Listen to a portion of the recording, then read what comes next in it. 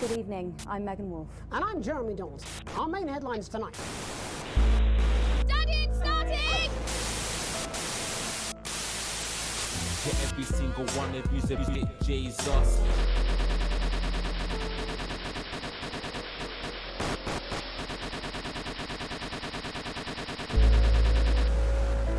Well, that's a very blunt question. Advance is likely. Friends and neighbours and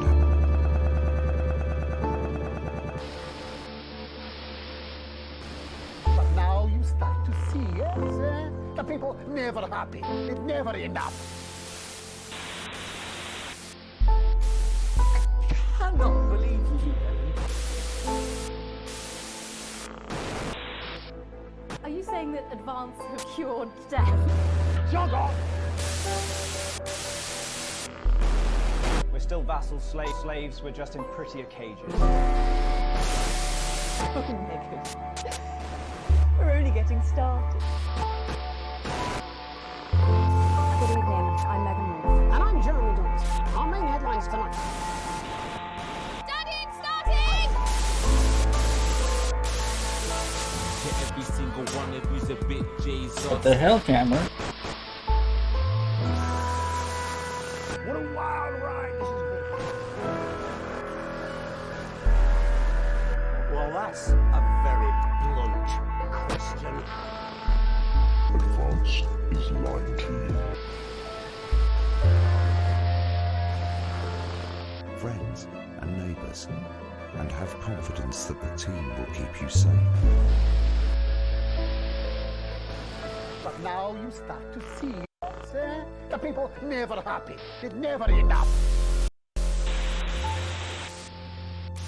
I cannot believe you, Ellen. Are you saying that advance have cured death? Jog off! Okay, Vassals, slaves, we're just in trying prettier to get the camera to work here. We're only getting started. Good evening, I'm Megan Wolf. And I'm Jeremy Dawes. Our main headlines tonight.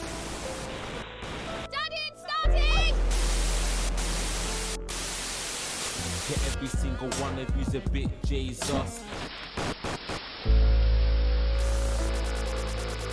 Alright, this is me. Well, that's a very blunt question. France is lying to you. Friends and neighbours, and have confidence that the team will keep you safe. But now you start to see, yes, the people never happy. It's never enough. I cannot believe you, Ellen. Are you Okay, saying that advance is this gonna be like cured death? one of those things where everything's just saying no? Still vassal slaves, we're just in prettier cages. We're only getting started. Good evening, I'm Megan Wolf. And I'm Jeremy Dawes. Our main headlines tonight. Studying starting! To every single one of you's a bit Jesus. And all I wanted was my camera to work. Alright, this is me. Well, that's a very blunt question. France is lying to you. Friends and neighbours, and have confidence that the team will keep you safe. But now you start to see, yes, the people never happy. It's never enough. I cannot believe you, Ellen. Are you saying that advance have cured death? Jog off! Okay, We're still vassal slaves, we're just in prettier cages. I'm gonna be right back. Oh, Megan.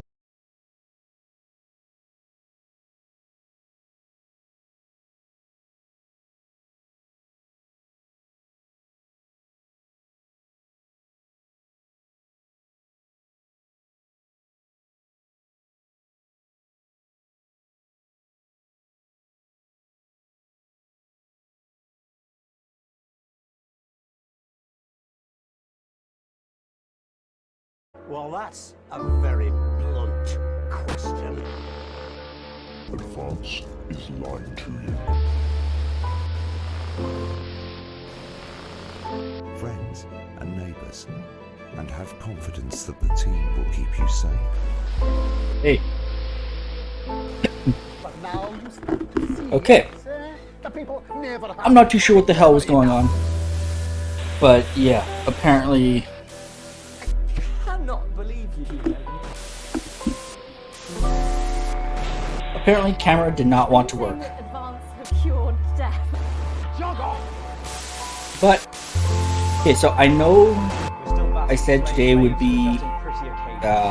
Tohu, but I just found out that Started. they just released Good evening, I'm the Megan Wolf. final episode of Not For Broadcast, and I am bloody ecstatic. So we're gonna play this. What a wild ride this is going. This is going.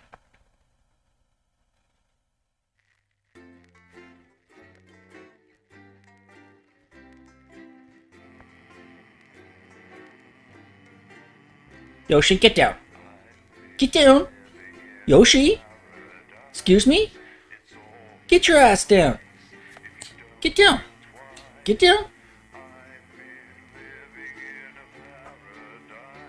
Yoshi, I can see you. Yeah. Get down. Get down.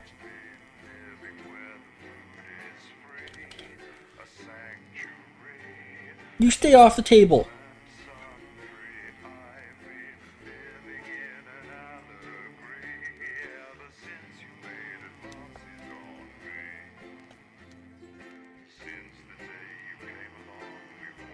So yeah.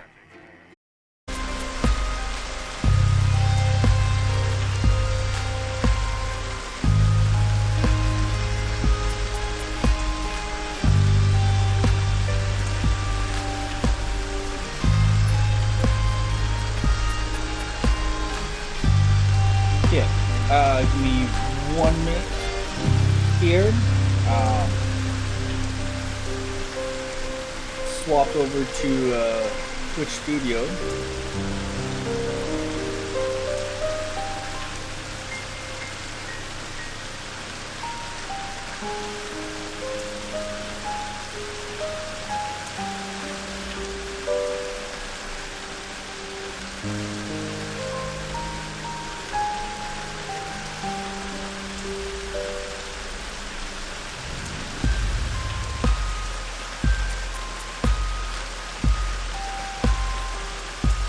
Because fuck OBS.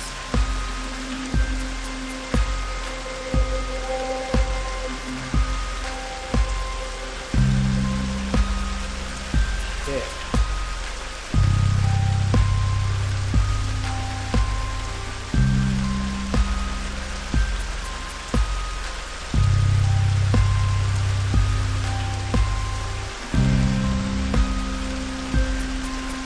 Okay.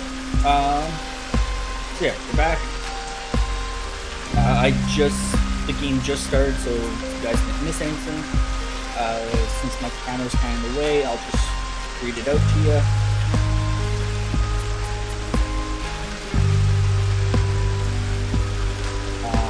So day 371, which is where we left off last game. Proportionate response. The rest of your shift passes in a blur. The same words going around and around in your head. Operatives working for advanced detonated nuclear explosives. Initial estimates put the death tolls into millions.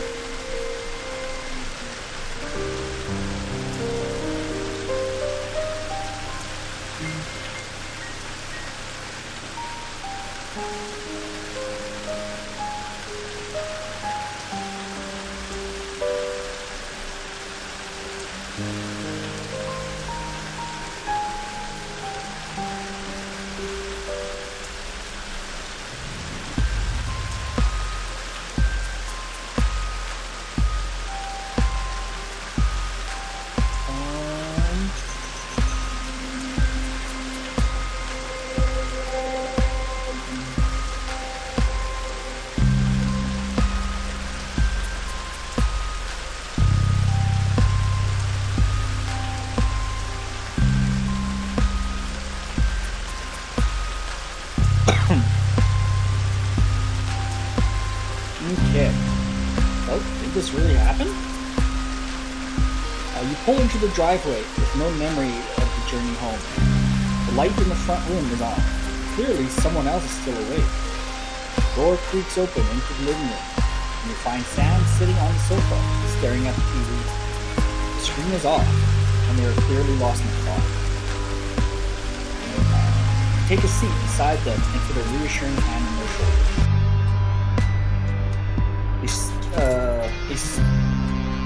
Yoshi, calm? Hey, calm down. They start at your touch, breaking them out of their stupor. They attempt to smile, but you can see it's strange. Sorry, I didn't hear you come in. I was thinking about... Sam stops, shaking their head. So many people. I can't quite believe it. I know, it's... terrible. Nothing short of an atrocity. All those people. Poor people.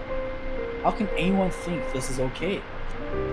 Sam's eyes are blazing with anger. When they look to you, it's clear they're expecting agreement.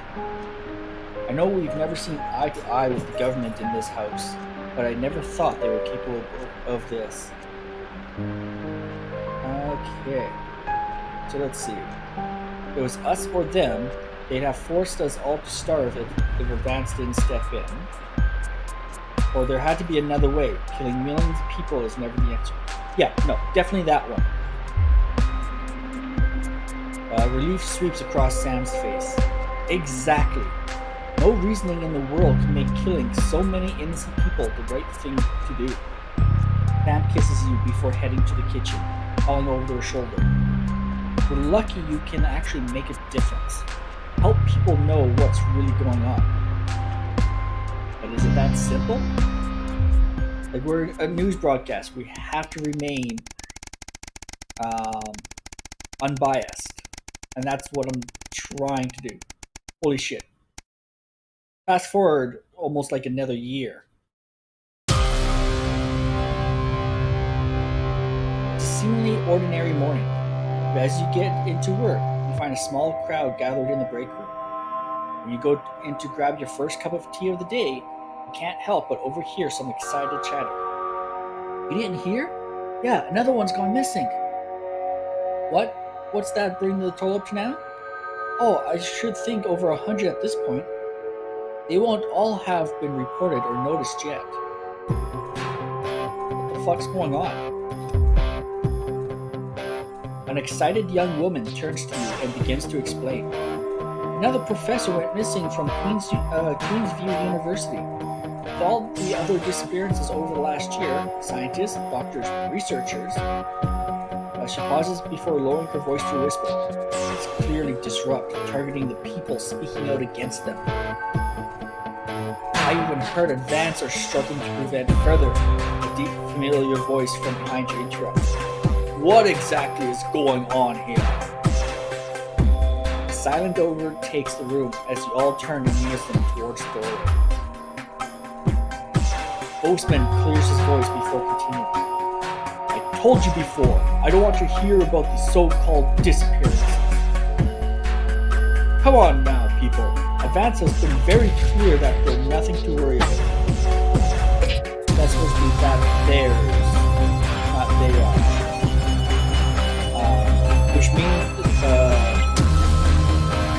they're not our problem. And unless they start classing cappuccinos as intellectuals, I don't think anyone here has anything to worry about.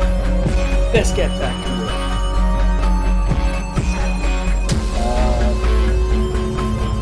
Bozeman holds up a hand to keep you as everyone else falls over. Look, you and me, just leave it alone. Malarkey comes from on high. It's out of my hands. So I would appreciate it if you would refrain from talking about it further. Make sure the news is in line with that school of thought, yes? Give you a pat on the arm and a smile before leaving to carry on with whatever it is does during the workday. For better or for worse, public ownership is now in full swing.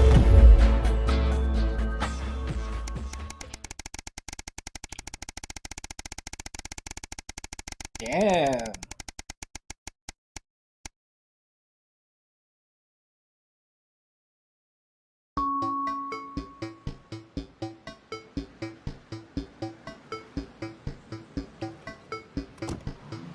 So you drum your fingers on the steering wheel impatiently as you wait for Charlie again.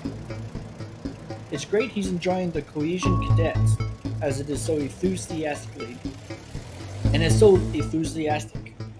But does he really need to stay behind every week to help?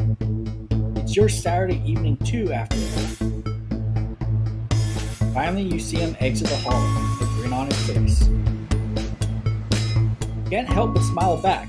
Frustration starting to fade as you see him so genuinely happy. After hugging his friends goodbye, Charlie heads over to the car and gets in, his face flushed with excitement. So how was you're interrupted as he can't contain himself any longer. Guess what? What? You play along with a smile. So obviously the Cohesion Cadets is the starting point for becoming a CCO. So we get a head start when applying for that. And Charlie gushes, clearly keen on explaining his news, almost tripping over the words in his effort to tell you. Well, apparently from next year, the top 5% of cadets will be taken into a special program to become CCMs, Community Cohesion Managers. And guess who's going to be in it? Beams at you. I see. And what exactly does these community cohesion managers do? Oh, well, basically they need a new liaison team between regular people, CCOs, and the Betterment Department. And that'll be us. People come to us with concerns, and we'll decide whether they need referrals, and if so, to which department. Cool, right? So you're going to be helping people report on their friends and neighbors? Well, yeah, I guess. But only bad people. It's about helping the community, making it safer for everyone. Charlie frowns at you. You don't like the CCOs? Or the Betterment team?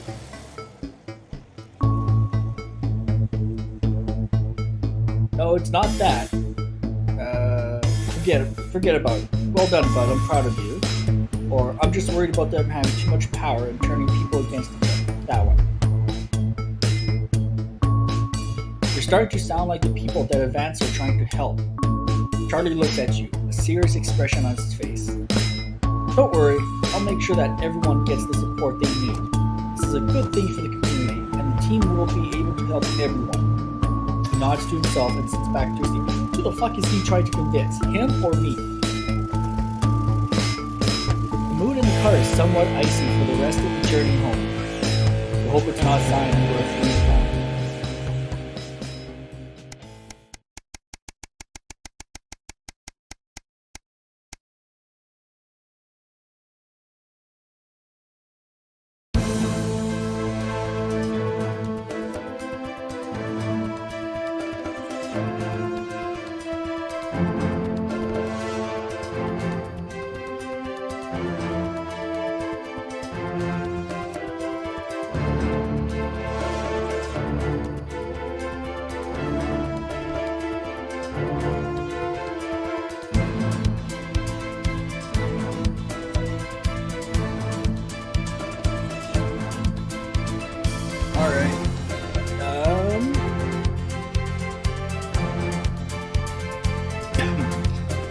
After coming downstairs to grab breakfast, peace and quiet tells you the rest of your family is still asleep.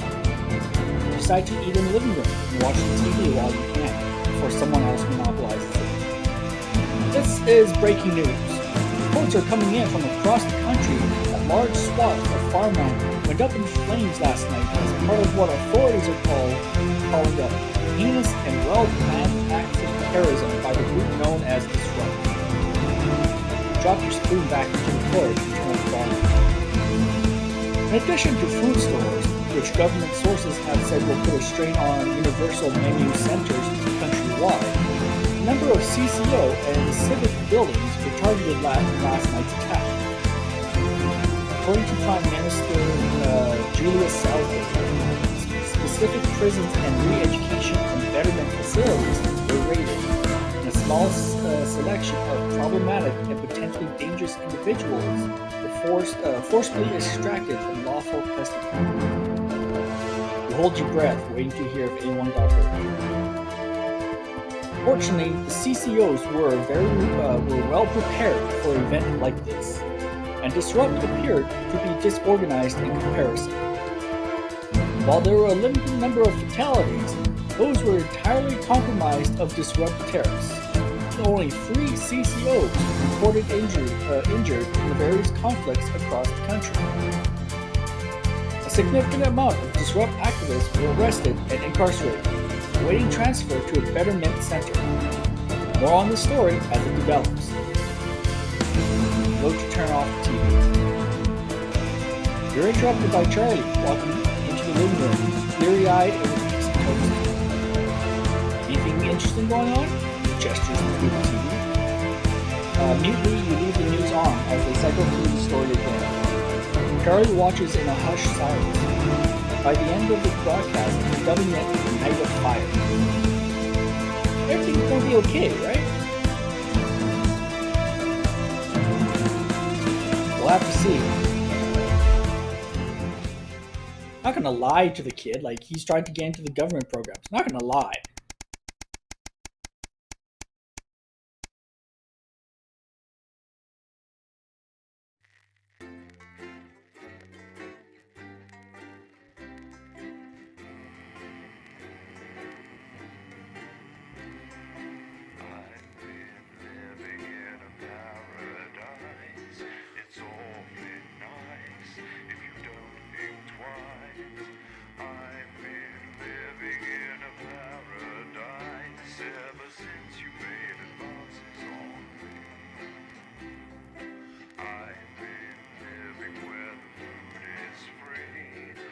sanctuary for all and sundry. I've been living in an allegory.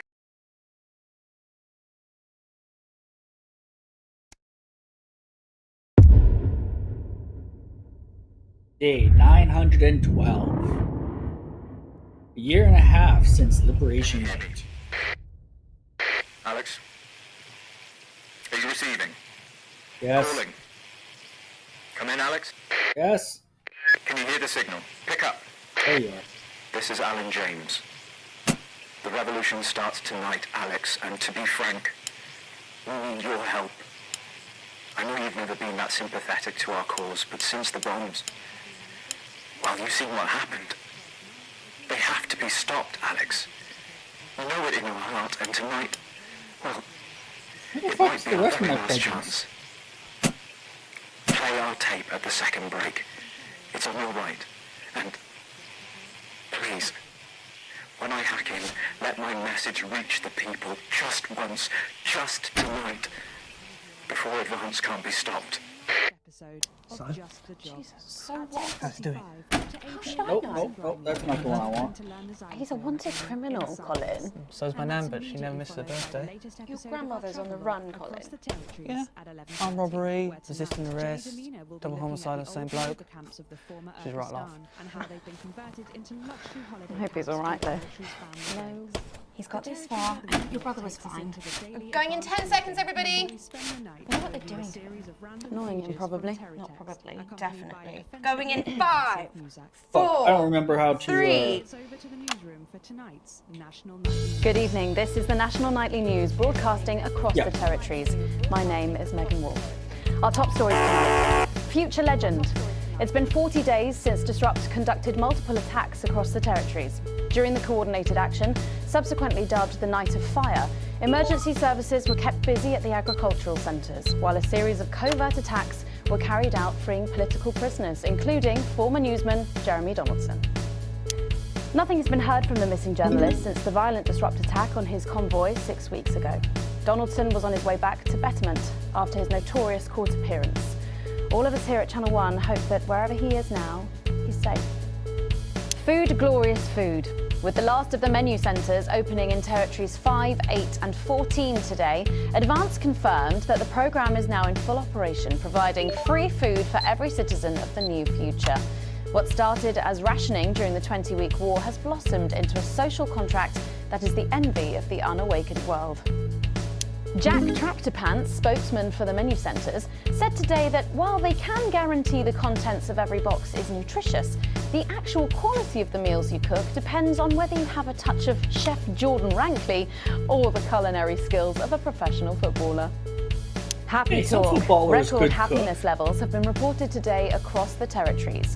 As more and more former countries join the new future, a survey carried out by scientists at Queensview University reveals a stunning fall in depression, self-harm and suicides, especially in those territories which have historically faced the most unjust of indivisions.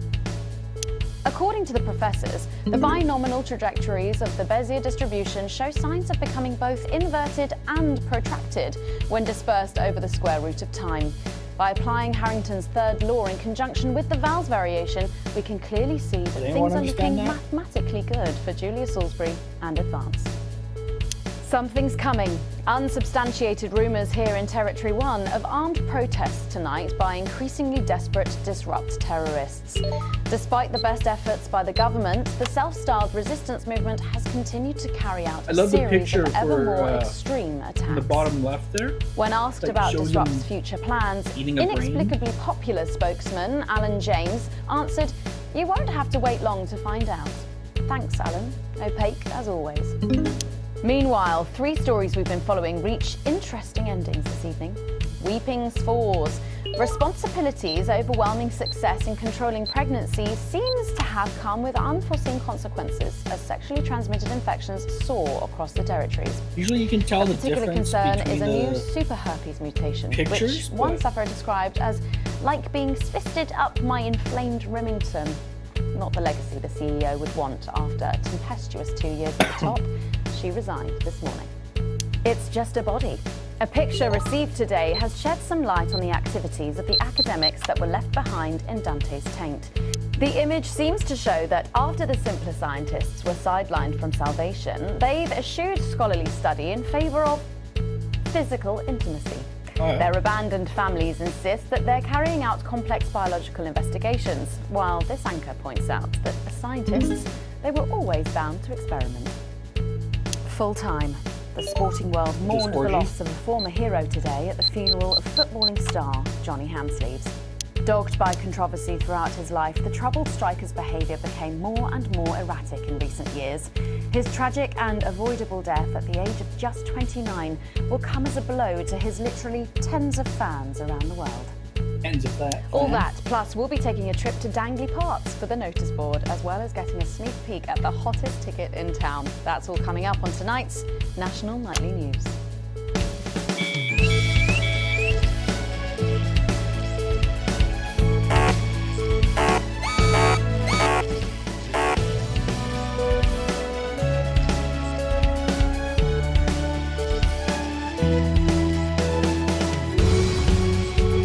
I haven't played this game since November. Controls are a little bit rusty.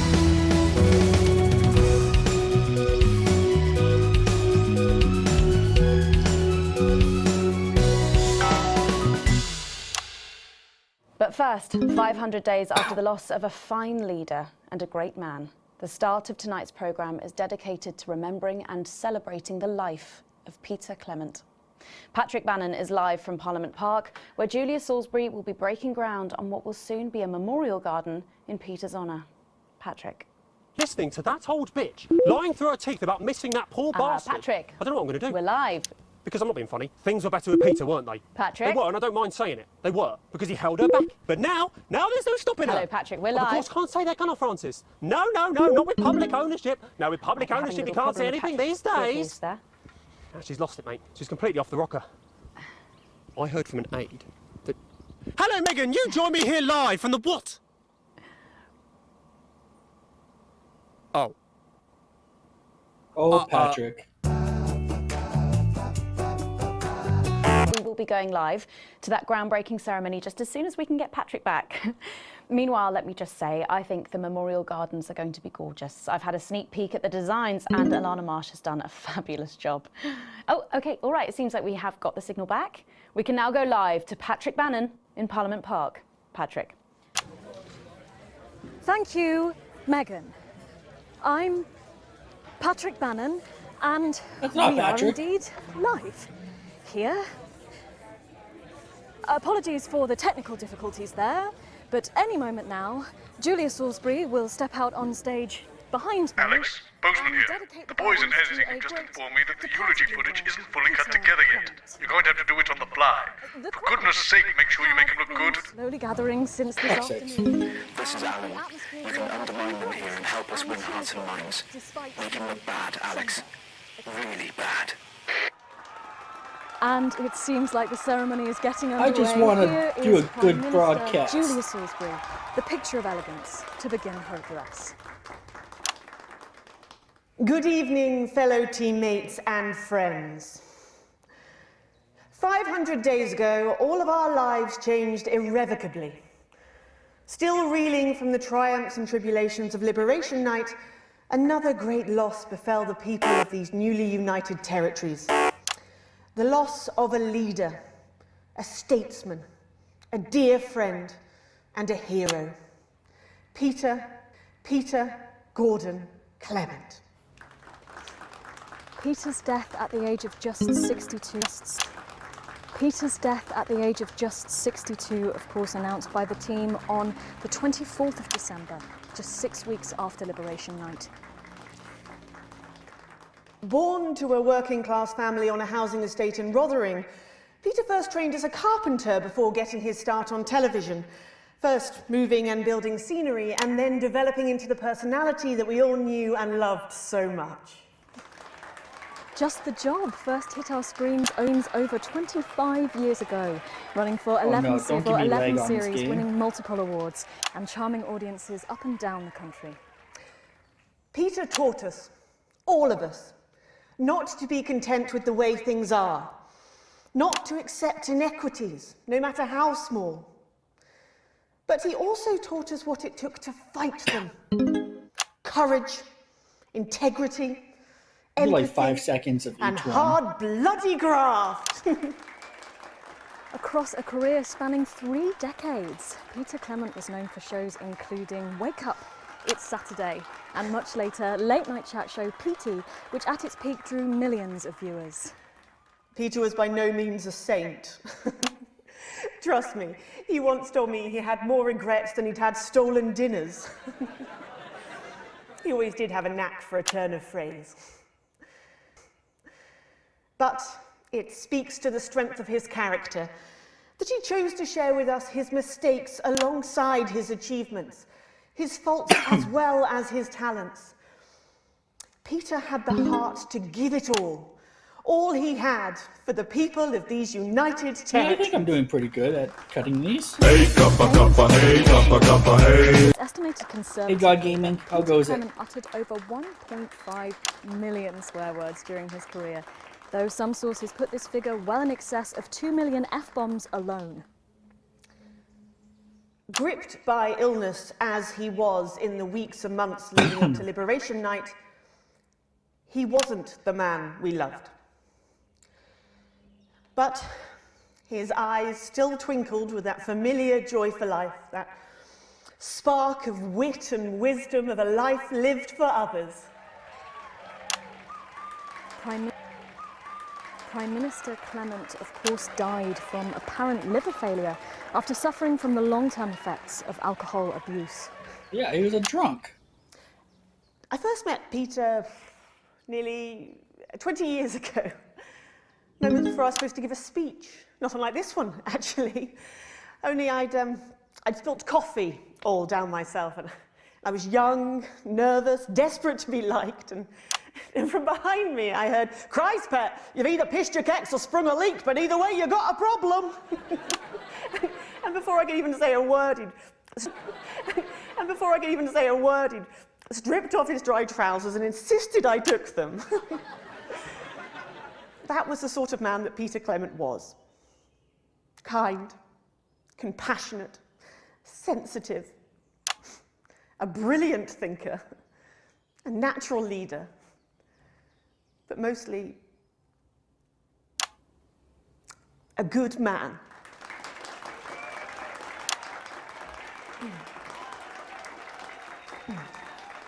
This glorious nation of ours, so beautiful and new, this shining beacon of justice, equality and humanity in you, this shining beacon Maybe you could edit more in our favour next time. Things are about to get started. We have another chance to control the impression the public gets. You'll know when, Alex. The future he forged, the boundaries he pushed. To me, he'll always be the man in his pants cheering on a stranger at the back of the conference. I'm not getting buzzed.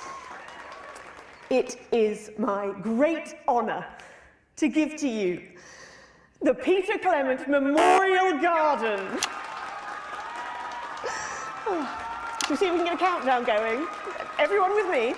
10, 9, 8, 7.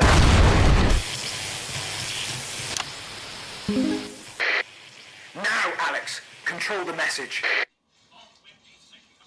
Not leaving, I can't. You two, come with me. Don't panic. Help us here.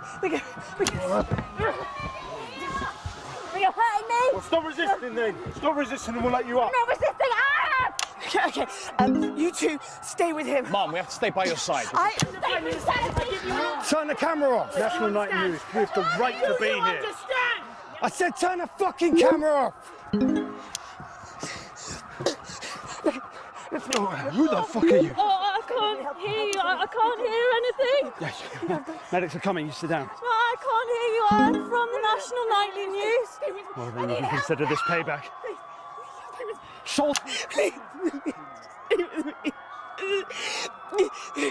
We're going to request authorization. You are guilty of the murder of more than 10 million people. Target armed. Target armed. Haven't you done enough? Look around you. This is what your precious freedom looks like, is it? Under fire! People of territory, one, rise up! Draw them out! They can't stop us all! Resist! Distract! Lower your weapons! Location secure. Lower your weapons! Go out now. Mom, it was unnecessary.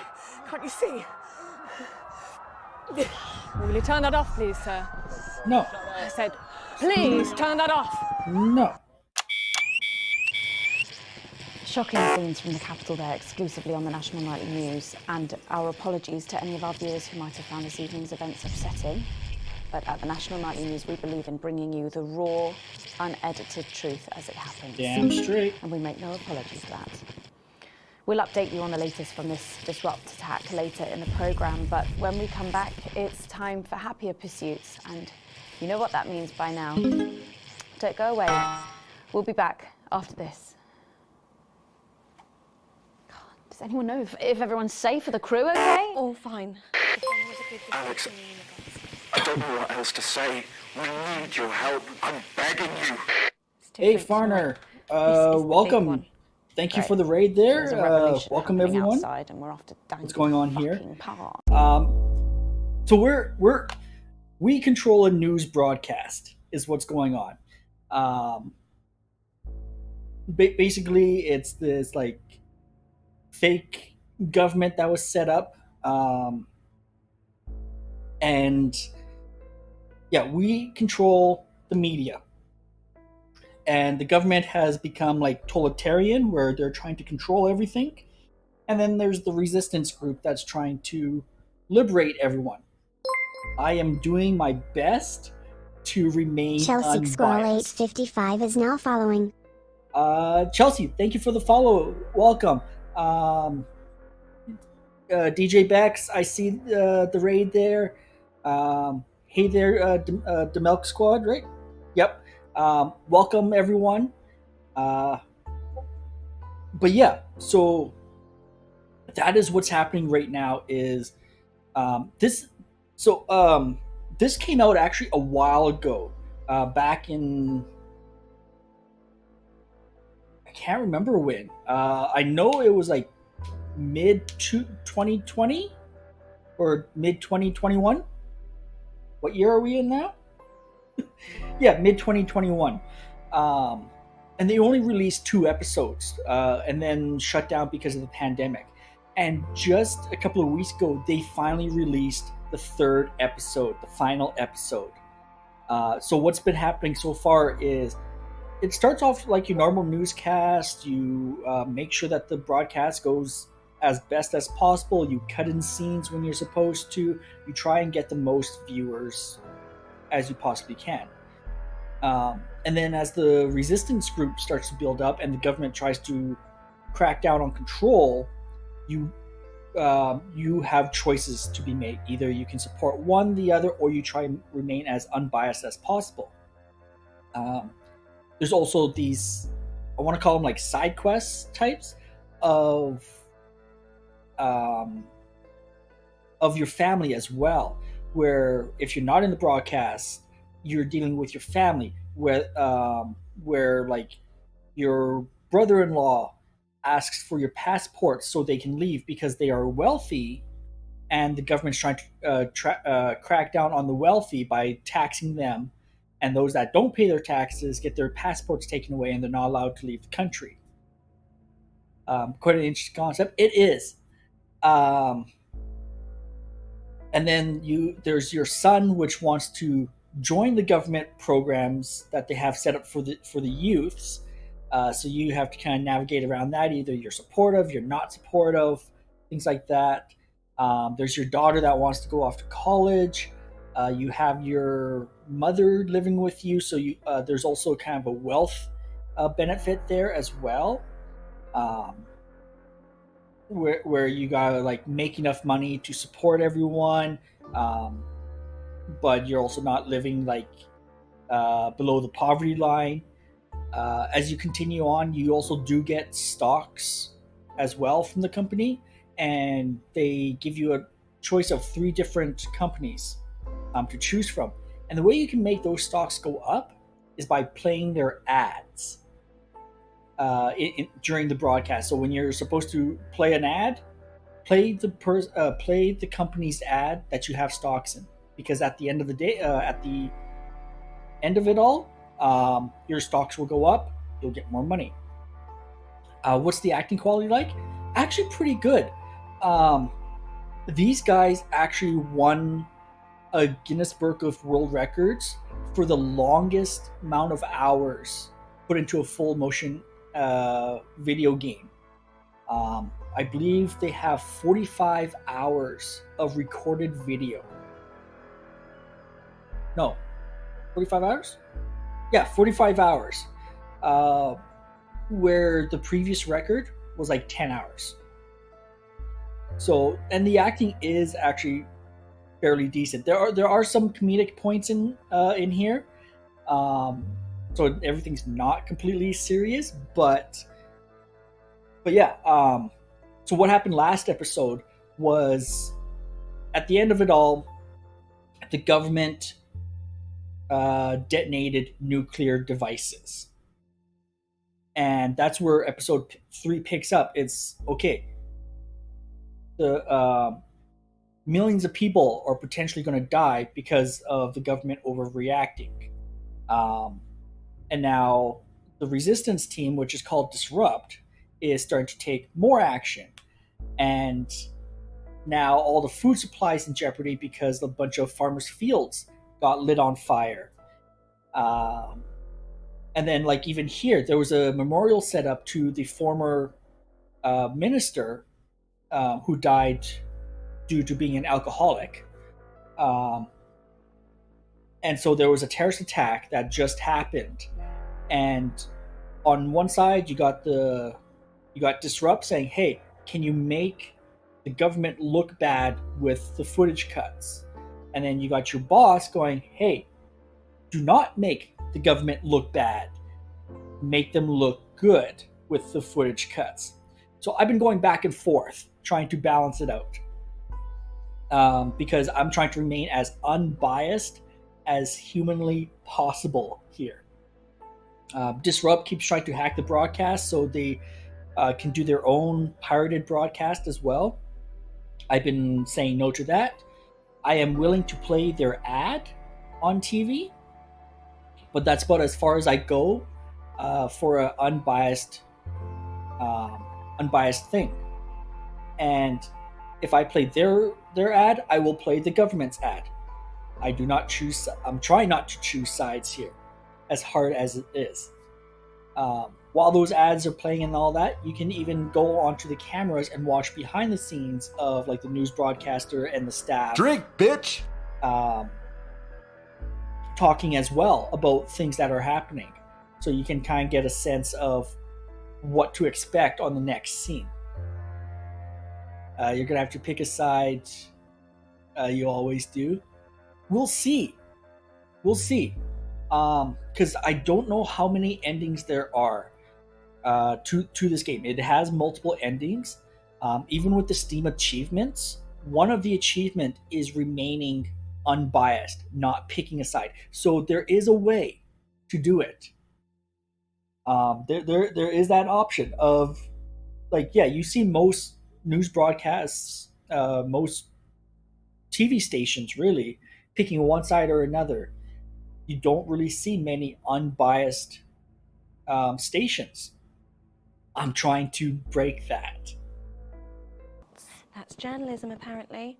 Can we get set for the next sequence?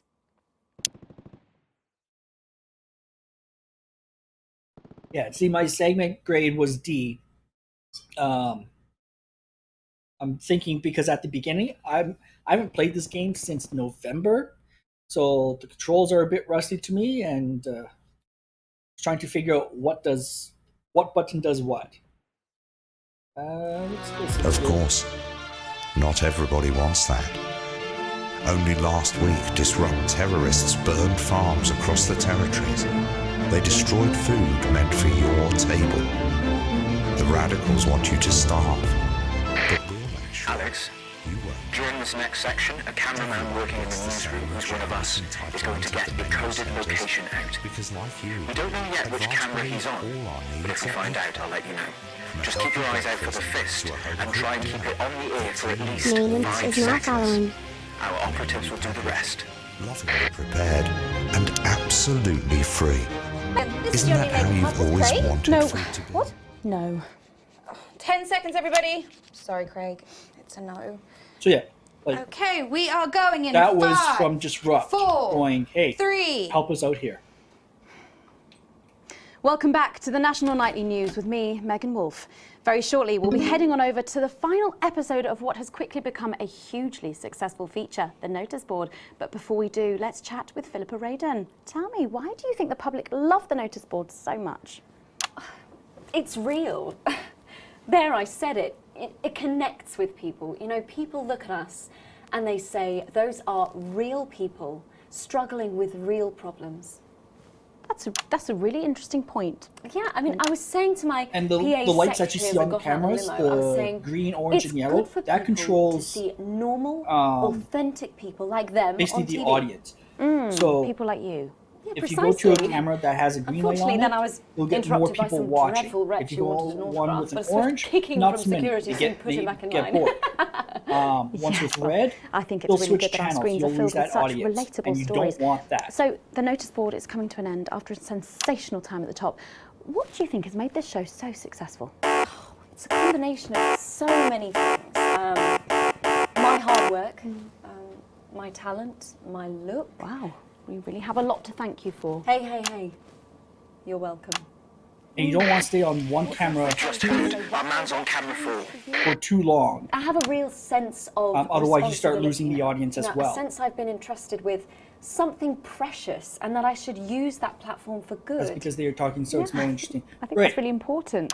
That we But should you use can this also switch to platform like this to do one good here. in the world. I agree. That's exactly it. If you need something to cut away to, you do have a cutaway one.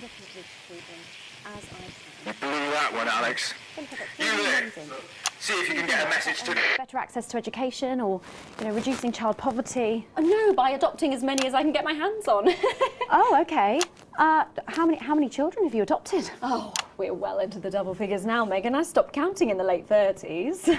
Goodness, that is a lot of children. Yeah, once we finish putting them into the guest room, I'll they have to put a recommend futon in the laundry not cupboard. staying on You really are one some sort of camera hero. for no longer than 10 I live seconds. a privileged life. What can I say? I mean, any child I can If they think do of continue is a child talking rescued more from than suffering. that, then Poor children. kind of Were like their use the lives switch really away that and bad then go before? back.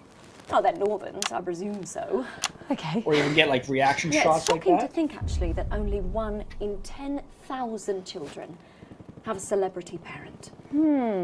I'd never thought of it that way before. And I'm doing everything I can to fix those numbers. What do you think it is about your life that's so desirable then?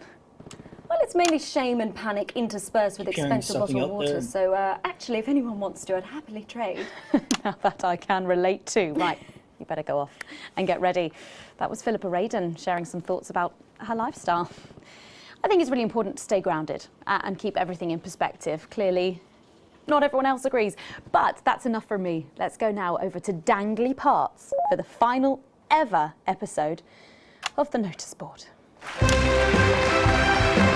then because we don't have a live audience, we control cam sounds. So like clapping, booing, shout, laughter. Was their lives that bad? What a day! Yeah. First the tea morning, and now to post this notice. I don't know how I managed to cope with it all. Oh wait, perhaps I do.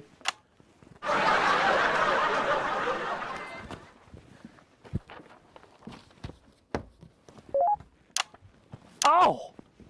By St. Barnabas, what on earth is all this? Freeze, dirtbag! Oh, Laura, it's you.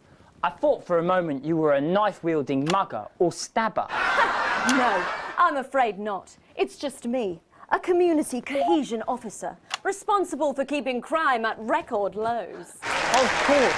Keep forgetting that thanks to you and your colleagues, violence on our streets is a thing of the past. What's all this, Vicar? I know, it's a disgrace. Somebody has defaced... You might as well try and get the go code out, Alex. Some of the cells know the location. We need 3 boos for the next 3 sound effects. 3 boos in a row. Please. Lives depend on it. It looks heavy. Ha! They don't call me the Right Reverend. Ripped for no reason. You missed it. I didn't miss it. I hit the button. It's no good.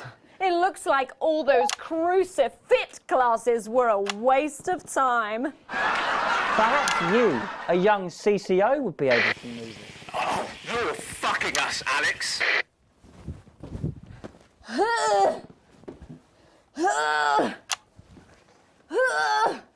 Looks like all those lifting classes were a waste of time. It's too heavy, even for me, a strong and capable It's not enough. Surely They won't go. Fall back. enough to lift this. Well, I Did tried. someone call for the best firefighter in town? Like, you gotta be quick on switching because Well done, I can Captain tell Evans. that my, You're so much my stronger rating's than gonna us. be low. Especially me, the weak old man. It's the least I could do for my community.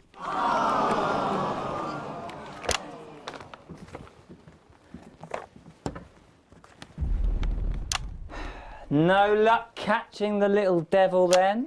Unfortunately not. The ferrets struck again last night.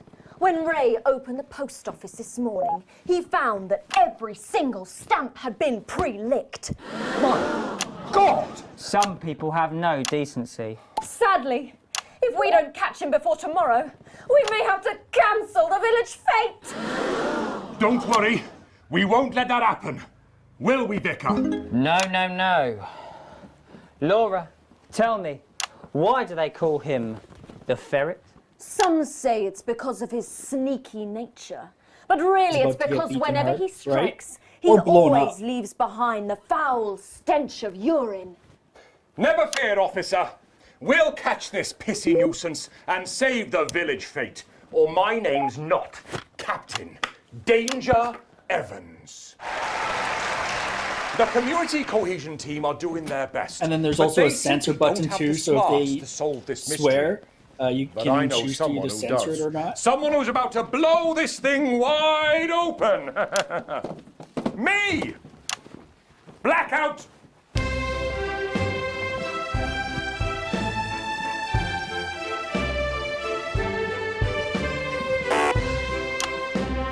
Ah, it's the morning of the village fete, thanks to theatrical convention. Be so upset I sure hope everything goes to plan. Oh, look! There's Mrs. Craven setting up her cake stall. And look, there's the motorcycle display team setting up for a show that would be far too expensive for live television. I'm going to set up the coconut shy. What are you doing, Vicar? First, I'm running the tombola. Then, I'll be selling forgiveness for money. Aren't you judging the jams? I couldn't possibly. Well, that sounded like Mrs. Craven. Looks like someone sucked all the jam out of her donuts. That damn ferret has struck again! Whatever are we to do? Although I'm very competent, I have no idea how to solve this case. I guess we'll just have to cancel the fate. The cameras are all over Hold the it place. right It's hard to there. actually get a good one. Ferret! Me? Have you been drinking from the fire extinguishers again? Not you! The Vicar! I don't know what you're talking about. Admit it. You wanted the village fete cancelled so you could have the day off, didn't you? I already have to work Sundays. I shouldn't have to work 2 days a week. But how did you know? Well, my first clue was the smell. Yes, I do smell of urine. Next, I noticed that the vicar's tongue was particularly dry, almost as if he'd been licking thousands and thousands of stamps. Or perhaps eating Mrs. Craven's baking. Which brings me on to my third clue. The vicar said that he had no more room for jam. Almost as if he'd had his fill. Precisely. But you managed to figure it all out from that? Well, I also found this at the scene. That proves nothing. No! Get him out of here, officer! You did it, acting Captain. on the You skits could say are so you horrible. ferreted him out. But everything else is great. Hey, come on. Let's go and have a party in my massive garden. I am doing well. Thanks to you, we're all doing well.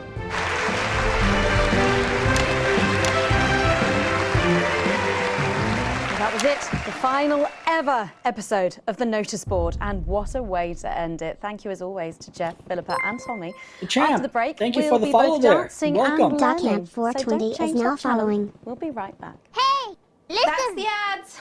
Well done, everybody. Wow! What a brilliant run, eh? After party at my place, eh? What advert is this, Alex? I don't remember passing it for broadcast. I think you made a mistake there. I've got 4 kinds of sausage. Hey, you. You coming to the after party? Oh, I'm sorry. And to beg for your forgiveness. Yeah, segment grade E. I knew I was going to fail that one horribly. My parents are not rich. My mother was a nurse and my father worked in a factory. But yeah, so while that's I was playing, the first member of these my are your family to go ads. to university. But I always So like, this was always the envied government my one, friends who where had it so much must more. be played. Over the This government years, makes my firefighters jealousy look grew. like Smart Hulk or something. So when advance A came little. to power, I didn't think How about are the you doing damage tonight? they would do. Doing good. How are you doing there, DeChamp? I acted selfishly. I was glad to see the rich Stock punished. I have is in Crazy Nail. I didn't see how backwards advance So were. I play his advertisement every I didn't time. understand that rather than tearing But then down the there's wealth also, like, creators, the we should have been helping Joy of Privilege. everyone else to take a seat at their table. The Flash Under sale. advance, the country is poorer. It is poorer in ambition. It is poorer La in Delure. aspiration. We are infantilized by advance's naive Just finished dinner, policies. still gotta get my son Please dinner. say policies born from Mum, I'm really Fair not enough. supposed to say. absurd, Hi, redistributive I'm Maddie. fantasies. Johnny just said to ask if you need a touch-up. Did she? That's my shade, is it? Yeah. This is my shade? You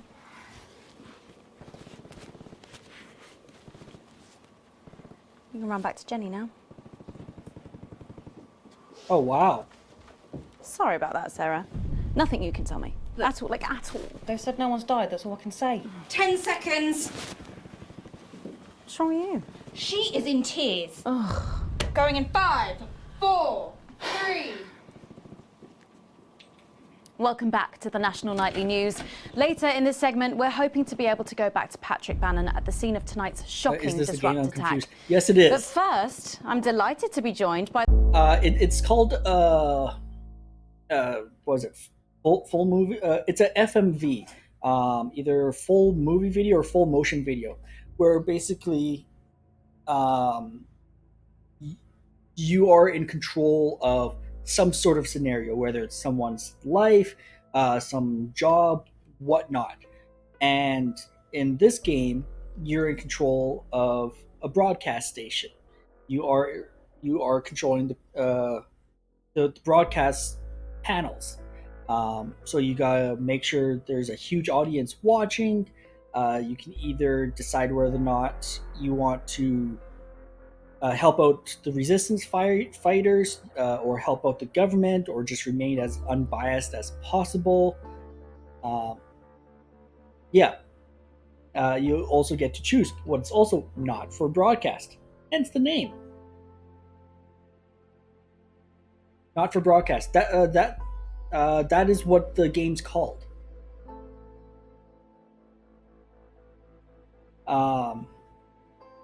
If you've ever played games like Papers, Please, or Not Tonight, those kind of like totalitarian type governments, or even Beholder, similar aspects, but this has live actors instead of like voices or animation type.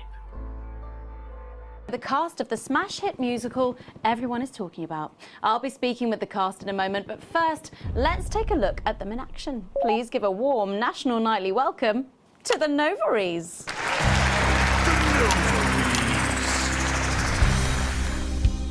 Hello? Doctor? Yes, I see. Oh Thank shit, you I for hate the being beat ones. I have a decent life. I'm a happy, loving wife. And my job is So you well gotta kind paid of, and like go with the beat as well when doing the camera. I have a husband, Otherwise your John. bonus He's goes due up and home down. soon, won't be long. And I have to tell him something that is absolutely chilling. We share coffee in the morning and we make love every day. We take time alone together to talk and laugh and play. We prioritize our needs. Oh. We do charitable like an deeds. But the flowers of a happy life are now beset by weeds. I'm home. Oh, darling John. Oh, dearest John. There's something very wrong. I've just had a conversation with our doctor, David Wong, so please be seated. This news will make you feel defeated. The scans revealed a lump. You poor unlucky chump. Is it cancer? Worse, oh, John. We're having a baby. How can this be? Oh, woe is me. Why has this happened to me? I always wear 2 condoms for the maximum of Safety in our tiny flat. We built a peaceful habitat. Now our lives are fucked. We're having a baby. Now you can't have any wine at book club. And there won't be any time for foot rubs. Now your hair will stink of weed. And you'll start to disagree. And forget about that holiday in Territory 3. No more waking up at 10:30. In fact, you're never gonna get a good night's sleep again. No more snap decisions to go on to a club. You'll be lucky if you even make it out to the pub. Why can't we be more like our gay and lesbian jobs? The only glue they have to deal with comes from personal bums. Now when I take a sick day at home, The parasite won't leave you alone. how he's grown. I was not expecting a song about kids or about having babies. I look after you, and you look after me. Ain't no trouble and strife. We got a childless life.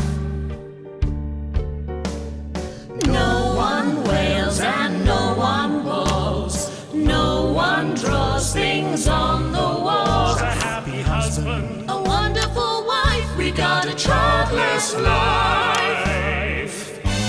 We're Having a baby. We're having a baby. Changing nappies daily. We're having a baby. No more weekends by the coast.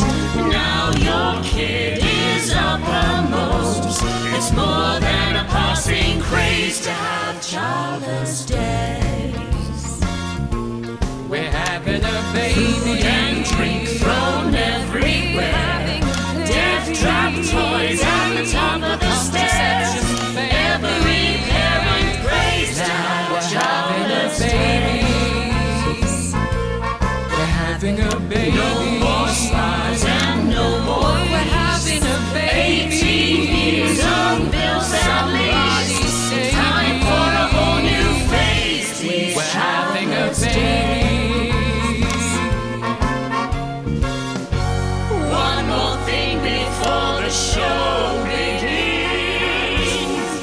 Have you considered Right? that you might be having twins?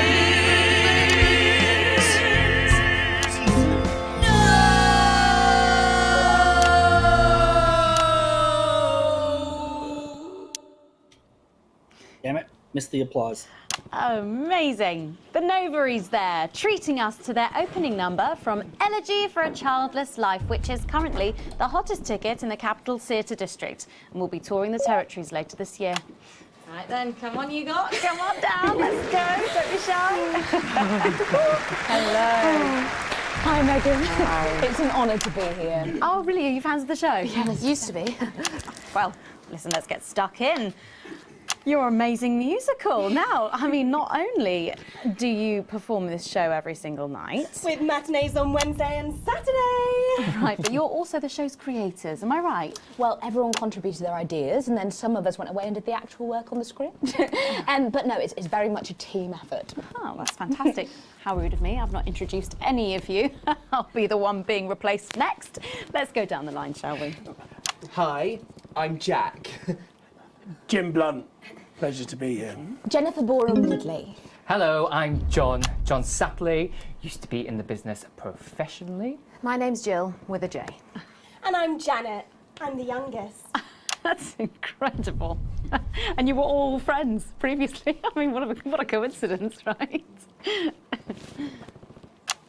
With your names beginning with a J. Oh my goodness, guys! Our names She all just begin got with it now. J. How have we never noticed that? Because you haven't typed them out 1,000 times, maybe? You knew? Why didn't you say anything? I thought we all knew. It's bloody obvious, isn't it? I just thought we were doing a funny thing where we never mentioned it. And I believe as well as being friends, you're also couples, you know, in real life as well as in the show. Well, not exactly. I'm not married to him. Right? I'm with Janet. And I'm with John, you lucky bean. Jim and I are married. 4 fabulous years. Well, that must make for some confusion in the rehearsal room. Well, you should have seen the first draft. Jen decided that Jack would play Jim, I would play Jack, Jen Janet, Jill Jen, Janet Jill. What about John? Well, my character was originally just called Man 1. It was allegorical. It was very confusing. Not for a professional. After much toing and froing. And gnashing and wailing. And gin and tonic. We decided that we'd just use our own names, which is less truthful. We're also less likely to go into the wrong dressing rooms. Oh, God, yeah, that would be very embarrassing, wouldn't it? Of course, when I first wrote it, we were only meant to run for a few nights at the Mimbley Village Hall, but when I registered it with the Department for Culture, it caught the eye of someone high up, and before you could say overnight sensation, we were transferring to the capital. Yeah. I don't think I've ever ran into someone, like I'm a group only of people 19. I'm the youngest. like that. You really don't have to repeat that. I had to give up my job as a mortuary technician. Well, yes, we all had to move to the capital. I love that job. It's been a very turbulent time. So peaceful, no singing. Jim hates his job. Isn't. Stand by, Alex. Censor the orange. It's about children. And why you shouldn't have them. In a way, I guess it is political, with a small p. After all, we are a solid unit, and eagle-eyed audience members will see we nod our heads to advance on stage throughout, and we target the messaging at women aged 22, well, about 35, as they're the most likely to be afflicted by this terrible problem. Terrible problem. Having children. Well, you understand, Megan. You clearly agree. Wow, this isn't about me. Of course, we see that there are advantages to a family unit, but eagle-eyed couples watch as the little parasites advance on their lives. And there's no time to play the guitar, get through a book, or watch a movie. They're exhausted, passed out on the couch by 20 to 9, for God's sake. You're very chatty tonight, dear. Usually I'm the chatty one. Because you're the youngest, we know. It's not a badge of honour, Janet. Janet, please, Jennifer. Yeah, I'll help Well them said, out this John. time. Thanks, Janet. Got you back. So, could you just tell us what is the play about? What happens in it? Well, go ahead. It's a tragedy, obviously. Jennifer, myself, and John have their child, and then the story charts the downfall of their hopes and dreams. And there's lots of singing. And dancing. A lot. My character works at a menu centre for a distribution unit. Eagle-eyed, she sees her friend's rapid advance to a pit of despair. Becoming a target for children's TV advertising at the age of 22, she decides to take drastic action. I can't really say more, though. I probably said too much already. Let's not spoil the second act for anyone who might come to see it. Which should be all of you. For too long, we've been told that a life without children is somehow incomplete, that children are a blessing. Well, I've done the research, and they're not. Besides, there's already loads of bastards running around all over the place, so... We just want people to have the option of a happy, child-free life without stigma. You know, when I was 14, before I had come out, I had an experience with a girl called Julia Jacobs. She was an experiment, I guess, you know, a chance to dip my toes into the... Fascinating. Well, thank you all so much for coming in tonight. I really hope you keep them dancing in the aisles for many performances to come. The notary's there. And I am pleased to say we can now go back to Patrick Bannon to get the latest from the scene of tonight's horrific events. Patrick, right? Are you okay? Yeah, no, I thought... Thank you, I thought Megan. something was going to happen This there too. is Patrick Bannon reporting from the scene of tonight's devastating and symbolic attack this evening.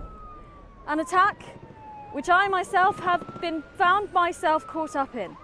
I'm still a little dazed and a little deaf, Megan.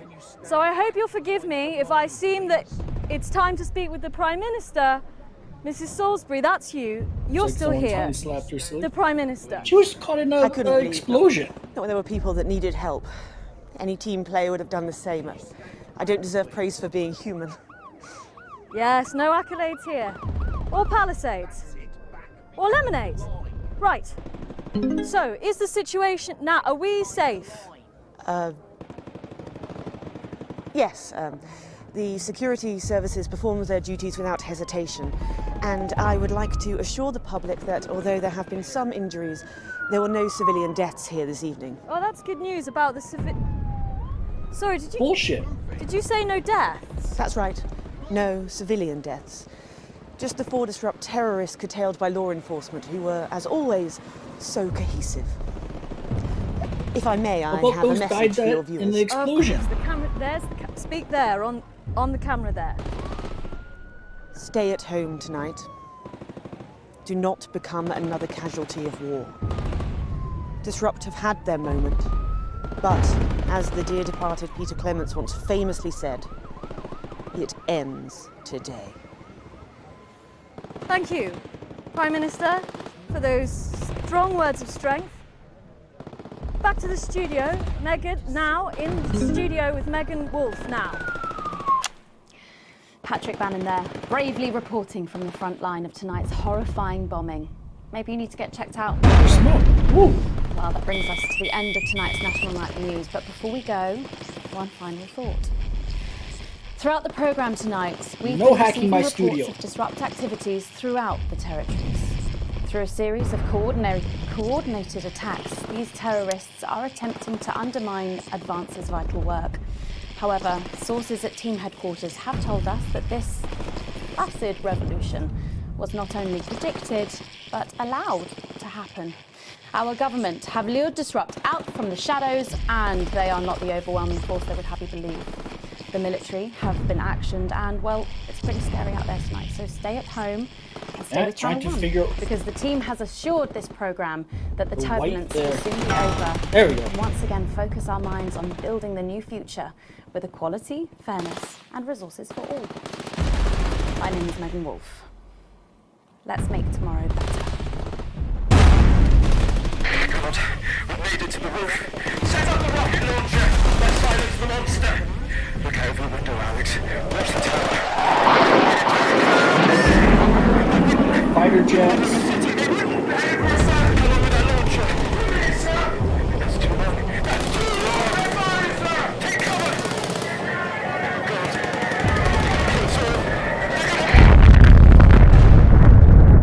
Well.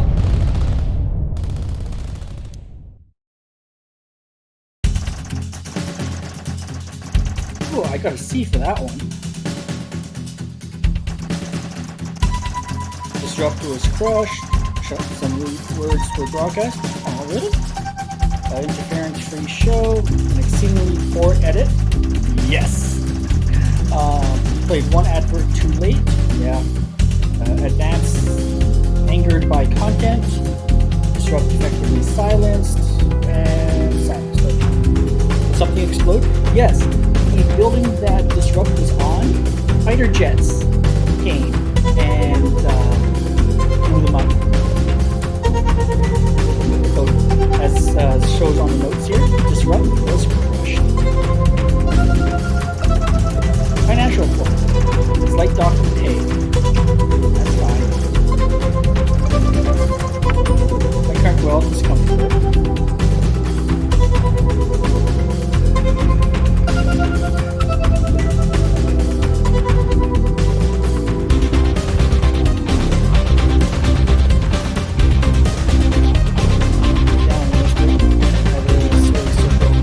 Okay. So after each broadcast, you come back to the archives. Here you can watch previous broadcasts that you did. Like, this was back when I restarted, so I streamed it. Like, this was my personal play, and then this was me streaming it, so I could watch all the playbacks.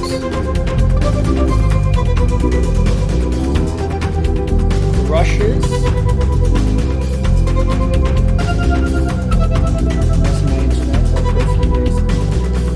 Fair enough.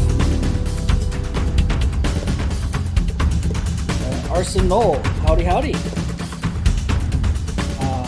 So yeah, like the Rushes room is the broadcast. So like, let's see. So these are like the actual broadcasts. So like Peter's memorial. This is where the explosion happened. All that, plus we'll be taking a trip to Dangley Parts for the notice board, as well as getting a sneak peek at the hottest ticket in town. That's all coming up on Peter's, tonight's memorial National plays. Nightly News. This is like behind the scenes, so listening to the cameras in case you missed anything. You know, I was so pissed off with Colin yesterday, and I couldn't remember why. My brain, and it was a dream. That'll be all, thanks.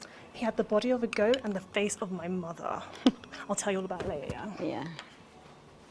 Jenny, I want her out of here by the end of the titles, and I want a new one by the break. Mariah? Yeah, she's just complacent, and worse, she's a dream person. Right away, Megan. Look, Ross, I'm not being funny, right, am I? But you wouldn't see Megan Wolf down here, would you? No, not anymore. After the loss of a fine I had to battle leader through 10 of and a those great bastards man. on the way in. They wouldn't let me come in. One of them grabbed my arm, wouldn't let go.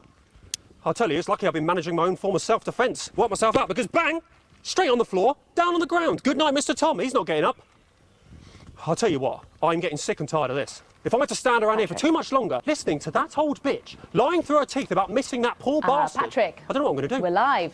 Because I'm not being funny. Things were better with Peter, weren't they? Patrick. They were, and I don't mind saying it. They were, because he held her back. But now there's no stopping it. Hello, Patrick, we're Well, live. the boss can't say that, can I, Francis? No, not with public ownership. No, with public ownership, you can't say anything these days. There.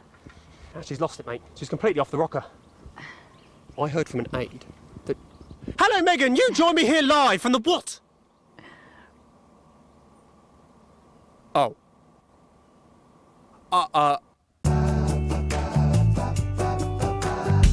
Yeah, and then there's the adverts. So even if you don't play all of them, if you're wondering what was in the adverts, well, you can come here and watch them.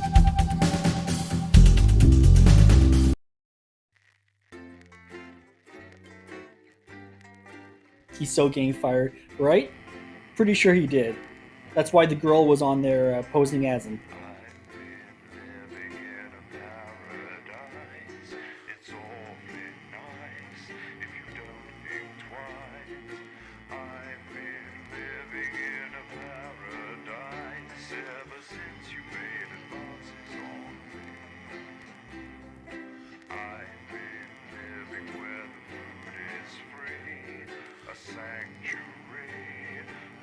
Yeah, no, there's like Patrick is one of the funniest ones here. Just the assignments that they send him on.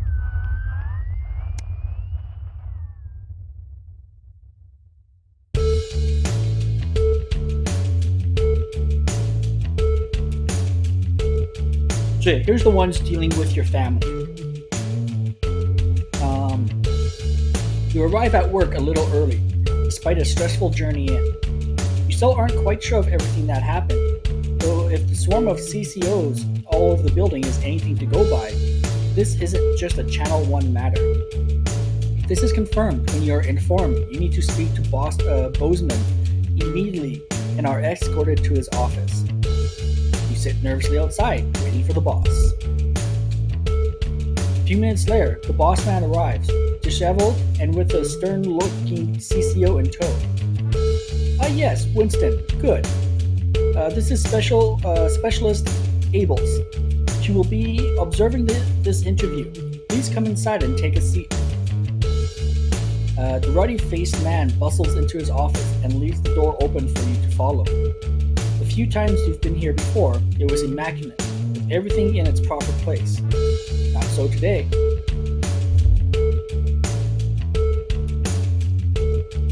So Alex, do you know why you're here today? Bozeman's eyes are sharp and his gaze is fixed on your face from across the desk. Ables is standing behind you, out of sight, but definitely not out of mind.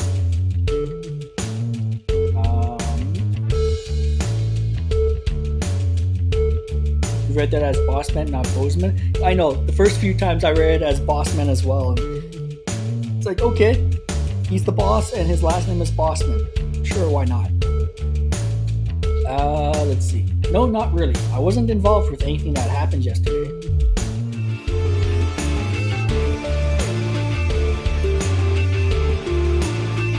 What happened last night was nothing short of the culmination of a heinous and outrageous campaign of terror that Disrupt has been wreaking on this nation and its territories. Bozeman shoots a glance behind you to your left, where your CCO observer is standing. And it is, of course, our duty to root out this wrong. Wherever we find it, prevent anything like last night happening ever again. I've been asked by Advance to perform interviews with all staff members involved, and will be submitting a personal review of your performance, both during the incident in question and throughout your time here. But this can only end well. He shoots you a quick smile. Don't worry, it'll all be fine. Arranging some papers, Bozeman clears his throat and begins. Obviously, a lot happened last night, and I have a number of interviews to conduct today, so I'd rather none of them take any longer than necessary. Please be brief, concise, and clear in your answers. So let's start at the beginning of the broadcast and work our way through. After the attack at the memorial, you seem to have portrayed the terrorists in quite sympathetic light. Why? Let's see, I did what I felt was right. No, I showed what was happening. News, that's our job, right? Yes, of course. With everything in flux, you want to know what would happen next. I'm certain you did the best you could, Alex. You always do. Bozeman scribbled some notes down. The noise of his pen scratching into the notepad punctuated only by the constant tick-tock of his ordinate clock. Towards the end of the show, there appeared to be some issues with the sensor equipment. At this point, Bozeman pauses for a moment, putting a lid on his pen and placing it carefully on the desk, perpendicular to his notebook. How do you explain the fact that you censored perfectly acceptable language during the final segment?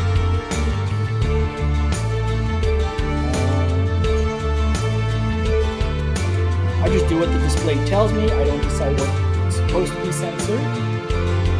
There seemed to be an issue with the machine. Frank probably forgot to do his checks here. Now, I don't want to get Frank into trouble, so we'll just say display said so. I suppose it's certainly possible the machine could have malfunctioned, much more likely than the malfunctioning of such a competent employee. We'll make sure to have a maintenance look at it right away. The price we paid, I expect it to be at least to last at least another 20 years, just like the last one. Bozeman chuckles. A loud creak breaks the growing silence as Bozeman leans back in his chair. The tape. That poor Miss Brightman. Why did you play it? Help me understand. Why play that tape? as you meet his gaze, you're almost surprised to see an earnest concern in the old man's eyes. I was worried what Disrupt might do if I didn't play it, or it seemed like the news. Isn't that what we do? Show the news? Yes, it's all about the news. You watch as Bozeman slowly cleans his glasses before answering. Well, at the end of the day, you choose to do it. Alex. I don't know if I have done the same in your shoes, but I think it's clear enough you thought that was the right thing to do, and that's all we can ask of him. Clears his throat and leans forward again, a smile once again on his face. I believe that's all I had for you anyhow. Did I pass? I obviously got a lot more interviews ahead of me, so I think we can leave it there for now, Alex. Bozeman looks to the CCO and, seeming to get the response he wants, nods. Thankfully, Disrupt was thwarted last night, so we're still strong and on the air. You can head back to your post now. Thank you for your time. Back to normal? We'll see.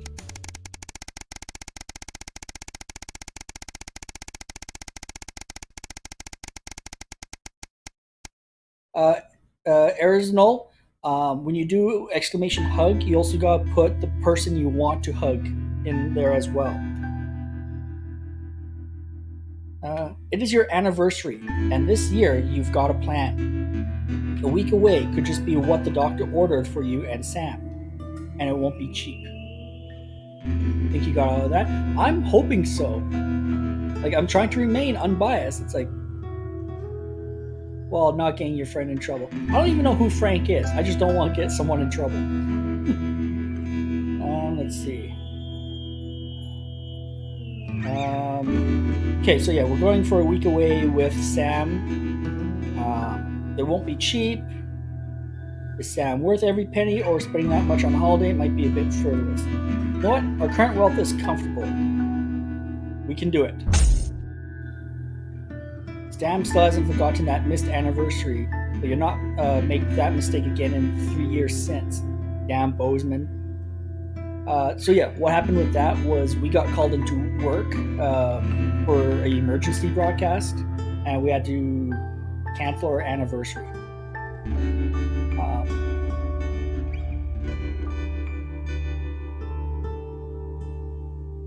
With the trip booked, you even took today off, so you could all go out and cook a nice meal from scratch.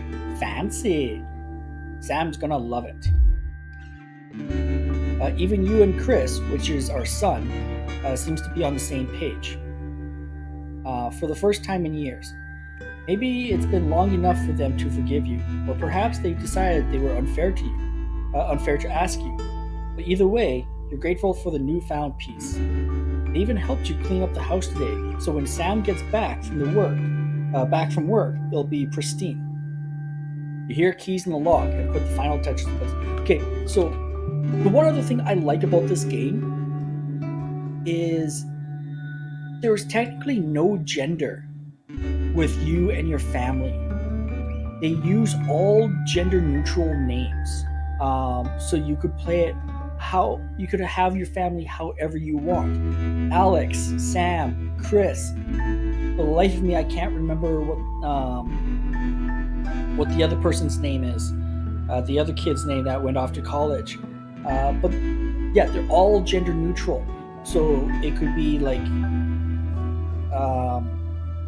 a woman married a woman with daughters, or could have a daughter and son, or could have two sons.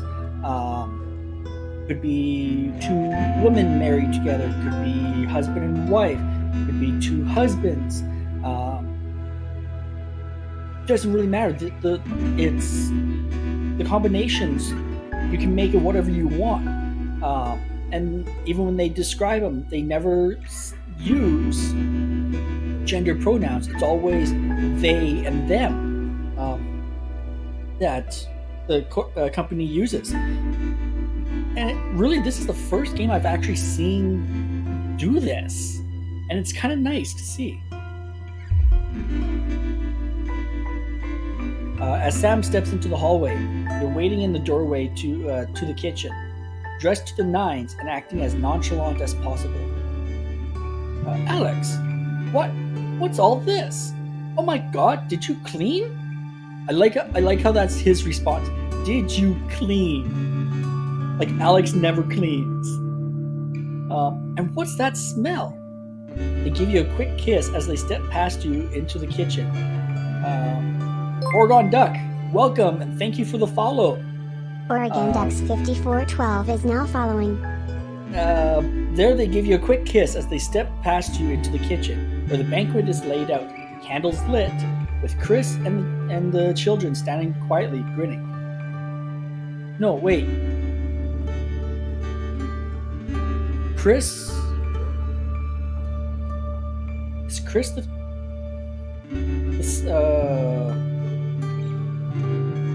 Chris might be Sam's relative. No. Who the fuck is Chris again? Chris might be your kid. Pretty sure.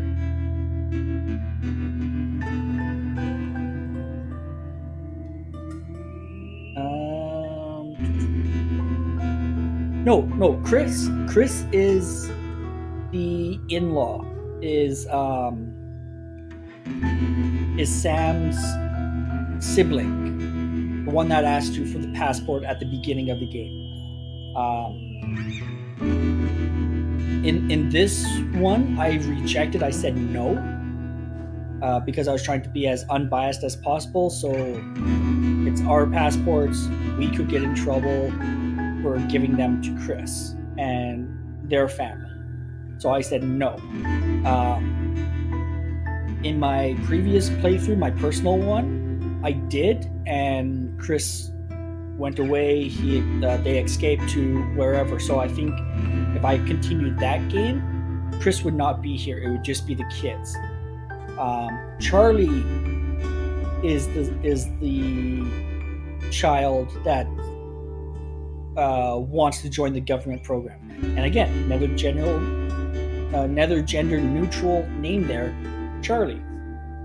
But yeah, so Sam rushes over, kisses you softly, only breaking off when you got a less than subtle cough from Charlie. So I got it officially accepted into the Community Cohesion Management Program, Charlie blurts out. And how do you feel about being grandparents? Susie continues. Susie is the only one in this game of your family that has a gender. Susie is your daughter, and she's the one that went off to college.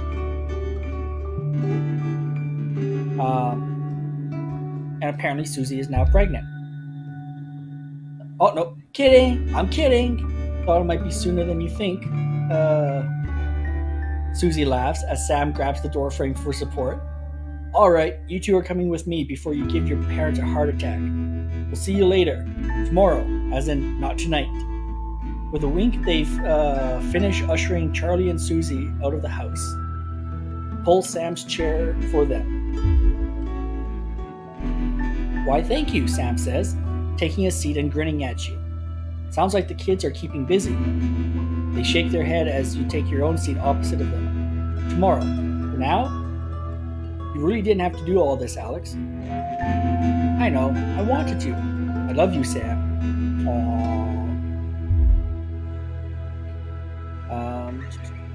I love you too, they breathe, admiring the panoply of food you've prepared for them. Holy fucking words. Now where on earth do I begin? They laugh as you pour the first glass of champagne of the evening. You're very lucky to have such a wonderful family. So yeah, spending this extra bit of money brought our wealth down from comfortable to not quite breaking even. We'll see if we can get it back.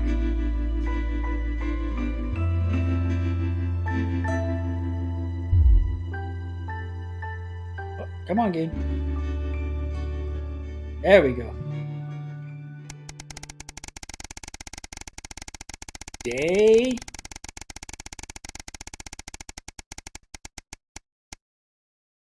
1557. An unwelcome discovery.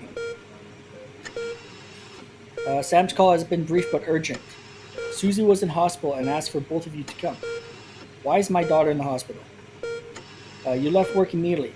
Postman had grudgingly accepted that the family emergency was cause enough to leave on short notice. Though you're unsure, he muttered something about you making up the hours.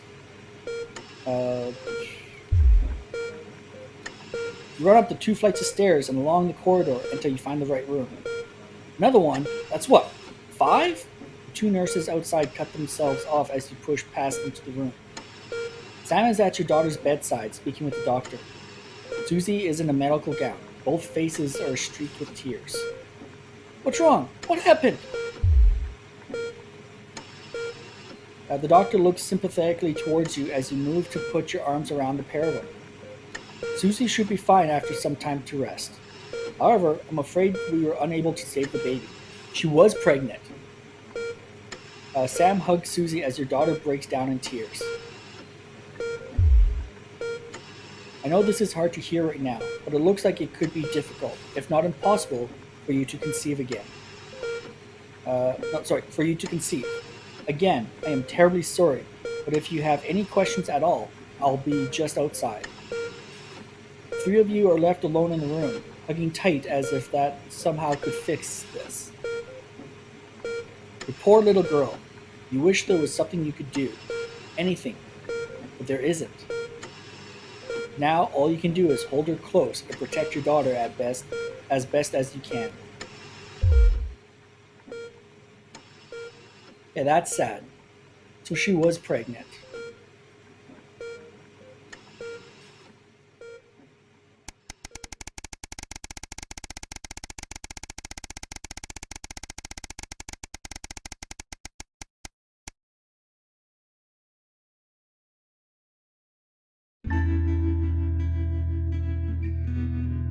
Everything's ready. You and Sam's been trying to watch Bullet Man for years, but you missed it in the cinemas and it never seemed to be in stock when one of you went to pick up the VHS.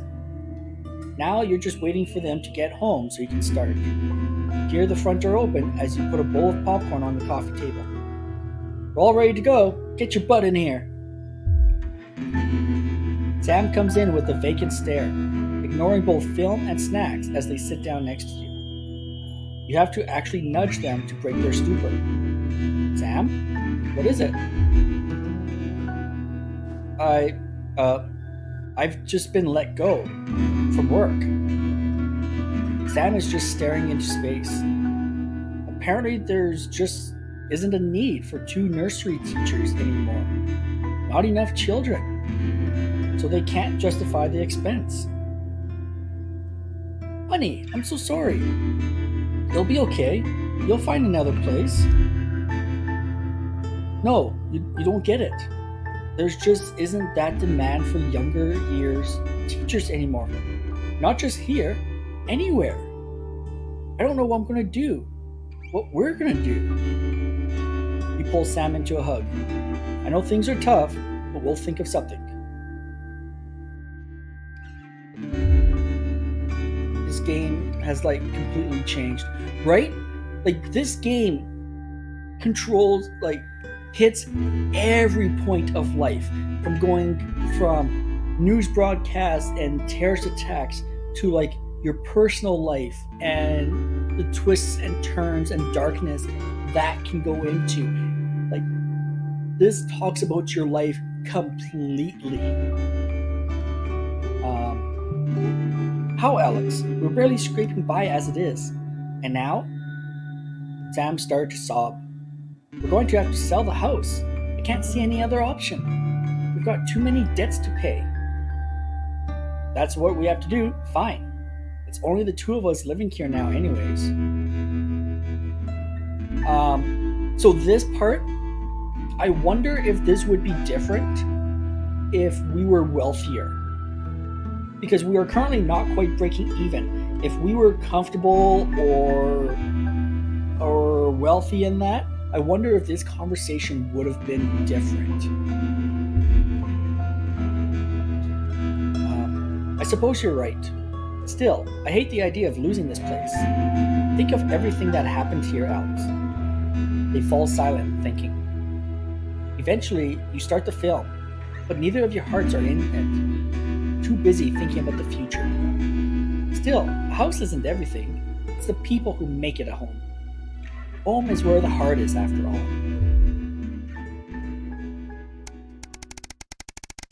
So yeah, it really makes me wonder if that whole bit there would have changed if we were wealthier. Because that does happen as well throughout this game. Like everything, like this is one huge choose your own adventure book, and everything has consequences and rewards. You may just not know it yet either. Like the interview with Bozeman. If I didn't do that censorship towards the end, chances are I never would have ended it. Never would have been asked. Anything can happen, and like, let me just pull up the Steam page here. Where is it? There it is.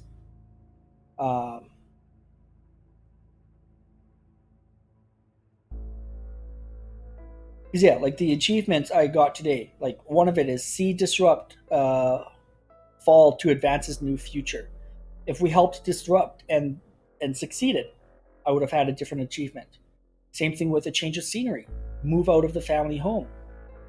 Chances are there was a different achievement for that part, because only 3.6% of players got this achievement.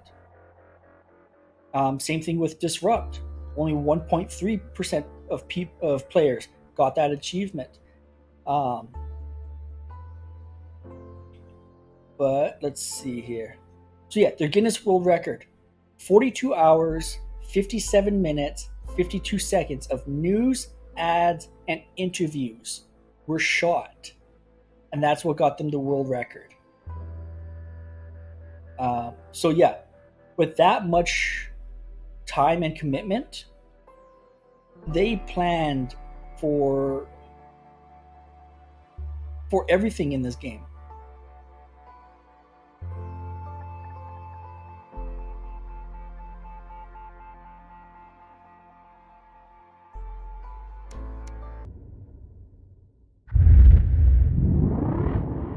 Three years since the uprising. Hello, Alex. I've checked this. Hang on. Hearing an echo.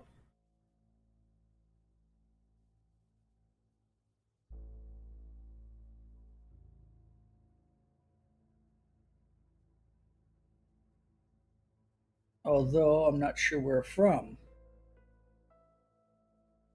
Okay. Oh, found it. Never mind. Took care of it. Schedule for tonight, nothing major to report. Certainly isn't anything you can't handle.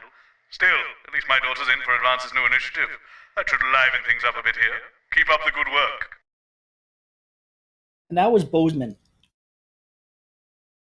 Okay, so power on. Turn the panels on. Expect catchy tunes and scenes of an inappropriately sexual nature, not one to miss. At 10 p.m, it's time for Julia's Diary, where the ever-popular Prime Minister reads extracts from her diary in front of a warm what do we fire. have here? Then at 10:30, Latest dispatchment it's the from latest team episode of our headquarters. drama series, Betterment, which When tells great the prizes inspirational helping the team story and of Emily celebrate a new Dennisworth future. and the brave doctors and technicians Celebrate struggling the to end of- shed her She's old the floor habits manager. and Hi, adjust to the Stacey. new future. Strong language and That's themes Colin. of selfishness there. He, so not Do you know what? Just don't talk to Colin. Not getting involved and bring your daughter to work, eh, Colin? Nah, we don't believe in it. Is All right, come sit next to Mum. Believe in what? Just days. Atta girl. 10 seconds, everybody. What, all of it? Monday's a myth. That explains so much. was Okay, we are there going an in echo? 5. It was on my end. 4. 3. An old videotape there. Good evening Right. and welcome to the NNN. I'm Megan Wolfe. And who's this, you might be wondering? Well, it's Bring Your Daughter to Work Day here at Channel 1. So I'm joined tonight by my foster daughter, Stacey. Say hello, Stacey. Go fuck yourself. All right then, here are the stories that matter to you. First up, With Advance confirming that the nuclear fallout from the 20-week war is to blame for the drop in birth rates across the territories, we asked you what keeps you going. I know that I, for one, was quite deflated when I heard about this, but reading all your submissions has really put the smile back on my face. This is from Drew in Humberset. To take our minds off things, me and my partner have been building this house for our hamster. They don't give you much. It really does in distract terms us of from thinking about the tapes now. 85% sterility rate. So next week, we're building Nibbles a tiny conservatory, a loft conversion, and a holiday home. Thank you for that. And if you've started a new hobby, do write in and tell us about it. Next up, you know how we love your uncanny comestible coincidences, and I don't know about you, but I think this one really takes the biscuit. I'm not sure what I'm more impressed by, Stacey. The things our viewers spot, or the unbelievable way our menu centres are now able to feed every team member every single day.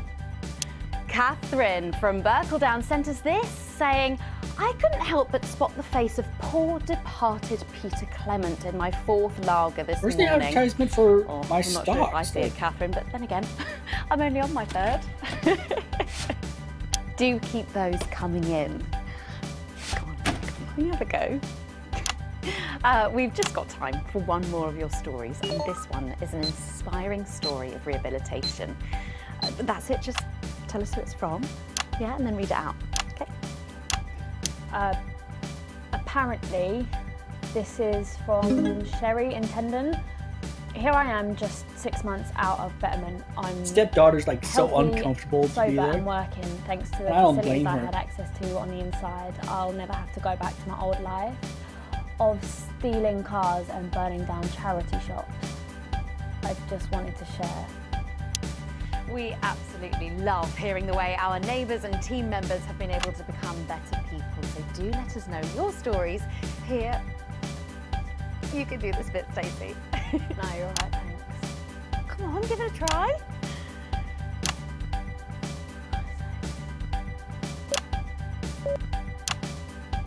Let us know your stories here at the NNN.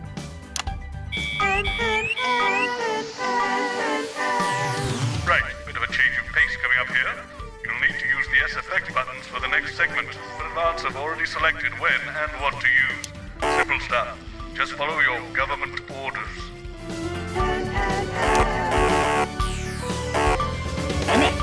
There we go.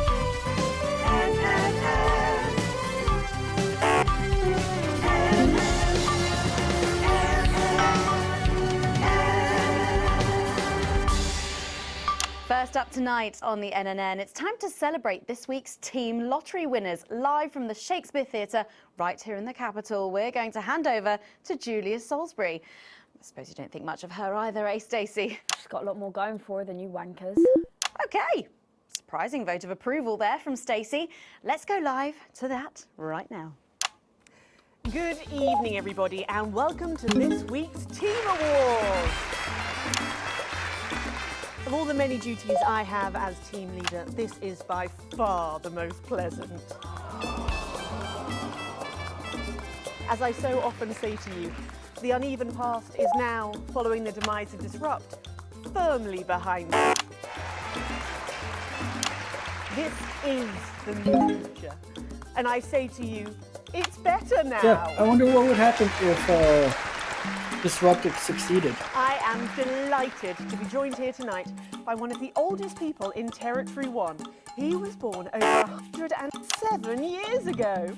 Please give a warm team welcome to Alfie Touchbadger. So, Alfie, you must have seen so much in your lifetime. What have been some of the highlights? Alfie? Is he all right?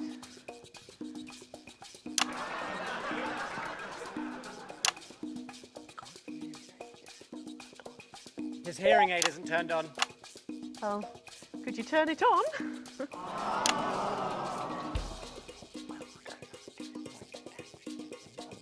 He says it drains the battery. Well, will you tell him that we'll buy him a brand new battery after the presentation?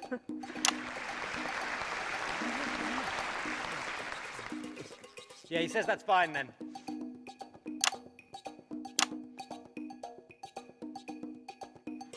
And I will help him with that, yeah. If you would. Sorry, can't get the staff. Yeah. We got it. So, Not destroyed the Alfie, system full of most you're physical 107 years old. Oh, don't Right? bloody remind me. Would you like to tell the audience what that's like? So yeah, it makes me wonder Where is everybody? what would have happened if they actually succeeded. Well, out there, in Like the if I dark. supported them in the news Bless broadcast. him, it's not just the ears. Who are you? 2 sugars, please.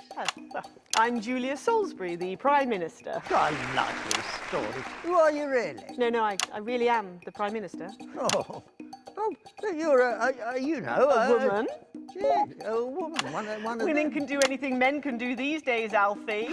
Oh, can your fist standing up? I can't say I've ever tried. No, I didn't think so. 2 sugars, please, and not too much milk. Shall we get to the awards, Alfie? Are you going to ask me about my life? Well, I'm not sure we have enough time left now for that, so... When I was 9, I wanted a pet, so I asked me mum and pap. There was no television then, back then, you know. We made our own entertainment out of coal and roadkill. Well, that's fascinating. So they got me a pet, see? But it weren't a dog. They told me it were a dog, but it were a stone. A stone? Yeah. So I called it Patch, which were a popular name for a dog back then on account of the king having a patchy face. And I decided to introduce him to pretty little Gertie Thimble, who lived up the road. Oh, how romantic. She threw my dog in the river. That was the day I decided I'd never marry. And that's the secret to your long life? Oh no, I've been married 7 times, divorced 8. There was a mix-up with number 3, see? Yes, I'm just lucky. Are we going back to the home soon? Soon, Alfie. First, let's turn to the reason we're all here, the weekly Territory 1 Team Awards. First up tonight is a lady who really knows how to put in the extra hours. She works at a transition centre in Hamble-Bamblebury, and she has single-handedly allowed more families to unburden each other than any other nurse in Territory 1. In the uneven path, she'd have been locked up. Tonight, she is being honoured as a team player. Please welcome Daphne Snister.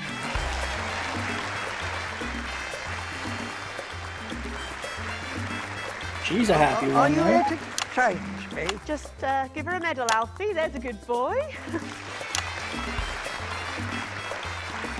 Doctor, I mean, 2 sugars, please. And don't let it steep too long. I think you're supposed to give me one of those. Oh. Well, There he goes, look. I can't get the arms up any higher than that. You'll have to go down now. Thank God those fractious times are behind us, and now the territories are thriving. Are we in? As the actor said to the bishop. Yes, thank you. I've got it from here. Well done. Daphne Snister, everybody. Now, open your envelope and find out what you've won. Don't hold back there. She's stuffed into one of Peter's homemade Eccles cakes. Got it. I've won a holiday for 2 in Territory 15. Used to be called San Palmerino, didn't it? I believe it did, yes. Why couldn't we have stuck with that then? It's easier to remember. We're all one nation now. Hang on a minute. Isn't it still on fire? Daphne Snister, everyone. Oh, what about my change? I've been in these white pants for 3 days now. We'll get to that, Alfie. Oh, right you are, love. Next up tonight is a couple from Farnley who, after a rocky start losing their family's ill-gotten gains to the Assets and Wealth Act, really embraced the new future, Sure to stay and setting watch up me a community watch farm this and broadcast. petting zoo in their local area for all the local children to play. Please welcome Otho and Lobelia Jackson Randy-Gannett.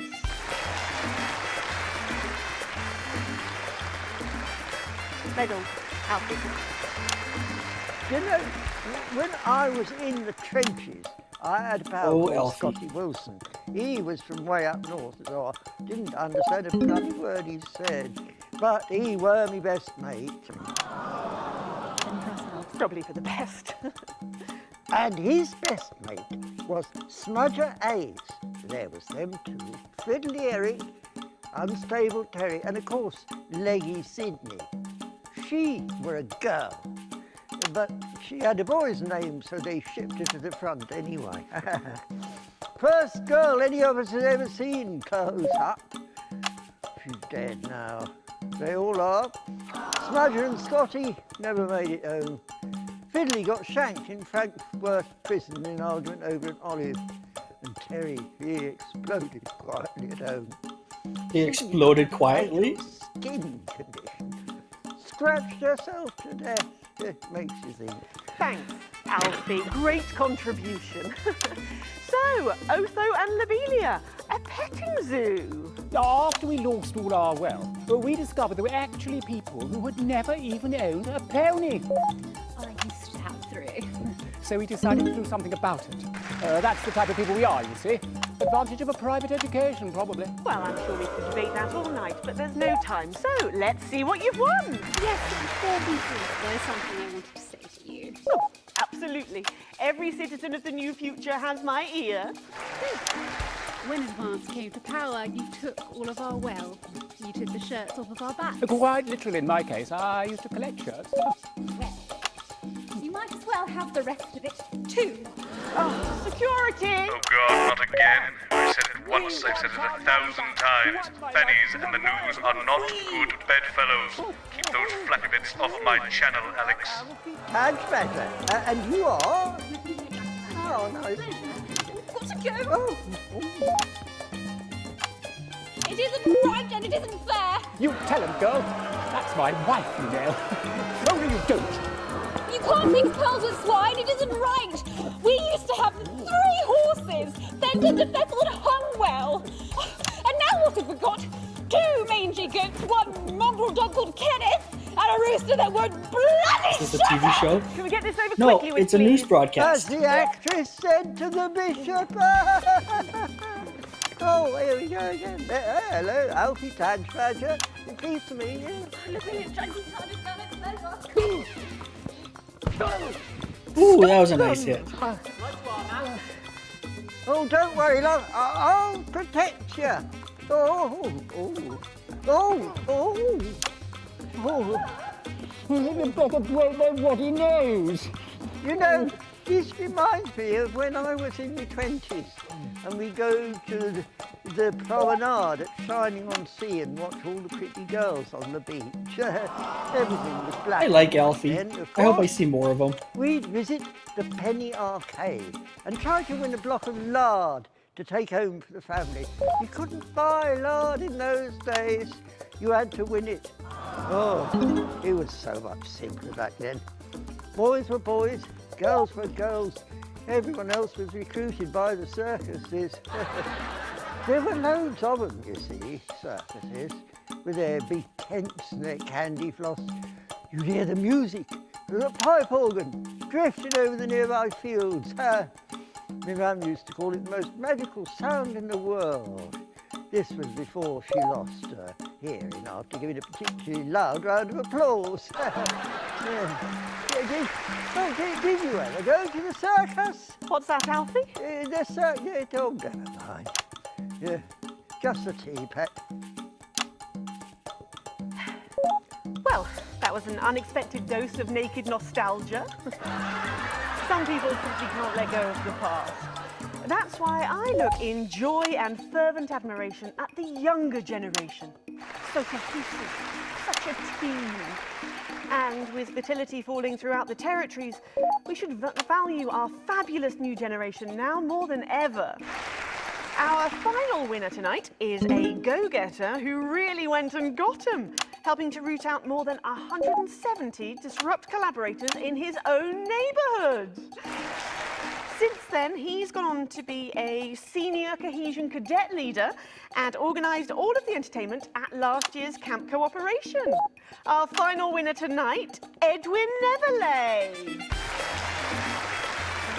Oh, congratulations. You should be in a transition centre, you old non...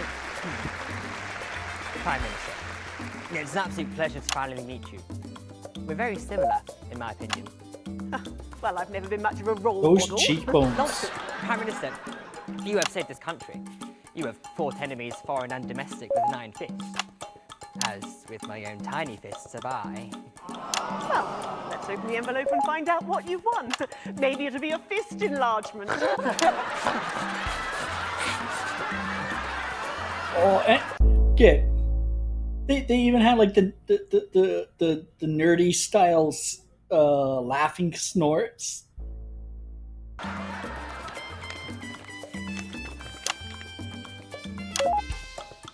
A year's internship as a behaviour coach at Betterment.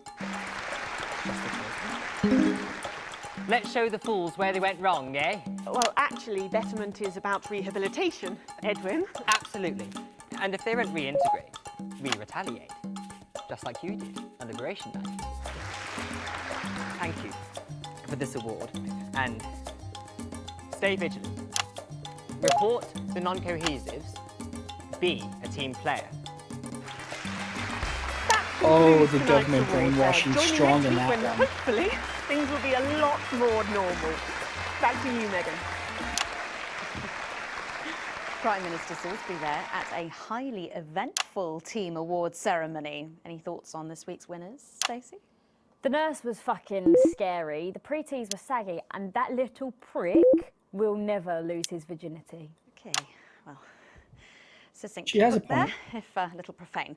After the break, we'll be going live to a star-studded premiere. You won't believe who's on the red carpet tonight. Don't go anywhere, we'll be back after this. And we're Oh, Alex, one other... What's that? somewhere else in this You're off already? tiny room. Yes. I know you had to take the day off work, Petunia, but... Oh, I see. No luck still with Theodore. One sentence I'm tonight. so sorry, darling. Making them reach for the bleep button every time you do. Do you I'll think speak to you could later. try? Alex, I Oh, want dare they use Oh, my Alex. laugh without asking? Completely forgot what I was going to say. Blast it all.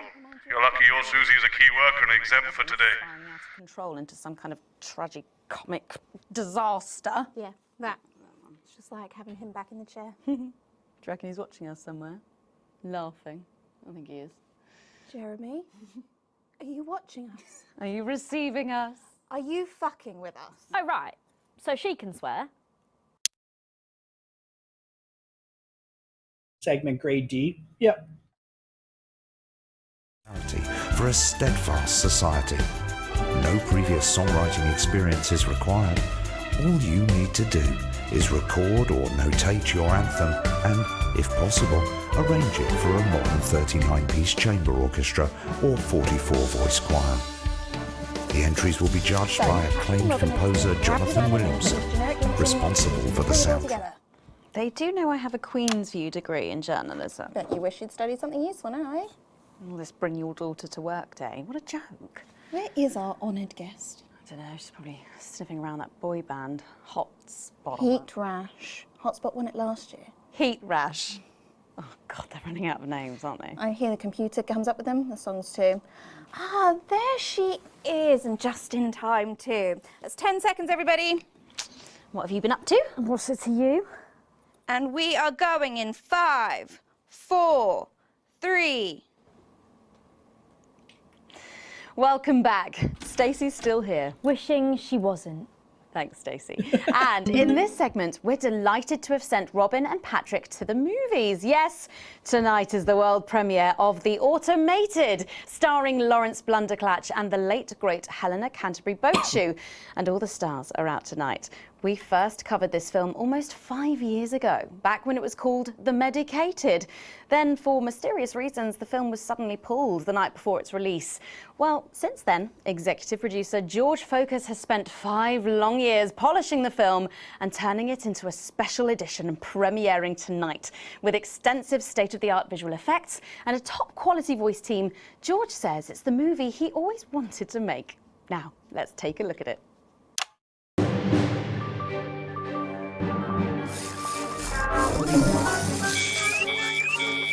Oh, damn it. I can't deconstruct it. Captain? I can't deconstruct it. Robots!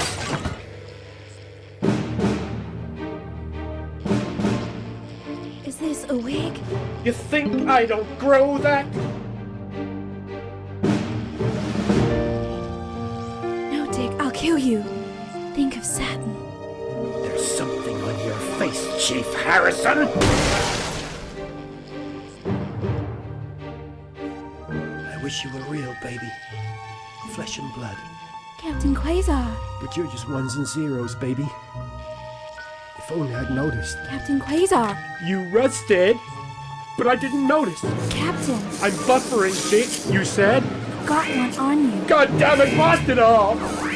Here's a map. What's a map? Okay, so head north on Interstellar Avenue, left at the asteroid belt, and a tricky 3-point turn at Uranus. What are these symbols? This corner. This is the key. We could shut it down. Yes, we could shut it down. But we have to ask ourselves, who are we?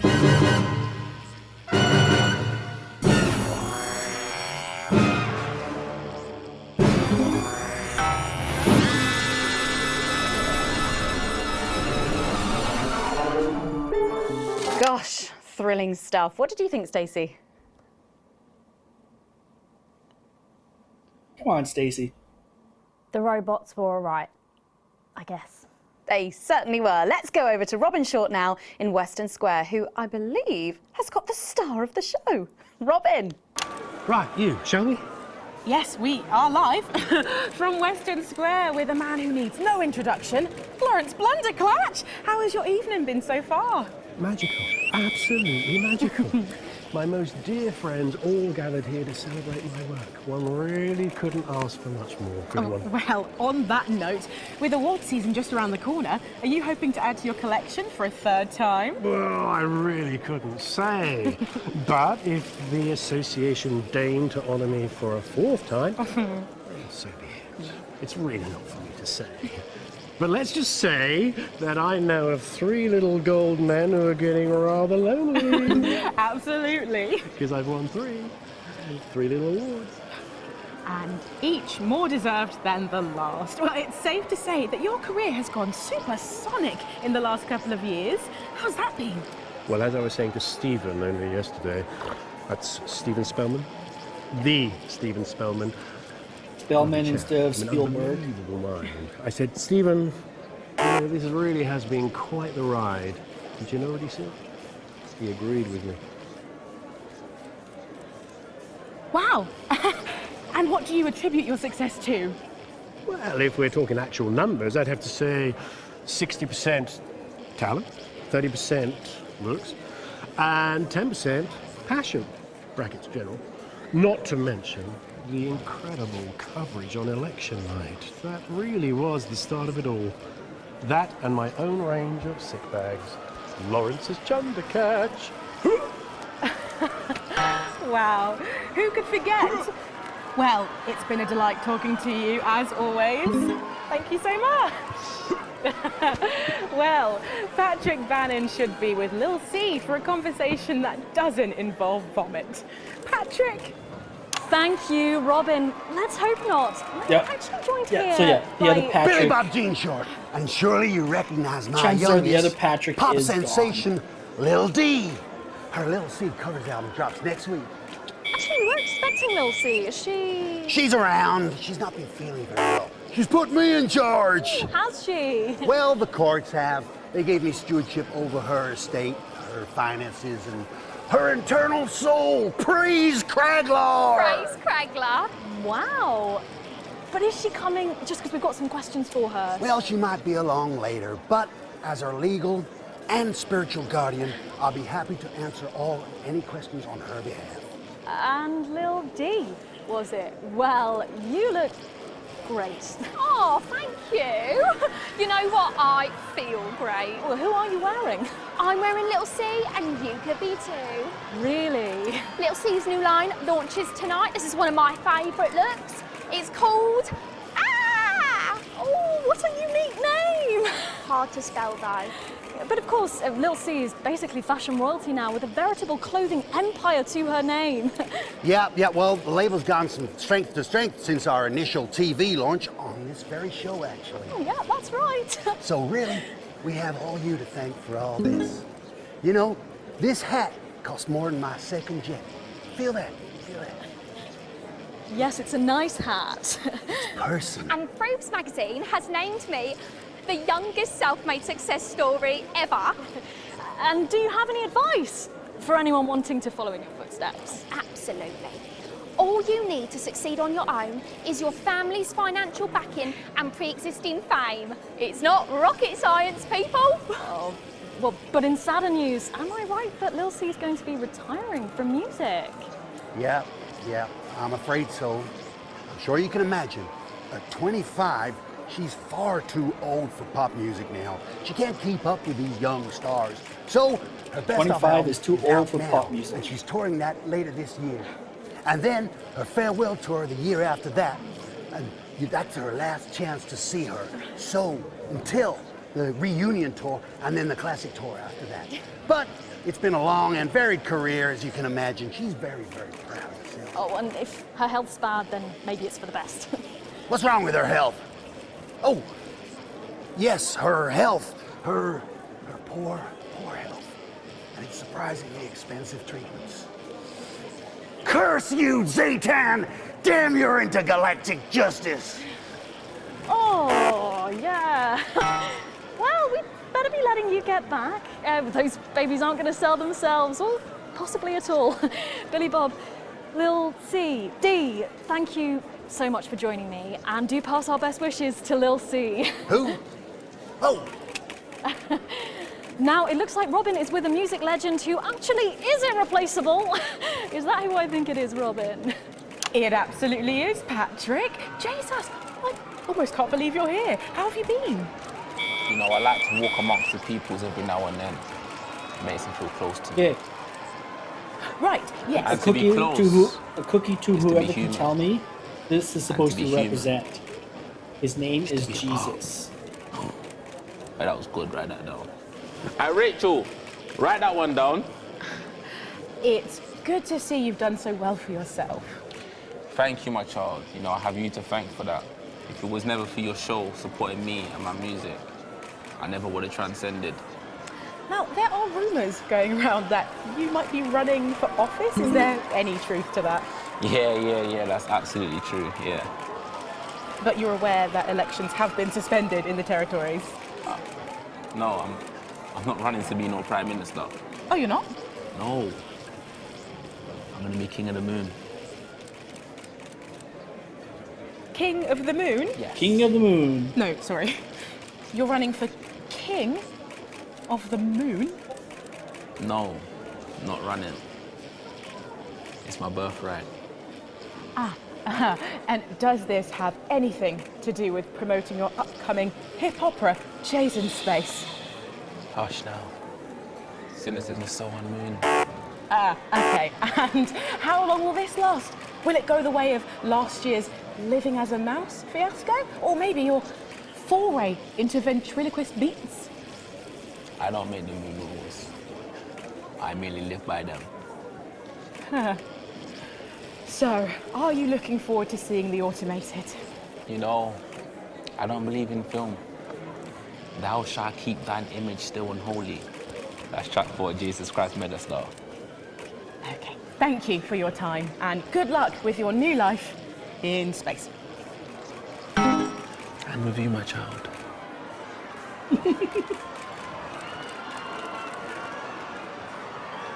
Well, Megan, that's what success looks like. I'm going to see if we can grab someone else to have a chat. Back to you. But I think Stacey and I are probably in quite enough trouble where we are. So, 3 big names there, Stacey. Yeah, big names. Any thoughts about them, maybe from your generation's perspective? You won't like my opinions. Oh, go on, try me. do it. Well, Bumbanonk is so old he's like 1 week away from a transition centre, so who cares? And Lil C was cool when I was like 12 or something, but now she's just another fucking loony. And Jesus is a disrupt-loving wanker who should have died with the rest of them 3 years ago. You're right. You agree with me? No, you're right, I don't like your opinions. But thankfully, we can go back to Patrick now, who has another familiar face to catch up with. Oh, Patrick! Here we go. It's absolutely electric, Megan. I can't quite believe it either, but he's here. It's Crazy Neil. Hey, hi, ho, how you doing? Neil, our audiences just love you. They've really connected with your ads over the years. What's it like suddenly being so popular? It's crazy. People stop me in the streets, they expose themselves, they write me threatening letters. You know, the stalker has become the stalkee. A real taste of Neil's own medicine, if you know what I mean. Yeah, Hey. and what's been the most challenging thing about being so famous? It's places like this, you know, being around actors and rock stars. They're real crazy, and Crazy Neil knows crazy, and I'm used to being the loudest whack job in the room. Hey. Yes, I can imagine. But I know what you're thinking. Hey, Neil, where's the crazy deal?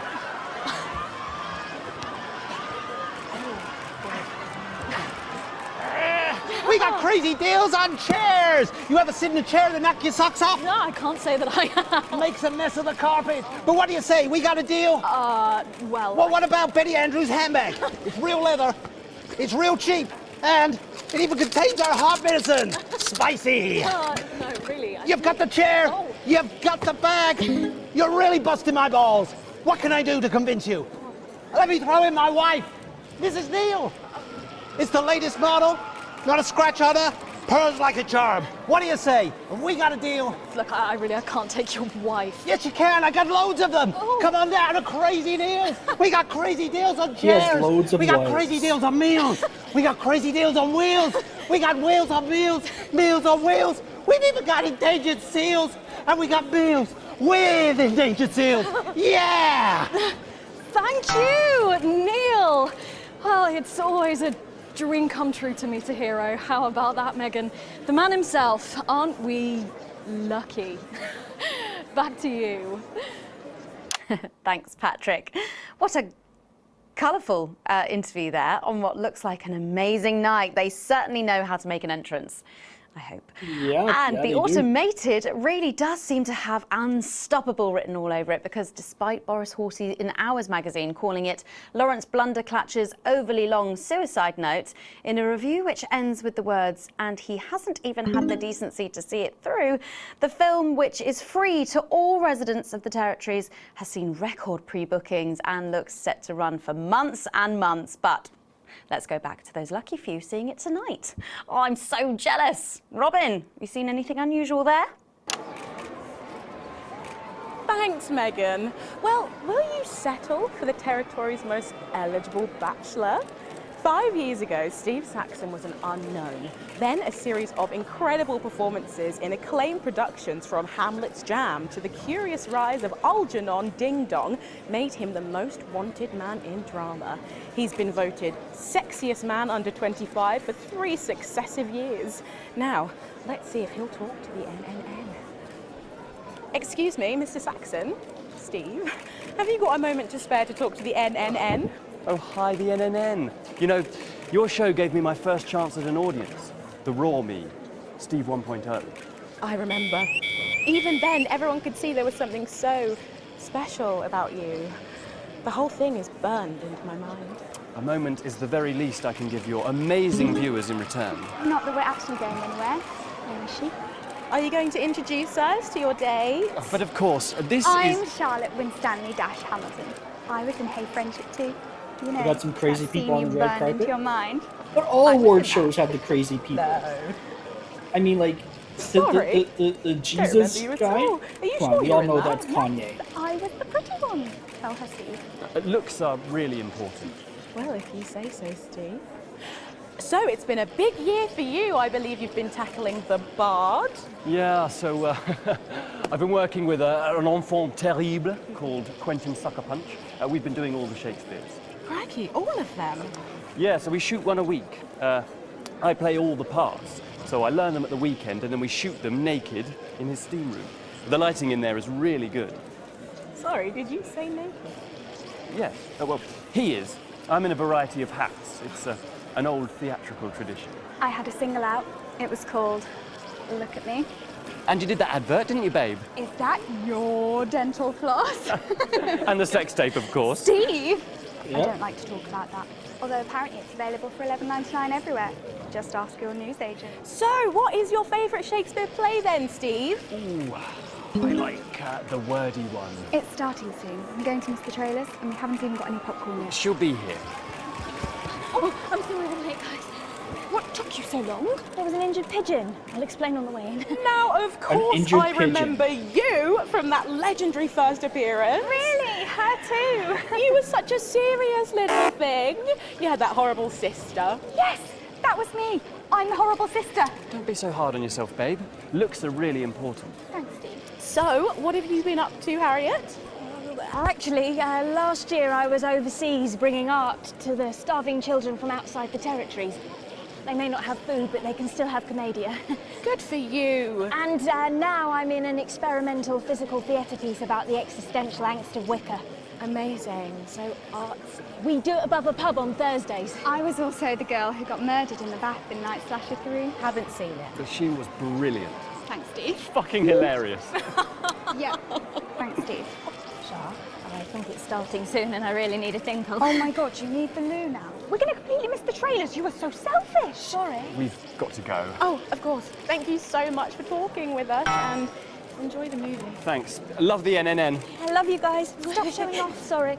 Oh my God, Megan, I can't believe that. Steve Saxon, Harriet Winstanley-Hamilton, and someone else, can't remember her name for the life of me. I'm too starstruck, if I'm honest. I think I've just come. Back to you, Megan. Thanks, Robin. Lucky you, and enjoy the movie. The Automated opens in cinemas across the territories this weekend. What a star-studded event, eh, Stacey? Who cares? No one goes to the cinema these days. Of course. We'll be back after these messages. I still go to the cinema. You should get yourself a video recorder, like the one at the home. Well, yeah, I've got a video recorder. It's just not the same, is it? You're right, it's better. No unevens chatting and chewing all the way through. Oh, what about a kiss and cuddle on the back row? Doesn't that happen anymore? In public? What's wrong with you? Nothing's wrong with me. Feeling better? All right, you are. We've got to get set up for heat rash. I think Ronnie's on something. I know he is. It was on his rider. Apparently it's medicinal. Ronnie's always high. Give him orange juice. My God, she speaks. He's a stupid cunt. And just like that, you wish she wouldn't.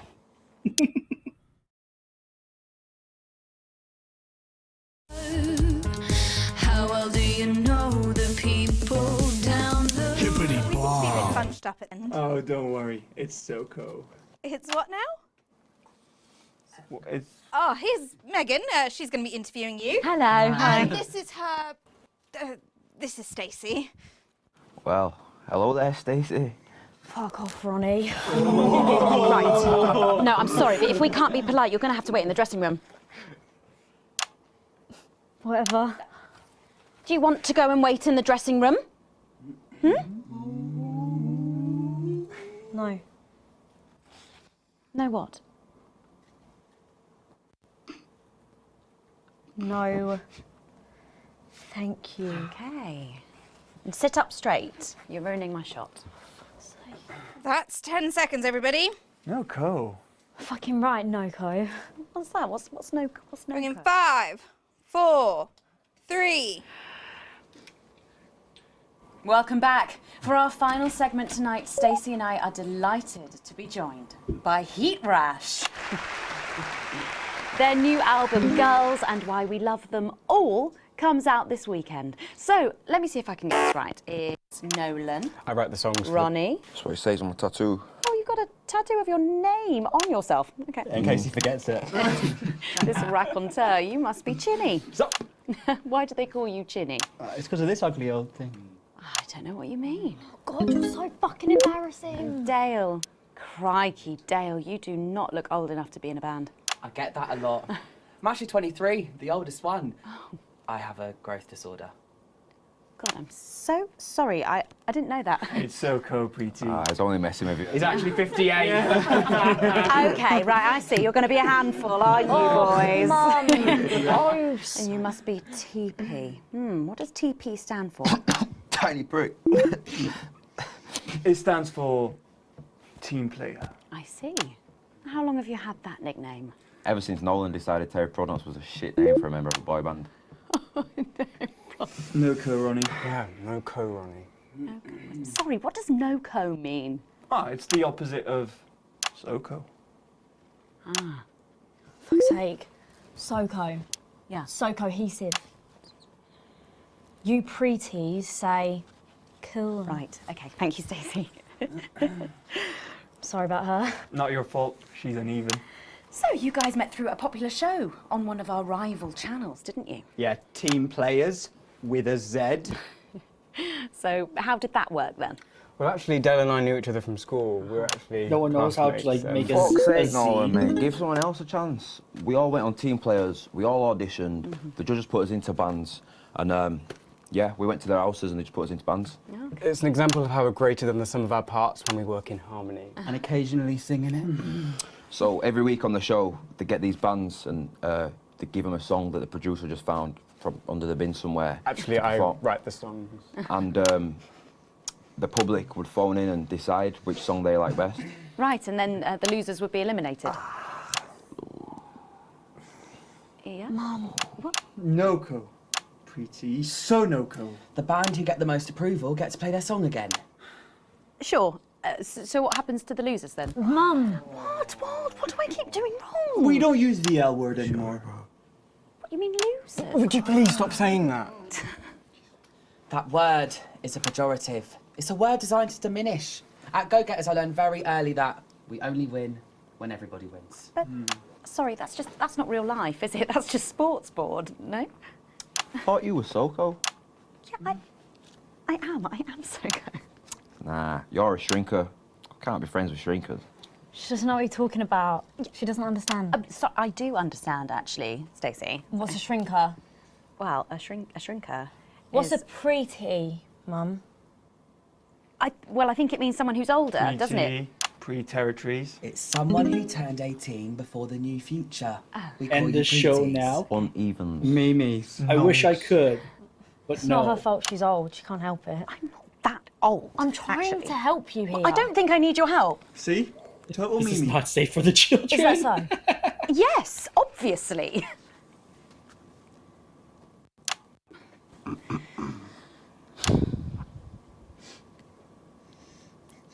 You know what the real problem with you lot is? You just can't get over the fact that your beloved Disrupt are gone and you just don't fit in anymore. But the truth is, Disrupt were violent, no-co pricks being led by a fucking psycho. I'm glad they lost, and you should be too. Listen, not everyone over 30 supported Disrupt, Stacey. Not everyone, no, but one fuck-off lot of you did. SoCo, Stacey. SoCo. We've all learned maybe a little bit more than we expected to there. I'm genuinely delighted to have met Heat Rash. And before we end the show tonight, I think you're going to sing for us, aren't you? Yes, that's right. We're going to sing a song from Girls and Why We Love Them All called Pieces of My Heart, which is about a real relationship I had with an actual girl. Oh, Nolan, give it a rest, mate. No one cares. Go on, let's get on these stools, lads. Right.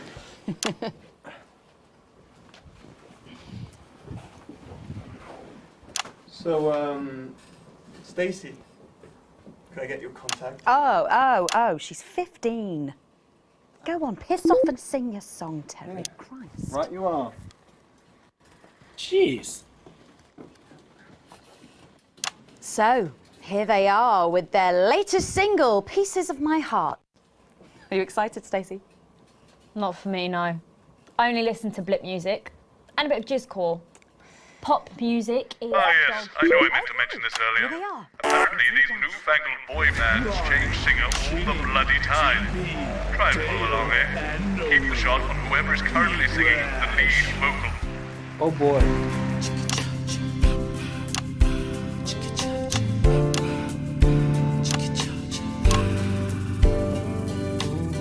I saw you standing by the menu center with a brand new pair of Lakers, baby. Do you remember? You took the first of the pieces of my heart. You wandered into a bush and grabbed a vodka and stank. Took our assets and our wealth and drew them out of the bag. I gave you little pieces of my heart. We're not gonna make this easy. I didn't know two hearts could ever feel like this, girl. It's like you were custom made for me by Remington's fist. I take all of the loves that didn't last and leave them in the uneven past. Share the new future as my bride. You snatch me inside. There's no need to hide all the times that you cried. As my old man used to say, you blow me away. I just want you to stay. I don't want you to pay. You make me crazier than Neil today. On Liberation Night, girl, I was sitting beside you. We sat there shaking all the way through incisors. We held each other as things fell apart. We took a train through all the territories and we threw away the rules and wrote our personal stories. You took a dozen pieces of my heart. I didn't know that life could ever feel like this, girl. It's like you were custom made for me by Remington's fist. I take all of the loves that didn't last. I leave them there, the uneven past. Share the new future as my bride. Snatch me inside. There's no need to hide all the times you have cried. As my old man used to say, blow me away. I just want you to stay. I just want you to play. You make me crazier than Neil. Make me crazier than Neil today.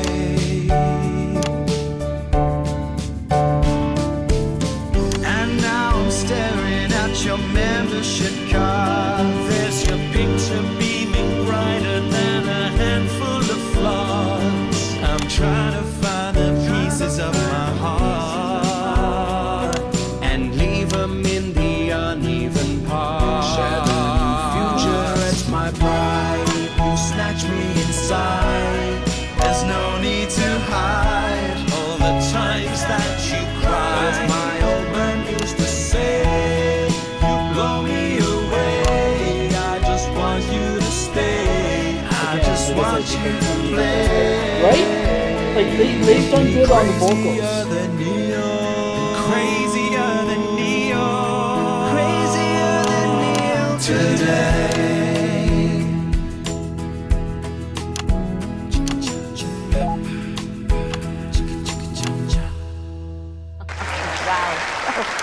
Fantastic, thank you, Flash. That was actually really good. Best of luck. Thank you for coming in. Now it's almost time for final thoughts tonight, and I've actually asked Stacey to write a few, and they're just being programmed onto the auto cue now. Now I have no idea what she's going to say. So fingers on that bleep button in the broadcast room, just in case. Yep. Take it away, Stacey. My name is Stacey. I guess you know that by now. Don't know why I put that in there. Anyway. I don't watch the news. There's no need. You hear all the important stuff from your mates, so I don't know what's considered important anymore. Because that's But reliable. I'm pretty sure that it's not rehashed movies and fucking boy bands, so... Anyway. I'm going to talk about what's important to me. When Advance were first elected, 6 years ago, I was 9 and in a home. Not a family home like you call a home. This was a state children's home. It was fucking awful, actually. It was like a Charles Dickens book. The roof leaked and the walls were damp some mornings. The food was bad. Drugs and alcohol were everywhere. No one cared. You had to watch your back all the time because there weren't enough staff to manage us. And yes, as you'd imagine, there was a lot of... Some bad stuff went down there with some of the staff, okay? Not all of them, but the others knew, and they didn't stop it. And then Advance won the election. And like a miracle, things started to change. They got better. We had nicer food. The home was not just repaired, but redecorated and kitted out with books and sports stuff and musical instruments and video games.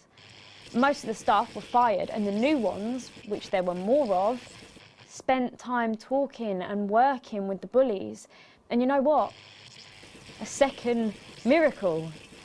It worked. The bullying stopped. My life, got better. Because finally, there was enough money to do the good things, and Advance had the guts to do it. I joined Go Getters, and on Liberation Night, that gave me a group of friends that I could talk with when the bombs went off and the power went out. Another miracle. I wasn't alone anymore. And that was the night I finally understood the importance of being in a team. So here's my final thought. I know the people who were doing better under the old system long to go back. You say, we were freer, but what you mean is, we were richer. But for every one of you, there is 100 of me. And even now, after all you've had taken away, you are still doing better than I am, than I likely ever will. You still have homes of your own and families of your own who love you. Look at that sky. And I'll never have that. This is from a nuclear winter. So maybe you should stop looking for the worst interpretation of everything this amazing government does and realise it's not for you. It's for the millions like me. And you can cry and bleat all you want, but you're never going to get your money back because it's already been spent on miracles.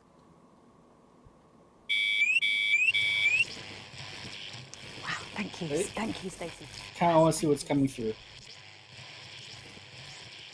Let's keep making tomorrow better. And we're out. Oh. Is that all right? Yes. Yes, that was more than all right. Nicely done. I think you might have actually given them something to think about. So I guess you're going to be taking me back to the home now then? I was thinking we could go out somewhere and, I don't know, have a meal, talk about our options, if that's okay. Of course, Miss Wolfe. Security will be standing by. Thank you. So they're always there then? There was a thing a few years ago now. Oh, with that Jeremy bloke? I heard about that, everyone did. Were you here back then? Doesn't look old enough. She's growing on me. Yeah, she does that. Ooh, a C.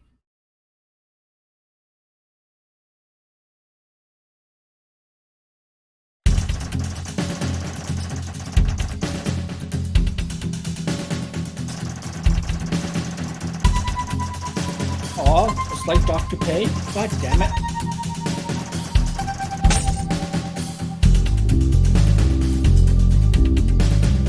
Yeah, nothing with chairs.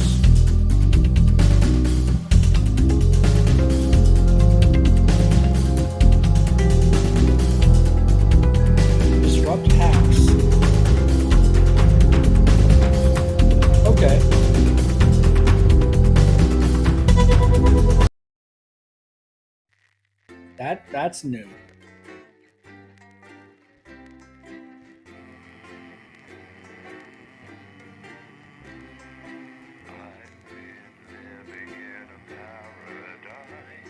It's awfully nice if you don't think twice.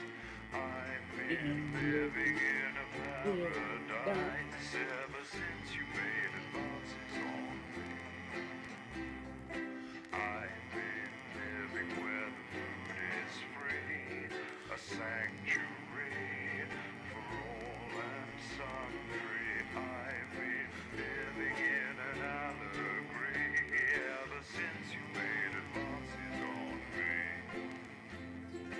Since the day you came along, we've walked on hand in hand, and as we've grown together, I've come to understand that you act for the best in me and shower me with charms, but your breath.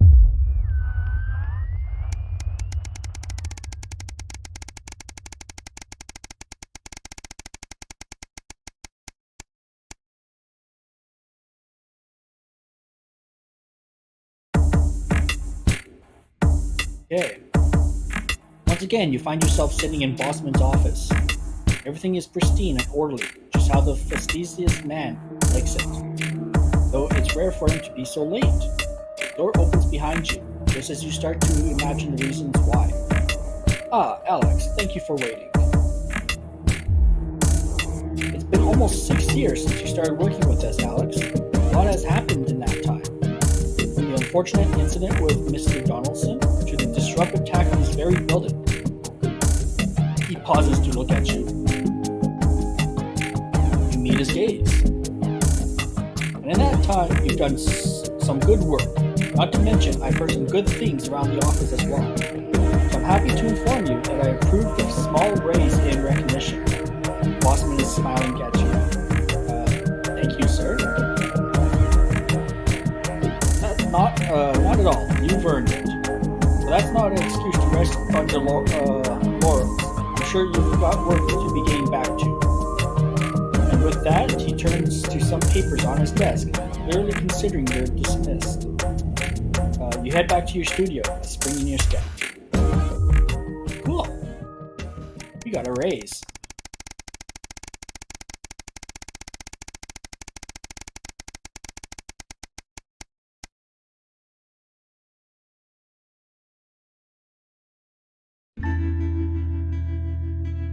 It's late. It's been snowing all day, and unlike everybody else, you've stayed inside as much as possible, keeping warm. Normally, you enjoy the snow, but today, it's been nothing more than an irritant. Still, tomorrow, you got the day off and might actually be able to enjoy it. Sam always gets excited when they see the snow. When they were younger, they've always wrapped the kids up and take them out to play. But it's been a while since that happened, though. The new place still doesn't feel quite as cozy, especially as you can't afford to put the heating on. Sam bustles in from the cold, carrying some groceries.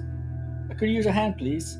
Lots of stairs from here to the car. The arms are full, and they're clearly struggling to get everything to the kitchen. But then you have been at work all day, and they spent most of it at home as usual. Why don't you just use the lift like a normal person? No, we'll go help. As you rush over to help them with their bags, Sam shoots you a grateful smile. I got most of it. There's just a couple more left downstairs.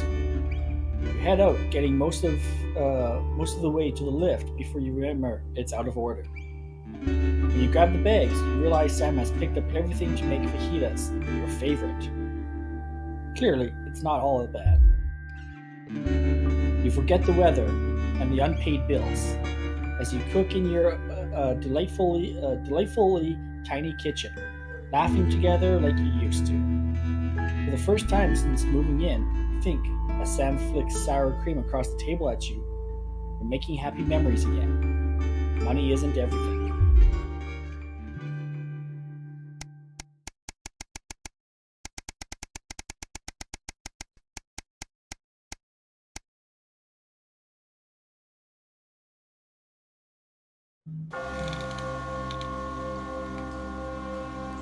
It's been over 13 years since your dad died. You visited his grave a few times since then, normally during times of stress, or when you're trying to figure something out, or when you just want some peace and quiet. Today is no different. You feel Sam's hand on your shoulder, giving you a reassuring squeeze. You're grateful that they're still here with you. Just having them by your side always seems to make things easier. A call of a raven catches your attention as it flies away. Charlie was only 8 when his grandfather died. He didn't really appreciate how big the loss was at the time. But as he got older, you did your best to pass on what your dad taught you. But now he's all grown up. He's actually starting to teach you, which is strange, but in the nicest way. Susie, despite everything she's been through, is still a rock for the rest of you. She'll be a great mother to the twins. They couldn't have found a more loving home. There has been a lot of argument over the years, but you wouldn't change a thing. I'm still amazed at how far your daughter has come. She's one of the best things in your life. Your relationship with Chris has always been a bit up and down, but of late, you seem to actually be getting along. It makes a nice change, and certainly made life easier with Sam. But that's family. You've got to take the good with the bad. She may be in a bit expensive care home now, but it's still comforting to know your mother is around, even if she barely recognizes you anymore. Her presence is always reassuring. You turn away and wander in the direction of the car. You can't control life, what happens, who lives, and who dies. All you can do is keep going and see what gets thrown at you next. What is life, if not a series of little decisions that define us? And we'll never know which ones would take us one way, and which would bring us here.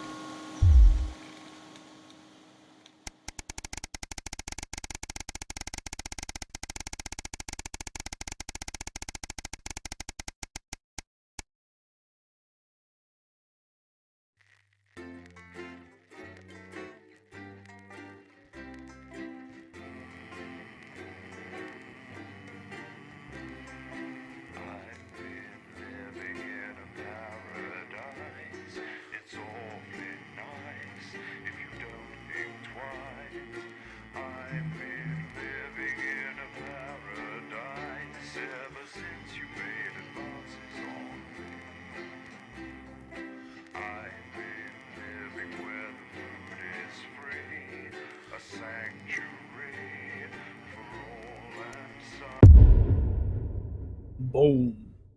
The finale. 7 years since the election. Evening, Alex. I know lately what we've been putting out has been little more than government-prescribed drivel, but I'd like you to pay particular attention during tonight's show. It's important. It's also worth noting we're still having problems with the equipment. Lock buttons, screens flickering on and off, sparks and the like. I'm sure you'll manage without issue. Fuck you, I will. Don't forget, you've got free reign of the SFX buttons now, so make sure you use them to keep things lively. At 11 p.m, it's Lil C's Lil Chats. And tonight, the former singer is asking Dr. Adrian Atkinson-Blimey what he's been up to since the cancellation of Incisors. What have you got, Apparently, it's made... Nothing, Colin. No, come on, seriously. Not even a cake? I'm sorry, no. Okay, no worries. How old are you then, Cole? Okay, here we go. Big smiles. I've actually gained a year. I celebrated 44 last year, but it's actually this year. It's brilliant. You're 44. I'm going in Fuck 5, 4, 3. Good evening and welcome Spice it up with some audience responses, Alex. tonight. I'm Megan and I'm joined as always by the inimitable Robin and Patrick. How are we? Well, we have got so much going on tonight. I'm excited. I'd say I'm about a 12, Megan. On the excitement scale? Yeah, exactly. We have got so much SoCo stuff coming up. We sure do. We have celebrity chef Jordan Rankley who will be cooking up a storm. We'll be announcing the winners of our big competition, Visions of the Future. And we'll be joined by a very special guest for a game of Wheel of Truth. And I'll even be showing you how to make your own Leaders' Day gifts. We've got all of that and so much more tonight on The Nightly Show. With SFX, less is more, Alex. Live from the Channel 1 buildings in the heart of the capital. Nobody cared anymore. But we care. Here at Disrupt, we want to reassure you that your freedom is our #1 priority. And we won't rest until this sick experiment is brought to an end. One way or another. Right, let's have some applause on the way into the next section. Paces by Chef Jordan Rankley. But first, we know you love them, so Robin's going to give us an update on our lovely nightly show pets in Pet Corner. Splendid, that's the ticket. Well, Megan, first up we have our hamster, Lord Cheeks. Now, he's a Scott Winter Grey with the scientific name Adipem stultus, and he lives here with us in this cage. Hamsters love hoarding, and they actually have special pouches in their cheeks for storing food. He loves carrots, apples, and chewing tobacco. Now, hamsters are nocturnal, so we'll do our best not to wake him up. But let's just see if we can... Well, the door has been left open. It looks as though Lord Cheeks has actually gone for a little wander, but I'm sure he will be around here somewhere. In the meantime, let's say hello to our tortoise. Now, after last month's viewer vote, she is now, of course, called Slow Barbara. And don't panic, even though it is December, Babs here doesn't actually hibernate. Let's say hello. Oh, she's sleeping. Oh, Babs. Oh.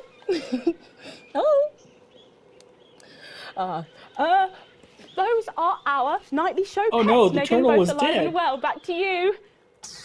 Thanks, Robin. We'll check in on them, or some very similar animals, at the same time tomorrow. Now then, I hope you're hungry, because if not, you're about to be. Patrick Bannon is with Chef Jordan Rankley, and they're going to be showing us how to knock up a delicious apple pie. It's time to go into the kitchen. Into the kitchen. That's right, and I'm joined here by Chef Jordan Rankley. Welcome to the Nightly Show kitchen. How does it compare to the kitchens you're used to? I love the colours. It's vibrant. It's fresh. It's a shame about all the arseholes. Yes? Sorry? What? So, you own 6 restaurants, you've been awarded 9 Ballon Massifs across your career, and you've worked alongside the best chefs in the world. Tonight you've got me. Oh, are you worried? Am I fucking worried? Are you worried? Are you fucking worried? Yes. So, what are we making today, Chef? So, we've got a family over for Leaders' Day. Yep. They're hungry. We're going to make them a delicious apple pie. Ooh, lovely. It's got sweetness, it's got the acidity of the fruit, and then you get the richness of that pastry. Incredible. Wow, okay, so where do we start? So we've got to start by making our filling. So we've got about 1 kilogram of fresh cooking apples here. Fucking beautiful. And we're going to slice these up perfectly. And then straight into the pan. Your new show, Demon Kitchen Heart Eater, starts on Friday here on Channel 1, so tell us about that. So, teams of young chefs come into my kitchen, and one by one I destroy them emotionally. And if there's time, I teach them some basic knife skills. I wonder what show this is supposed to... Fuck me, Patrick. What are you doing? What? Shit. Is that how you cut? Fuck, you'll lose a fucking finger. Oh, don't worry, I've got spares. Right, so once we've done that, we set these aside whilst we make the pastry. Yeah? Yep. Bowl. Yeah? Okay. Sugar, butter. Yep. We mix that together, and then... I like how hers isn't put together, but What are you Chef's doing, is. you fucking donkey? Are your brains the size of that fucking egg? Oh, no, Chef. No. Shit. Right. Mix that with a wooden spoon and work in that flour, okay? Work that into a nice ball of dough, just like that. So, what does the notoriously fierce Jordan Rankley do to unwind? Shit in the bed. Yeah. What's that? What is that? Well, it's a bit lumpy. Lumpy? It could fucking pass for a sack of spuds. Touch that. Touch it. Yeah? Pathetic. That goes into chill. Now, we're mixing our filling. Okay. Apples, sugar. Yes. Cinnamon. So, you own 6 restaurants across 5 territories. I am Which is your listening, favourite? Oregon. Are you mixing that or fucking it? What? Are you going to light a candle? Take it out to dinner? Fucking mix it for fuck's sake. Right, now we're rolling out 2/3 of our pastry. God. Bit of flour into the dish. And the filling goes next, right? Absolutely right. Lovely. Okay. Then we're taking the remaining pastry, rolling that into a round, and that goes on the top. Beautiful. Lovely, okay. Right. Brush a bit of water around the rim. Right, yeah. Beautiful. Now press gently all the way around. And we're cutting 5 slashes very carefully for the steam. And then brushing the whole thing with a beaten egg. Lovely, okay. Tosses the entire egg in there, shell and all. What do you think? Oh my God.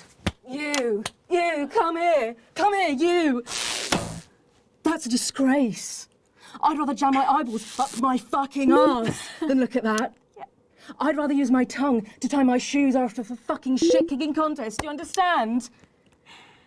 Then it goes in the oven for 45 minutes. Oh, put your fucking head in the oven while you're at it. Useless. You! Come here, you!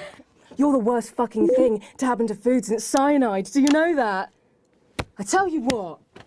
Fuck off!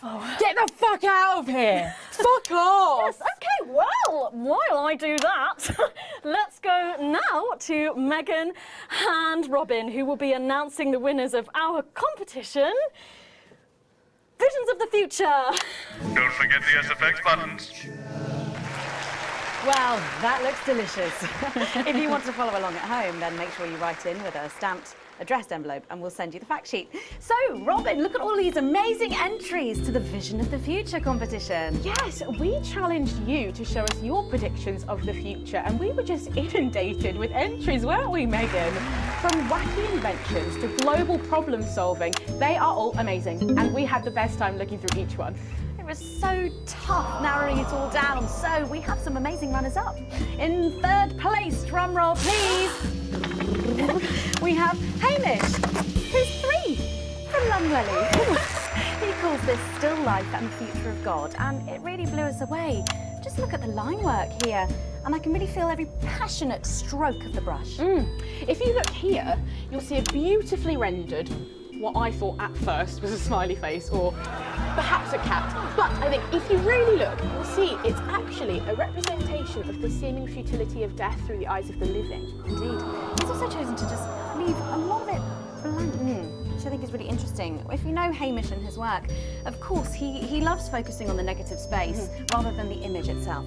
Stunning, absolutely stunning, and such talent from one so young, Megan. Absolutely. But next up we have our 2nd place entry. So in 2nd, drum roll please, we have Keith, 41 from Dungleys. Yeah, Keith, we were sort of aiming this towards our younger viewers, but still, he has sent in his idea of the future, which he's calling Ravaged Earth.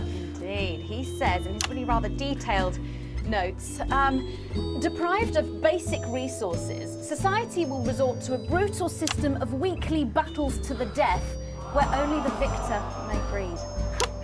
He also says at the bottom here, either that or about the same, but maybe a bit worse. I really love his attention to detail. You can see the sort of gladiatorial arena, and then what I can only assume is Keith himself pulling off this chap's head and shouting, "Come back to me, Linda!" Oh, Keith.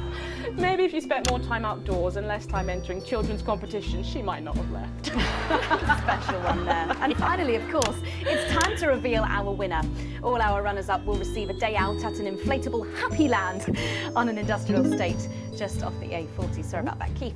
But our lucky winner will win the chance to spend the day at the Department of Change to see how our teammates are actually making the new future a reality every day. And the winner is, drum roll please. He was Proud history of lobbying for real jobs for real people. And we only partner with brands that share those values. So today, we're delighted to announce partnerships with Remington's Fist, Stank Beverages, and Empire Tobacco. Brands that made this country what it is. Brands you can trust.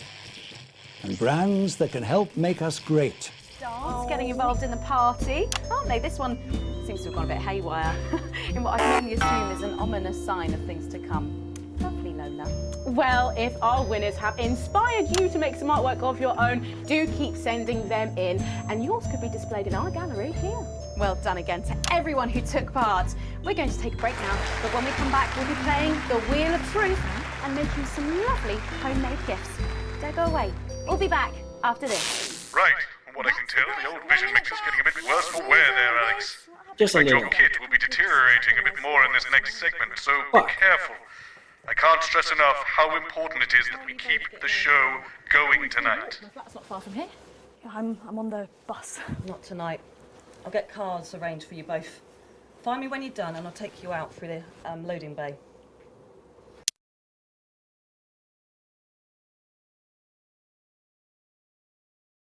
Rate here in Territory 2, who saw an unbelievable 191 births today. Though a nasty cold snap brings bitter winds overnight, so not all sunshine and rainbows.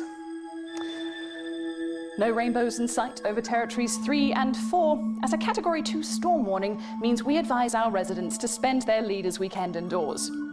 Though we're sure the happy parents of the 12 new children in Territory 3 will be thanking their lucky stars for an excuse to stay home. Though, of course, nothing to do with stars, more of a hot air, cold air thing. Next, this front of warm smiles heads across Territory 5, who are still under a blanket of snow. Surely there'll be celebratory snowmen there tonight, as they also hit an impressive fertility peak of 23 new arrivals. And finally, an honourable mention to our team members of T7. Grandma one. Oh, he's writing with our other guest at the moment. 146 births and clear blues. Yes, grandmother's arsehole. It's much better. Okay, everyone, if I could have your attention, please. Sarah just needs a word. Apparently there's been some sort of disturbance near the studio. Now, I'm sure it's nothing to worry about, but I wanted to let you know that I've asked for extra security and they're already on their way. Thanks, Sarah. Okay, 10 seconds, so positions and pose. Okay, this time you've said it. Laughing, and we're going in 5, 4, 3. I know. A bit more audience reaction would be nice, Alex. I'm sorry, we were just saying we can't wait to taste Patrick's pie. Oh, I don't know, I think I could wait. Well, here it is, fresh out the oven. Well, it does look amazing. Jordan, how did our Patrick do? Well, let's just say that pie's got more crust than my grandmother's arsehole. Well, That's a bit thank you harsh. for that. Well, come on, try it. Dig in. Yeah. Okay. Whew. Oh my God. Oh, Lord. Oh, that's really something, Patrick. Delicious. But now you better go and get ready for that next feature. Every night we play a game of Wheel of Truth with our celebrity guests. But I know what you're thinking. Megan, we've only got one celeb guest. Well observed, viewers, well observed. Well then, I better bring her out. Should I? The surprise guest? What do you think? Here she is, best-selling author, lawyer and thinker. I mean, she's only the bloomin' team leader. It's Julia Salisbury. Prime Minister Julia Salisbury. Oh, welcome, Julia. Darling. Oh, so good to see you. Oh, Megan, you look incredible. Oh, sorry, I was just about to say the same thing. Now, don't get too comfortable. It's time to head over to Robin and Patrick as we play Wheel of Truth. Has the audience gone to sleep? Remember the SFX buttons. Trying to push the goddamn button. That's right. right, it's that part of the show where we pit our celebs against each other to see if we can break them. That's right, Robin. They're going to spin the wheel to pick a round, and it could be anything from box of flies to slap my face. They really have no idea what's in store. So up first, we have Jordan. Let's give it a spin. Yeah, here we go.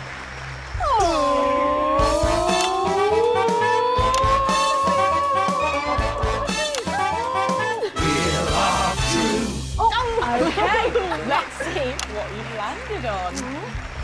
Okay, it's fact or fib. Fact or fib? Jordan, is it true that you've been known to order takeaway for a dinner party and pass it off as your own cooking? It's one fucking time. One time. Well, I think if that pie was anything to go by, you did them a favour. Oh, not so fast there, Julia. Fact or fib? Fact or We fib? heard you've got a very interesting way of saving time during the laundry. Oh my God! Go on, why don't you tell us about it? You absolute no, I don't. Okay, so don't judge me, okay? What I do is, oh God, I'm going to lose my job over this. Oh, we're all friends here, come on. Oh, okay. So I only have one bra, okay? And so one day a week I wash it, and on that day, I can't wear it. No! Honestly, raise my taxes. We're clearly not paying you enough. Come to my dressing room after the show. We'll sort you out. Are you blushing, Patrick? Is all this talk of bras embarrassing you? Blushing? I mean, I'm not blushing. Come on then, you, Julia. Spin the bloody wheel. Let's do it.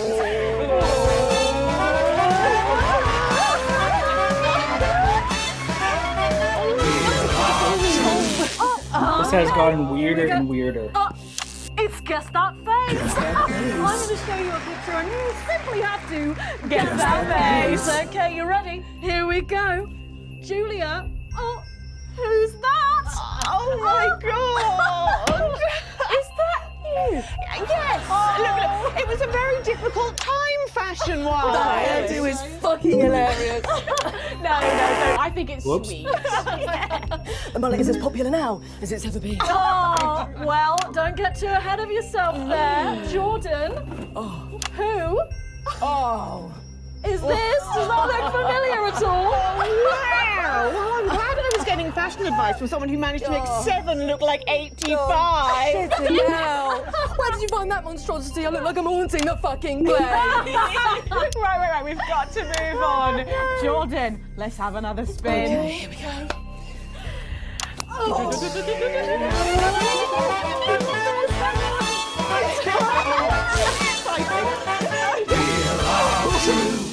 Okay. Oh, It's my go, Patrick. you go. Go on. Sorry, I'm so keen. The water's going so much. Oh, well, you're in for a treat. Yeah. It's fact or fish. Okay, if you look under your podiums, you will find a lovely fish smoothie. Now, I'm going to ask you both a question, and all you have to do is answer it honestly, or else you'll have to drink the smoothie. Okay? Are you ready for the question? Yes. Here we go. Yeah. Which of your esteemed hosts is the more talented one? Oh, what a cop-out. How is it? How is it? Fucking neutral. Oh, we made it extra fishy. I need my fucking mouth. Do you know how much these taste buds are worth? Well, we've got time for one more quick spin, so go, Julia, go!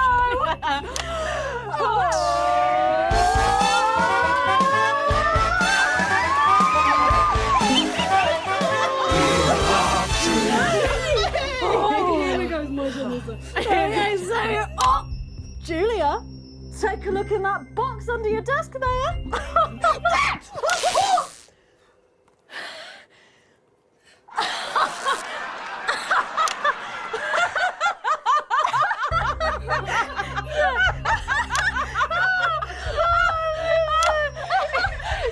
I think Lord Cheeks is trying to get it on the game.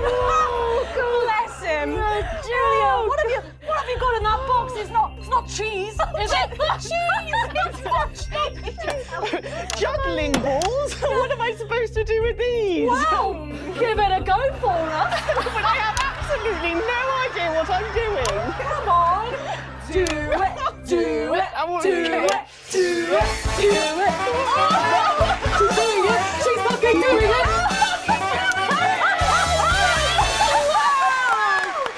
Wow. That was so impressive. I have to say, unexpected. Wow.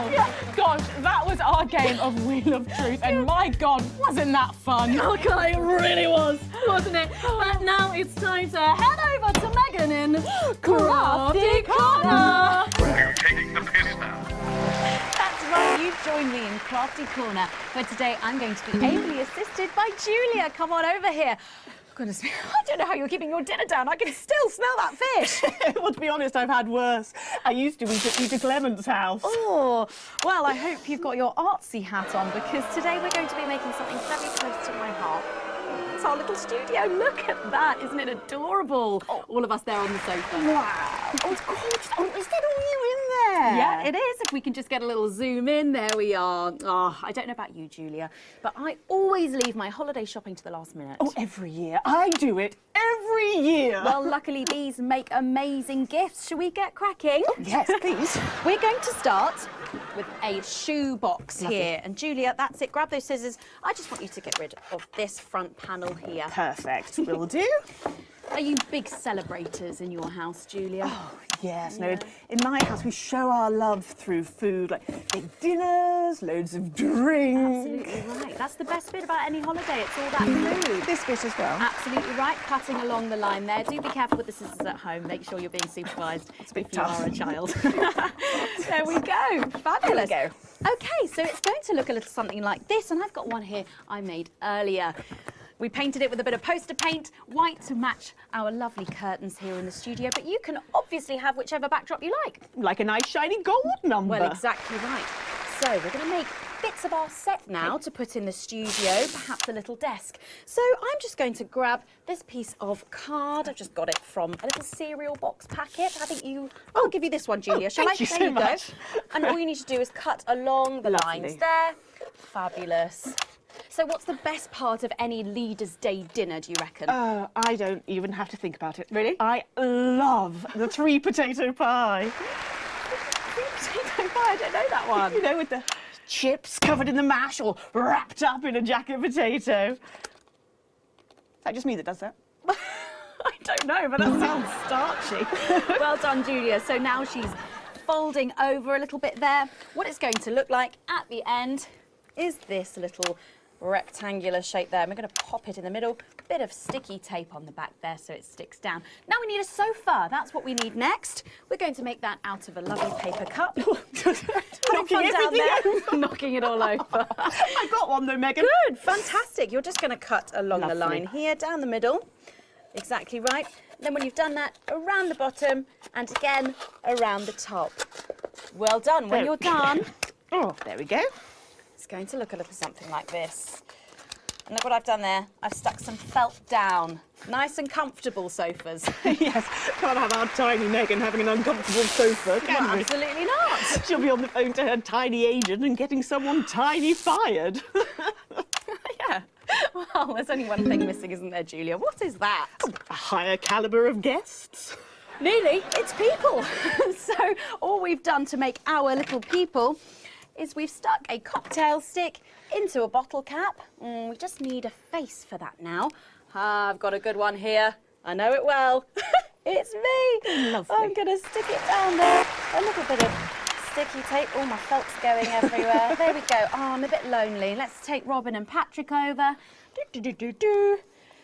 Sitting down on the couch over there. There you go. And well, I'll make myself just comfortable just there. Yeah, there we go. And these, of course, are all Lovely. made and cut out of our favourite newspapers or magazines, so you can have any guests you like. Julia, is there anyone else you'd like in a studio? Oh, yes. Well, on then. I'm going to be playing Wheel of Truth with Ronnie from Heat Rash. Nice. Yes, put that away. Yes, he's going to be teaching me choreography, and I'll be teaching him foreign policy. And of course, you can decorate them however you want. Perhaps you're a bit, I don't know, nostalgic for the old look of our studio. We've got the blue studio down there. Or even the retro red. I've got Sheila Quickstep being interviewed there by... Oh, sorry, that's not supposed to be... Oh, well, we're out of time, I'm afraid, Megan. It's time for a break. When we come back, I'll be on the couch of chat talking to some of you, and I just cannot wait. We'll be back after these messages. Right, coming up soon, Alex. You'll know it when you see it. Whatever happens, keep the show going. Oh, at least one of us is in control. You did remember. You're coming with me.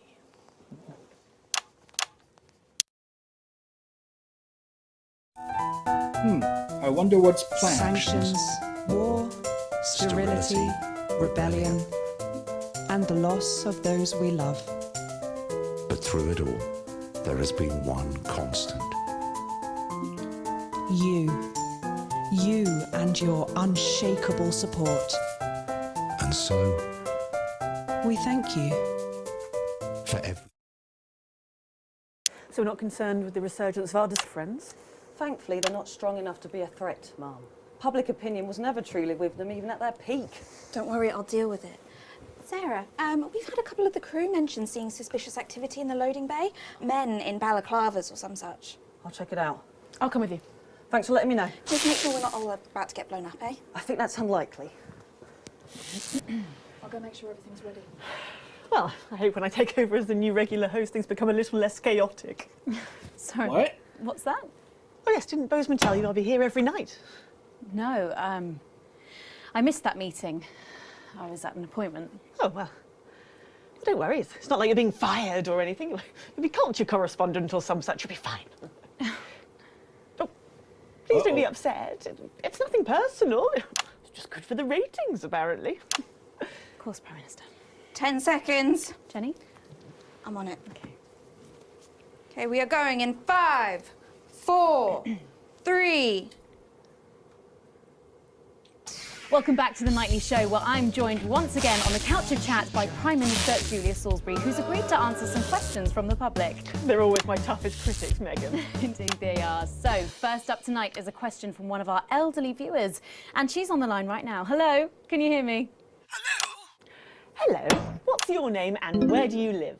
I'm Florence from Stainsborough. Hi, Florence. Thank you for calling. You're on with Prime Minister Julia Salisbury. Do you have a question, Florence? Yes, I do have a question. OK, would you like to ask that question now? Oh, yes. Right, you are, dear. Prime Minister, with all that hard work on your hands, how does your skin manage to keep that healthy glow? Oh, bless you. What a lovely question. Oh, well, I suppose with my line of work, there's not a lot of time for a skincare regime, as I believe they call it. So I guess I've just got my mother and father to thank. I suppose I've just got lucky genes. Lucky jeans? Oh, that's what my Clint calls the denims he was wearing when we first... Well, you know. Yep, thank you for that question, Florence. Your Clint sounds like a right one. Oh, he is. It'll be 44 years married this June, but he still finds the energy twice a week to give me a good... Thank you, Florence, thank you. I wish I could say the same at her age. Everyone needs a Clint, eh, Prime Minister? Or a Clara, perhaps. Megan? Let's go to our next questioner tonight. He's calling from right here in the capital. Hi, caller, can you hear me? Yes. Thank you, Megan. Just about. It's not a good line. Well, I think we all know that voice. Good evening, Mr. Donaldson. Do you have a question for the Prime Minister, caller? Several, actually. Well, maybe it would be better if we tried to get a better line. I could have the station call you back. Don't worry. I've got a much better idea. What's going on? It might be what you call a surprise guest. Our second of the evening. Please welcome Jeremy Donaldson. Jeremy Donaldson! On live television, can I say? It's good for the ratings, apparently. This man is a wanted criminal. Where's that CCO, for God's sake? Don't worry, Prime Minister, I'm not harmed. Sarah! She's not here at the moment, Prime Minister. We'll alert her the moment she returns.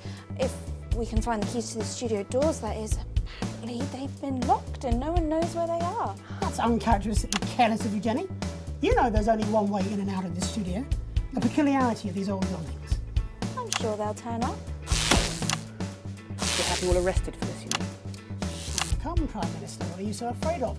Surely a woman of your stature can withstand a few questions. For the viewers at home. Very well. I can't say I'm impressed with this irresponsible stunt, but believe it or not, I used to have a lot of respect for you, Mr. Donaldson. Is that an attempt to flatter me, Prime Minister? No, I'm not. It's true. I've watched you sink your journalistic teeth into the great and powerful. So, out of respect for the man you once were, I'll dance your strange little tango. But I warn you, Mr. Donaldson, you better be nimble on your feet, because you'll only have one chance to tango with me. Well, let's put on our dancing shoes then, shall we? I'd like to ask you about sterility first, Prime Minister. Yes, a terrible situation. Caused in no small part by the actions of your government. Well, we can't control the weather systems that unfortunately Unfortunately spread the fallout from your bombs in an even layer across the territories. That's what our scientists say, yes. Stillbirths at an all-time high, along with babies being born with terminal birth defects, babies that your regime somewhat callously refer to as unviables. It's just a word, Mr. Donaldson. No need for conspiracy theories. If you say so. How many unviables have been born since Liberation Night, Prime Minister? Too many. Way too many. I mean, obviously I don't have the exact figures. Oh, I believe we do, Prime Minister. Yes, there have in fact been 2,581,280 unviable births since Liberation Night, according to official government figures. So, 14 million deaths on Liberation Night, and then another 2.5 million infant mortalities. Assume you actually managed to count them all, which, given the limits of bureaucracy, seems extremely unlikely. I'm sorry, is there a question? You made a decision one November evening 5 years ago, and as a result of that decision, 16.5 million people are dead. Prime Minister, do you have any regrets at all? Of course I do, Mr. Donaldson. I regret every grieving family, every life destroyed. I came into politics to help people. You came into politics to help people. Well, that's not the right job to help people. In that case, Prime Minister, where did it all go so horribly wrong? Well, Mr. Donaldson, Miss Wolfe, I suppose this is where we all have to put on our grown-up trousers, isn't it? Please do not patronise our audience, Prime Minister. Oh, why not? That's how they like to be treated. They want a government to keep them safe, happy, equal and free. That's our job, you see, to make a perfect circle out of that impossible square. And if we can do just that one impossible thing, then they don't ask a lot of questions. They're not like you two. They don't want to see how the magic trick's done. They just want to gasp at the miraculous effect. So it's the public's fault? So, it's no one's fault. It's just the way things are. You ask me where it all went wrong, but the ugly truth is it never did. I weighed the advantages of action and inaction, and I acted. And without making these tough choices, we would not be where we are today. I believe any decent leader would have done the same. Any decent leader? You've forgotten how things were before the new future. The homelessness, the despair, the billions abandoned to a life of miserable poverty. That's a form of death too. It's just much, much slower and infinitely more pernicious. Any decent leader? Yes, any decent leader. Including Peter Clement? Peter was my best friend. Is it true you never told Prime Minister Clement about your plans for Liberation Night? In the weeks that followed, you fought with him repeatedly and passionately, didn't you? We've spoken to staff from Team HQ who claim to have overheard Private several conversations? Yes, we disagreed. Frequently and loudly. That was how we worked. That was why we worked. Until you didn't? Yes. Yes, until we realised that we no longer shared the same values. Values like compassion, Prime Minister. Dare you? Everything I've done, everything is out of compassion. sometimes love needs to be tough. And Peter, well, Peter never understood I can that. see why. That's why I called him my conscience. Bozeman said to keep going. And now he's gone. You need a moment, Prime Minister. Perhaps now might be a good time for us to show the viewers at home some footage that has found its way to me. It was filmed in early December, 5 years ago. Jenny, can we have this prepared on screen 4, please? Yes, Jeremy. We'll need a couple of minutes. You're right to continue, Prime Minister. Peter was the heart of Advance. People loved him in a way that they've never loved me. They find me cold, emotionless. But I have to be strong. I'm a woman. I can't show tears. I can't show weakness. I can't show this. I would have thought that you would have understood that. Are you sure you don't need a moment to compose yourself, Prime Minister? I'm sure we can cut away to something about buttons. This is cruel. Advance are guilty of many things, but we were never cruel. Well, I think that's up for debate. Please, just I need a minute. Just point that camera away from me. I have a question, Prime Minister. Fine. Just ask your question.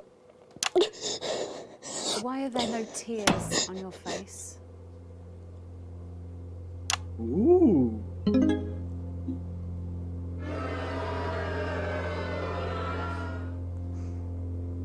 Oh, well played, Miss Wolfe. Well played. That would be the security services. They're here for Mr. Donaldson and to escort me safely out of the building. I very much imagine this will be the last broadcast any of you ever make. Jeremy, we have to get you out of here now.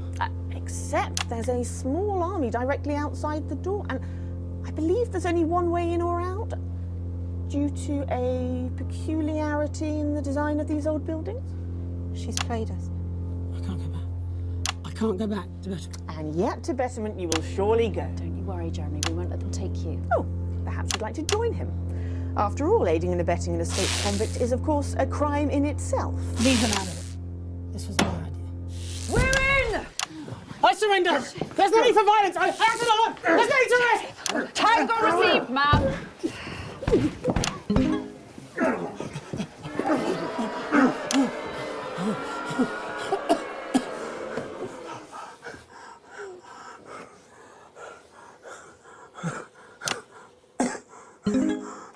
There.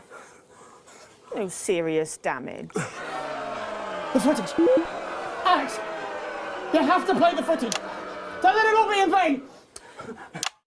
If you play that footage, Alex, which I have no doubt is legally obtained, you will be joining Mr. Donaldson in betterment. Do you have a family, Alex?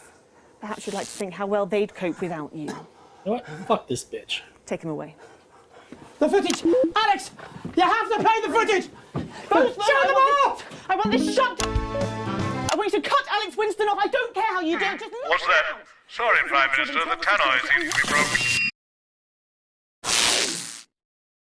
You duplicitous bitch! That's not fucking good enough! Peter, you have to understand. No, you have to understand. 14 million deaths on our hands? It's unthinkable. And this is exactly why I didn't tell you. Because you knew I tried fucking stopping you. You are a bloody liability, Peter. I'm still doing Can't my you see job that? to censor out the Drunk or beeps. sober, you cannot be trusted. I'm the fucking co-Prime Minister, Julia, and I'm supposed to be your friend. Well, maybe you see I had your best interests at heart. This isn't on you, you lucky bastard. You get to sleep at night. I haven't slept for weeks. And what would you have done if I had told you what we were planning? I'd have stopped you.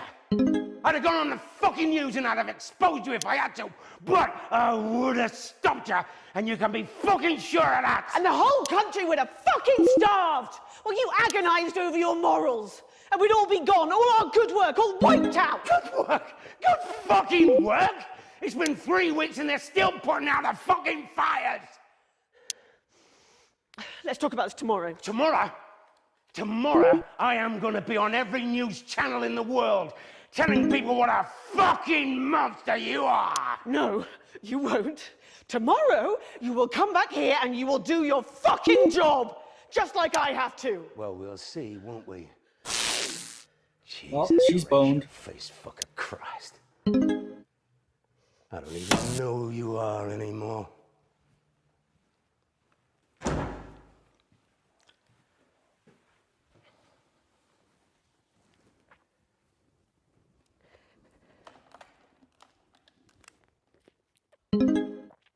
Get me Adrian at the services.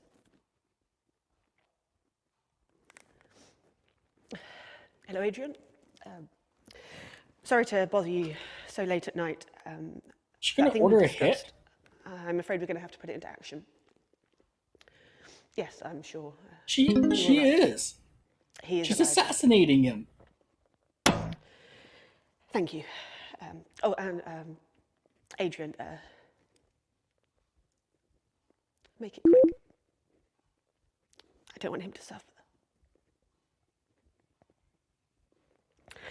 Let me know when it's done. No paperwork, nothing. No one must ever know. Thank you. You have a good night too. Holy fuck!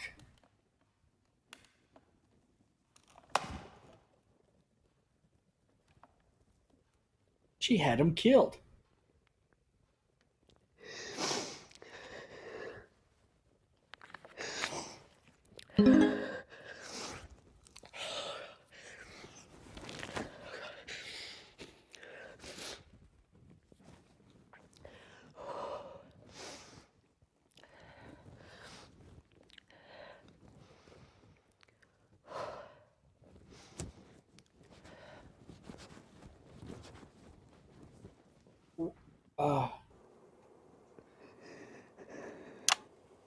Well then. Do you have any comments for the viewers at home, Prime Minister? I'm sure they have a lot of questions. It's not what it seems to be. Isn't it? Because it seems to show you ordering the cold-blooded murder of Peter Clement. Perhaps you need a bit of betterment to yourself. Oh, don't you judge me! Not after that stunt you pulled here tonight. You work for me, remember? No. Not anymore. I quit. There's about 2 minutes left. You'll need this. You can take me away now. I'm done.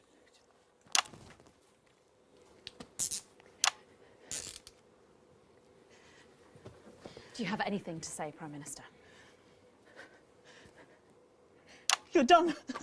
All of you. This programme is cancelled. It's effective immediately. You're all fired. No. Arrest them all.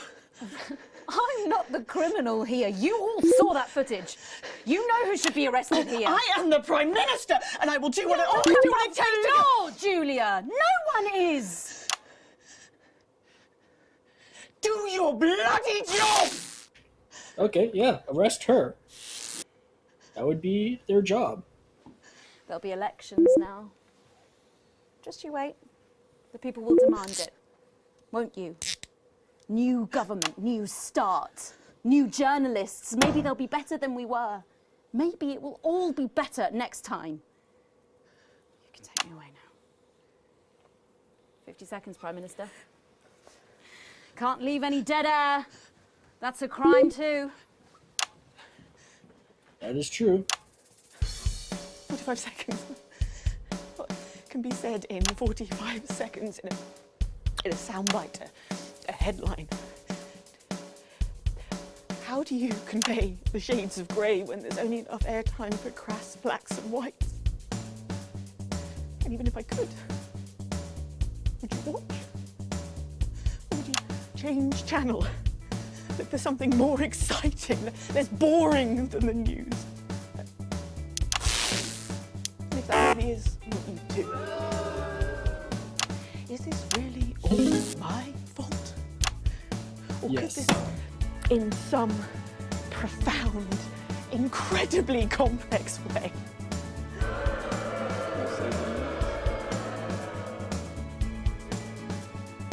my name is Julia Salisbury, and I will make tomorrow better.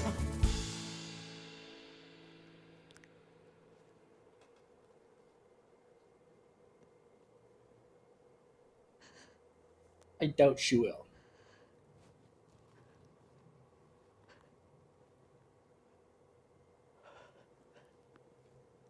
we're out of time.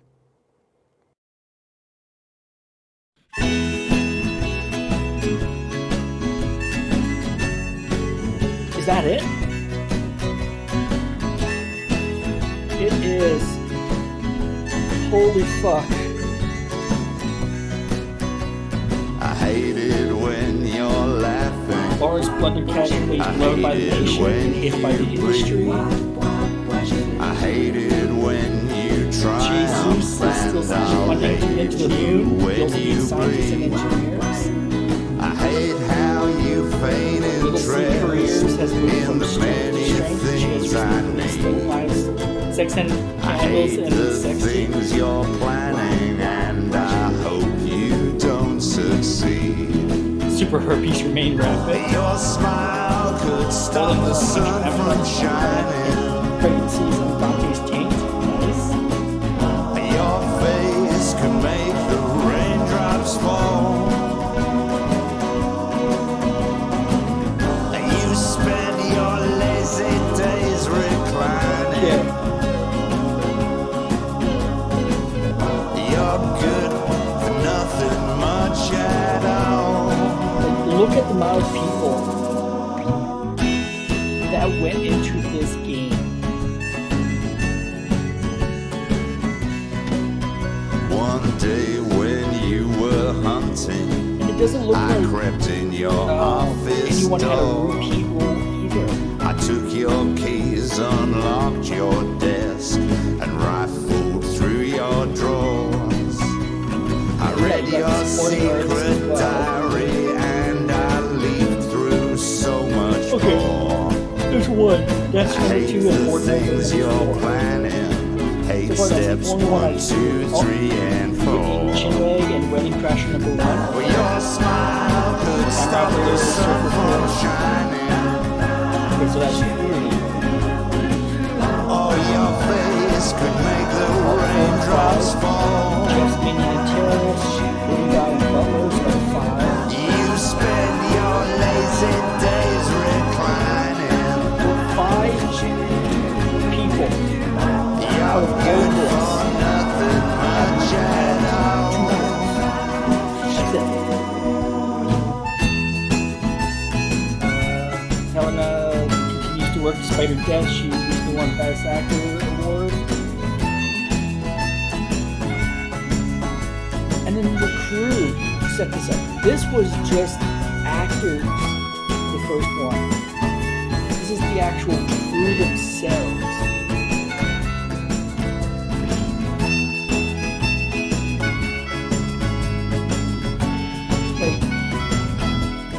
Yeah, I can understand 45 hours. Your statistics and your lies. I hate your stupid power stance. Your TV-friendly smiles. And it took this your horrors out of beaten. You're the pricks that I despise. I hate the ways your contemptible gaze comes tumbling out of your eyes. Your smile could stop the sun from shining. Your face could make those raindrops fall. You spend your lazy days reclining. Like they losing credit to Don't you know that they were involved in this. Like, look at this Russian voice cast.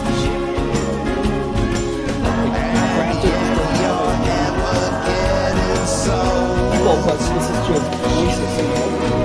You'll see me in the Chinese voice cast, I know that they've been working on it. It's been a little delayed.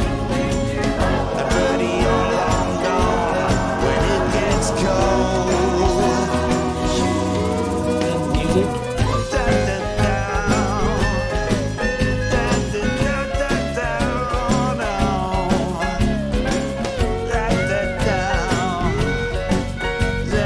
Musicians that was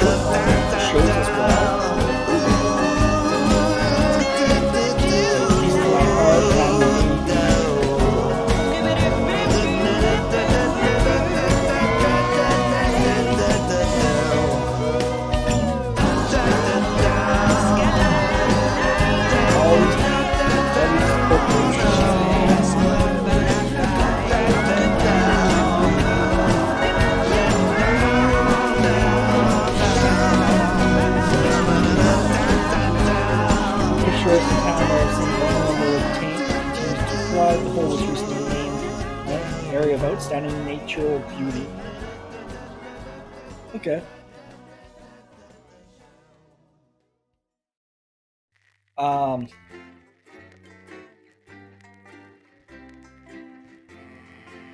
Wow.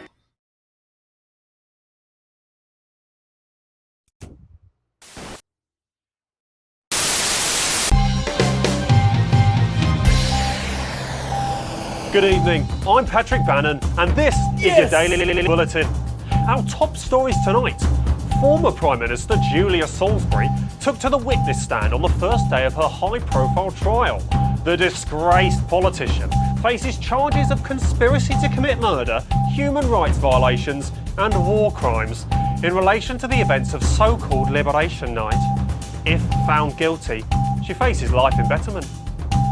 Meanwhile, as the first election in nearly 8 years are just weeks away, Advance announced their new leader will be respected economist Katie Brightman.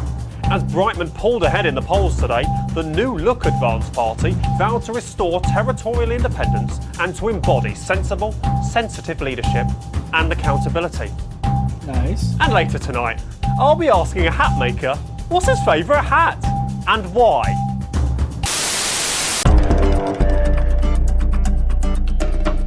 What? I'm sorry. 14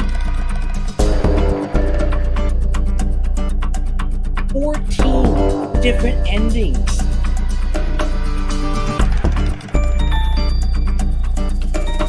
Holy shit. I don't think I've ever seen a game with this many.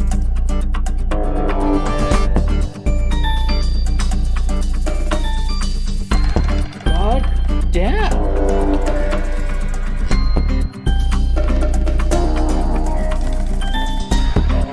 Do I really want to spend the hours to try and get them all?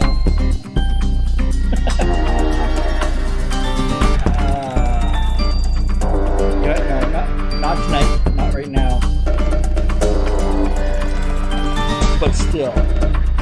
Good evening, I'm Megan Wolf. And I'm Jeremy Johnson. Our main head. And then there's a telethon? Do we ever do the telethon? Or is this like a side game?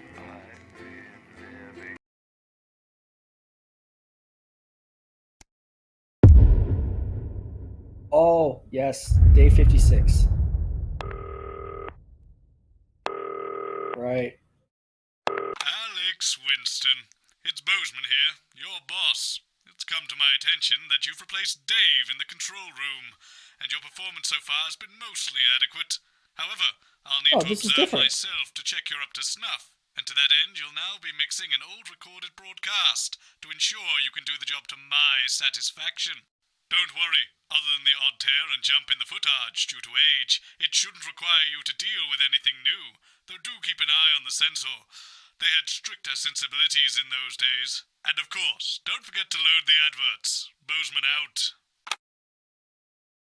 Okay. 9 o'clock, we present Existential Musings as the Right Reverend David Atkinson and lady scientist Dr. Edith Blimey debate What do we the got? existence of an Jazz. Okay. a discussion program with the Right Reverend David. This is an absolute nightmare. On cigarettes and whites. Who's going to tell Graham?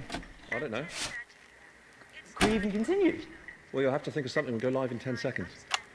All right. I'll keep looking for someone. I guess we'll just have to wing it until then. Can you count us in? Oh, sure. Going live in 5, 4, 3, 2, 1.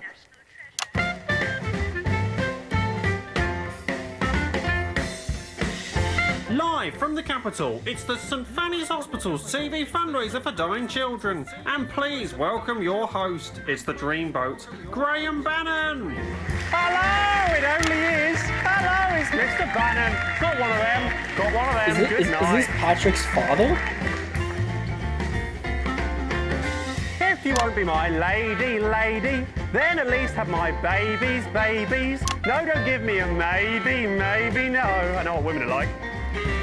You're not on the beat. Do you know what? I'm sorry, I know I'm supposed to be... Sorry, stop the music. I mean, yeah, I know I'm supposed to be starting the show, but I can't help but notice... I mean, where's the audience? I mean, who are you?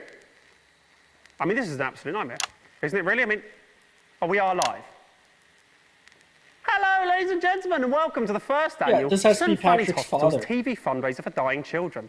I'm your host, Graham Bannon, and it is an absolute pleasure to be here. We are here tonight, as we may be aware, for one very important cause, and that is, of course, little Sally Button. Little Sally Button has a life-threatening condition, and she will die tonight, unless we can raise enough funds to cure her of her studio hyper, studio, I should learn that.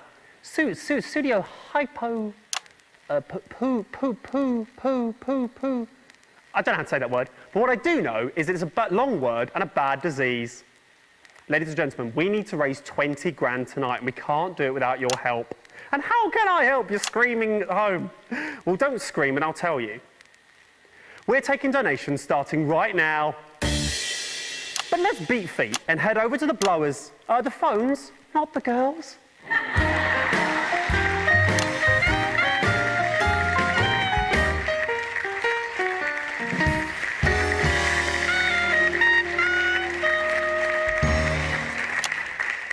Hello, ladies. Good evening, Graham. Tell you something, ladies, those are some classy chassis, if you don't mind me saying so. All right. So girls, would one of you kitty cats please let the viewers at home know exactly why you're here this evening? Yes, us kitty cats will be taking calls from across the country to raise money for this little girl. If you would like to donate, no matter how large or small, please ring now. I'll tell you, I'll be giving you a ring later. An engagement ring if you play your cards right. Now that was a zinger. If I do a zinger, play the sound. Yeah, that's it. I'll check in with you later. It's time to have a look at how much money we're starting off with tonight. Using state-of-the-art technology that we can track up to the second exactly how much money's been raised from your donations. Without further ado, ladies and gentlemen, let's have a look at how much we're starting off with tonight.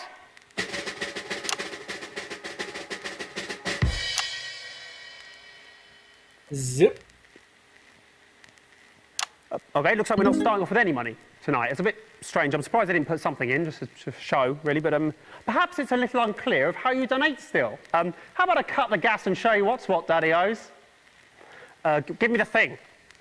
Okay, so I'll pretend to be you at home. This is role play. You really can do this in real life from your sofa or couch.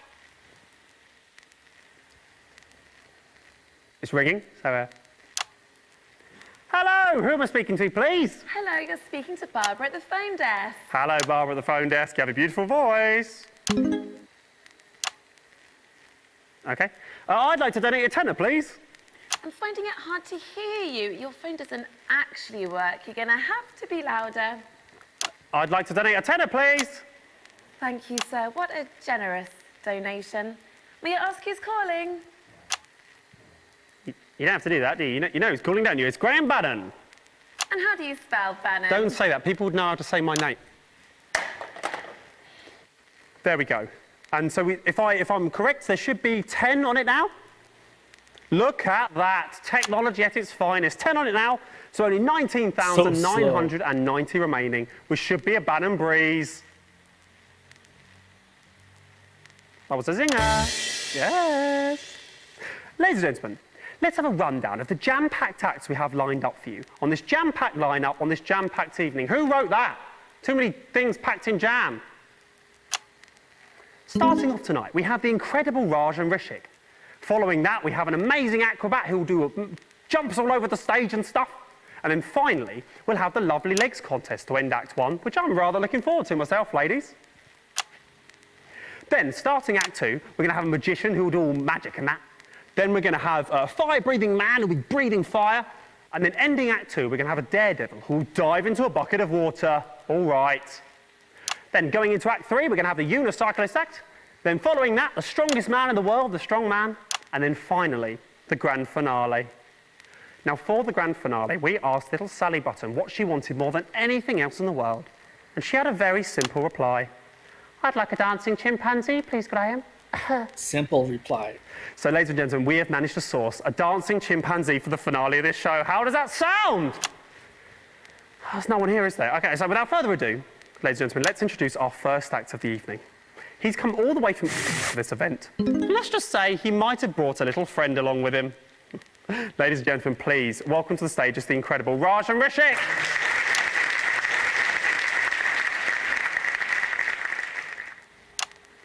As I said, it is Raj and Rishik to the stage.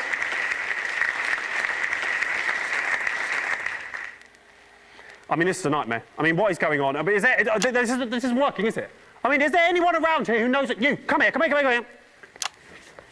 What is going on? Do you know what I'm saying at all? Why is he here? You, come here. This is unbelievable. Hello, Mr. Bannon. Hello, yes, come here. Are you the producer, are you?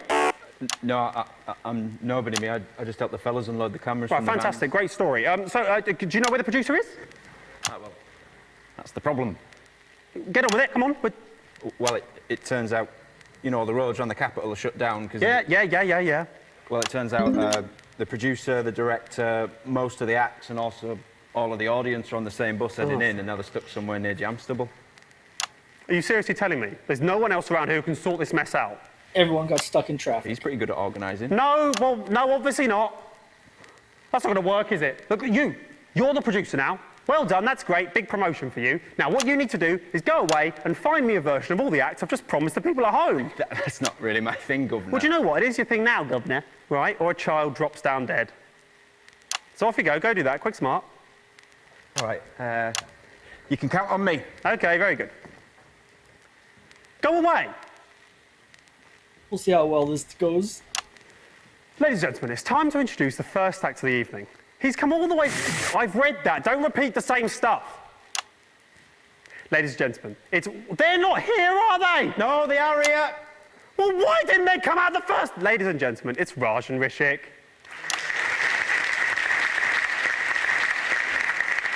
Where's the photo?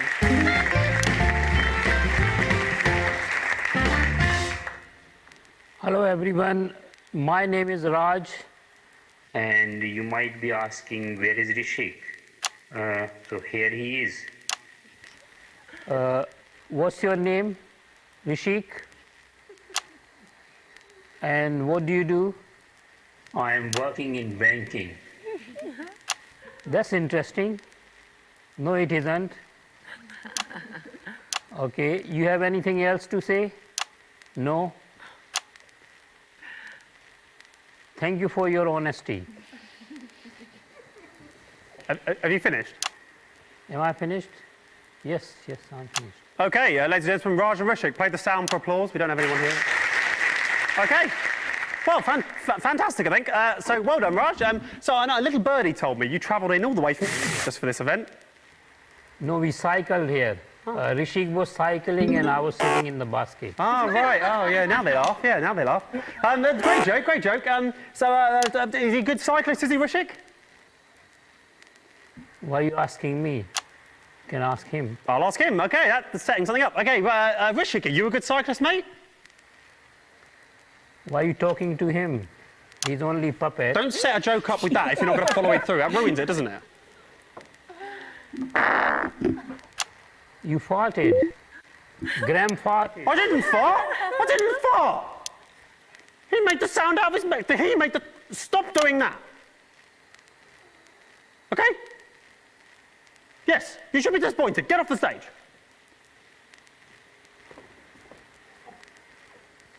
What a load of crap. We've had two... I didn't fart. Acrobat's not here. Great. But I've got an alternative. OK. His name's James. Sounds good. He's not an acrobat. Sounds good to me. Bring him on. Ladies and gentlemen, I don't know what's going to happen now, but please welcome to the stage, it's the incredible. It is James.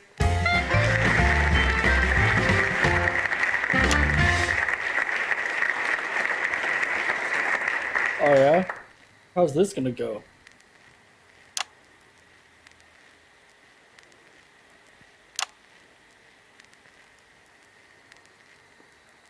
Hello. Hello. Oh. I was just walking past the theatre when that guy came up to me and said, hello, we've got the perfect job for you. All you have to do is stand on stage, we'll pay you. It's something like that. Tell you what, I'll level with you here, James. We were expecting an acrobatic act now. Oh. Right. Damn. Yes, damn indeed, damn indeed. Tell me, James, can you do acrobatics by any chance? No, I can't. No, I haven't since school. That'll be fine. You remember a lot from school. Ladies and gentlemen, for your viewing pleasure, this acrobat James will now perform for you a series of double backflips. There's no way I can do that. Oh, well, do some cartwheels. I'm not going to do any cartwheels. But here's a job for you instead. Sweeping up the corpse of a dead girl. Jeez. Start the music, please. Come on.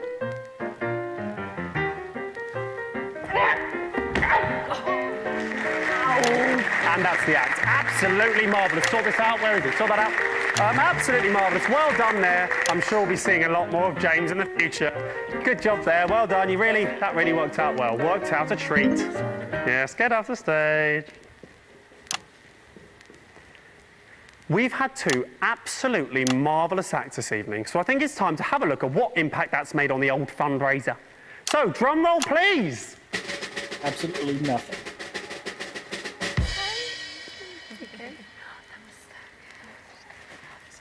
Okay, looks like we still haven't made any money at all. That's a bit surprising. Perhaps I'll check in with the bombshells to find out exactly what's going on. What are you doing there? Get out, sling your hook. Go on, go. You're upsetting the girls. Ladies. Well, I was expecting a little money in the old pot by now, ladies. Have the callers not been particularly generous so far? We haven't had any callers so far. Are you serious? How dare you? How dare you? A child is quite literally dying somewhere out there, and you're too lazy to get up off your asses, go over to those phones we have, turn the dials, and pledge money to save her life. You greedy bastards. Sorry, Graham. Just found out the phone lines haven't been connected yet. All right. Yeah, Young forgot to do it. Who's Young? Oh, that idiot, right. Come on, Young. Got just a job for you. I'll give him an hand. I don't think he knows what he's doing. Yeah.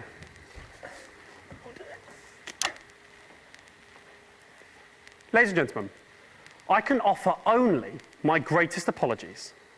My outburst just now was directed at you, when it should, of course, have been directed at Young. Please accept those apologies. Now it's time for the Lovely Legs contest. What better way to end tonight's programme, the first part of tonight's programme, than with a display of beauty and talent? I don't want to talk to him. You ask him. So for your viewing pleasure, these 10 out of 10s will be modelling the latest in fashionable swimwear. Graham? Not now, love. I'm speaking to camera. Graham, Donna's not here. So what? Well, we need 4 of us for the routine, so let's... We'll do the routine with 3 of you. I'll do it with 3. Well... Does anyone else around here know it? Well, he was watching us rehearse earlier. Oh, was he? That's very interesting. Little pervert. Tell you what, slap a costume on and stick him at the back. That'll teach him. Yep. He doesn't know what's coming. Ladies and gentlemen, when I was told... Phones are fixed. Great, sit there and take calls. When I was told that I'd be judging the best legs out of a group of young, attractive women, I said, where do I sign? Well, I did sign, and that time is now. The time to look at women and judge them. Ladies and gentlemen, the first lovely lady to the stage is Barbara. Now, Barbara plays for the local women's amateur football team, so she can quite often be seen getting down and dirty of a Sunday lunchtime. I think it's fair to say this girl has seen more than her fair share of tackles. Linda's up next. Linda is an avid gardener, as she can quite often be seen on a balmy summer's evening, tending to her petunias and trimming a bush. Deborah's up next. That was horrible. Deborah's a socialite, and Deborah likes nothing more than a nice night in the pub with the girls, gluggity glug glug glug. But I'll tell you, forget the pub. Nice legs, love. What time do they open? It's just a bit of fun. And then finally we have Donna. I mean Young, who's taking over for Donna. Now Donna. Oh. There we go. Oh dear. Yeah, that's really unpleasant, that, isn't it? I wish I had suggested it now. He hasn't shaved. I mean, he knows the routine, but doesn't look very good, does it? Oh, Christ. Okay. Don, I mean, Yong is quite. I mean, this is appalling, isn't it? Can we do this? I think we have to stop the music. Actually, I don't think I can let this go on. To be honest, it's quite unpleasant. Why is he still doing that? Stop him dancing! No. I'm angry now. He's made all of you look bad, hasn't he? Look at him. He's pleased with himself, it looks like to me. He makes all of you look bad when he's standing there looking like that, doesn't he? Absolutely pointless. I'll tell you what else. It's pointless anyway, because obviously Deborah's got the best legs. Knew that going in. Do you know what? Just take him off the stage. I'm angry. I'll tell you, if there was an audience, they'd be a-booing you, Yong. They'd be a-booing. And that seems to me like the perfect place to end Act 1 on a bit of a high. So I'll tell you what, why don't you grab a drink, sit back, enjoy the adverts, and we'll see you after this. What are you doing? I am setting up for the Act 2. I haven't finished talking. After the adverts, we'll see you back then.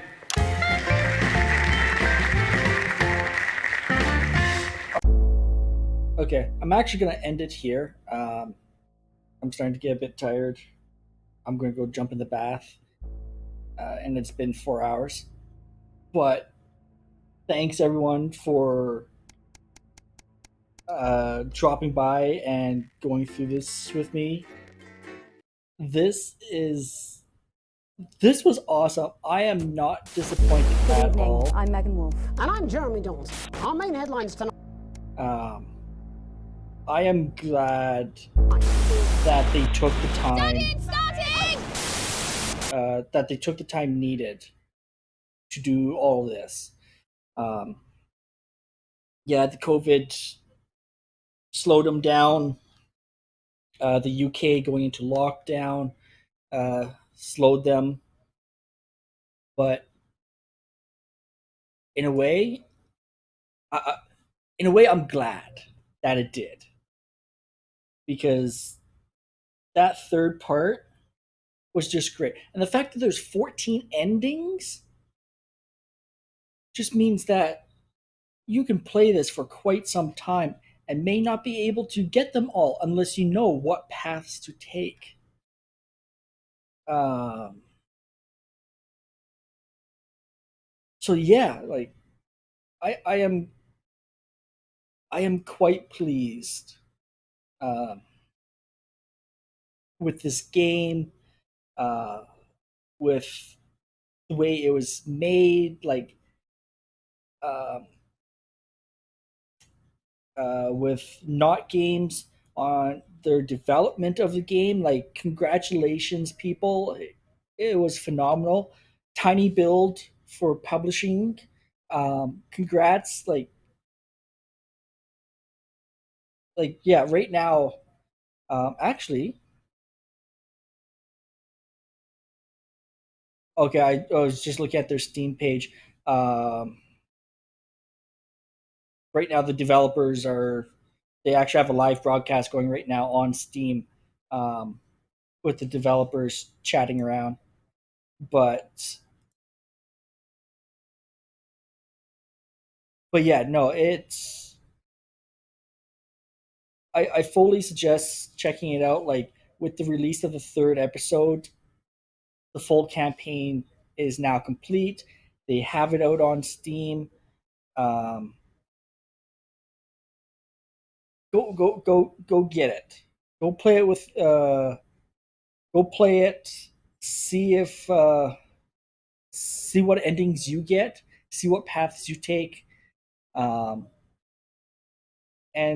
yeah, have fun with it. I do plan on playing this a lot more. Just for the other endings. I probably won't stream it unless I'm like, hey, check this out.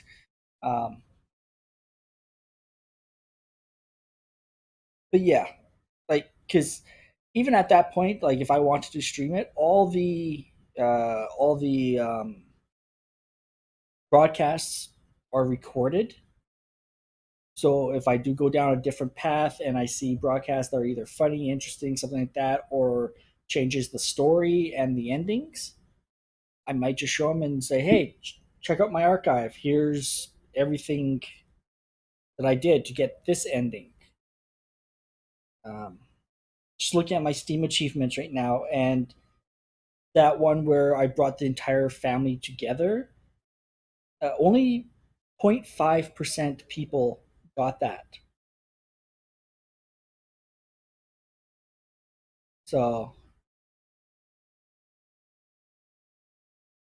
like, let's see the achievements here.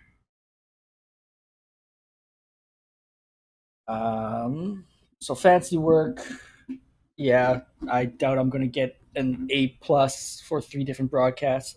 It's hard work. Um, very advanced is when you align with the advances agenda. So when you side with them, they also have one to side with disrupt.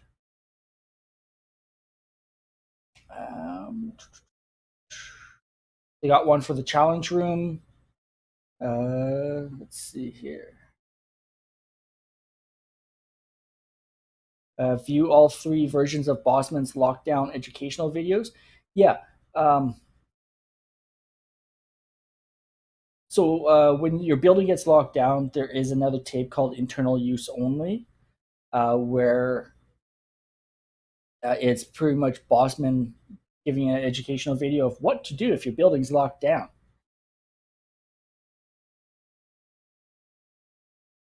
Let's see. Apparently, one of the endings is. Oh wow! Oh, wow! Okay. I'm not going to spoil it. No, no, because that one's a bit of a shocker. Play the game and find it.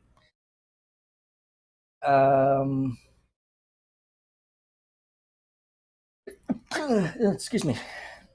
So there's one of Meet the Mayor of Bumley at the red carpet. Don't know who the Mayor of Bumley is. I don't remember him. Helena Canterbury boat shoe. So the one, if apparently there's an option where she lives instead. So you could end up meeting her at the red carpet.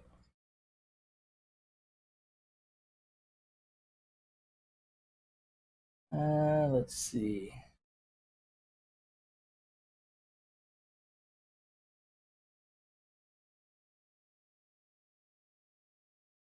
They do have one for the telethon to complete it.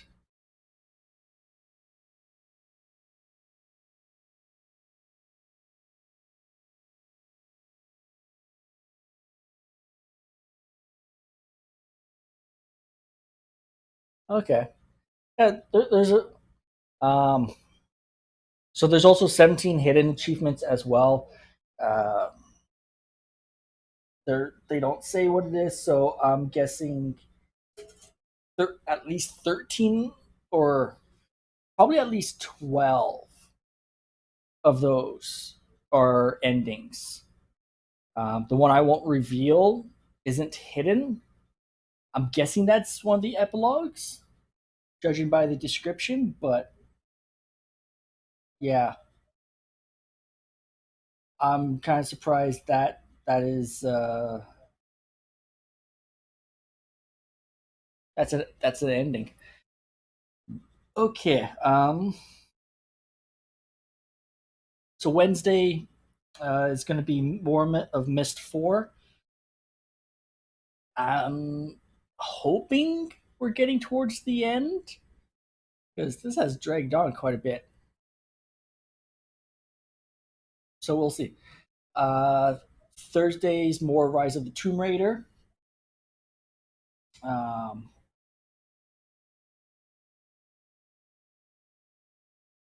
Friday is going to be True Colors. Sorry, Life is Strange, True Colors. Actually, Friday, I'm kind of up in the air with that one. Um, like I know the Discord I'm on, Pizza Party. We try and do community game nights on Fridays, based on people's schedule. So I might move Life is Strange to say like Tuesdays. Get more streaming in. Um, we'll see. Uh, yeah, I might do that instead of doing 4 days, do 5 days a week. So, uh, Saturday will be Tohu. I just wanted to get this out of the way because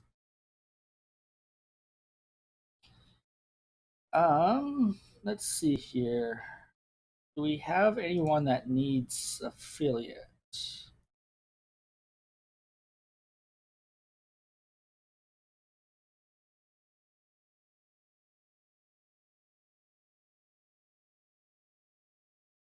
Uh,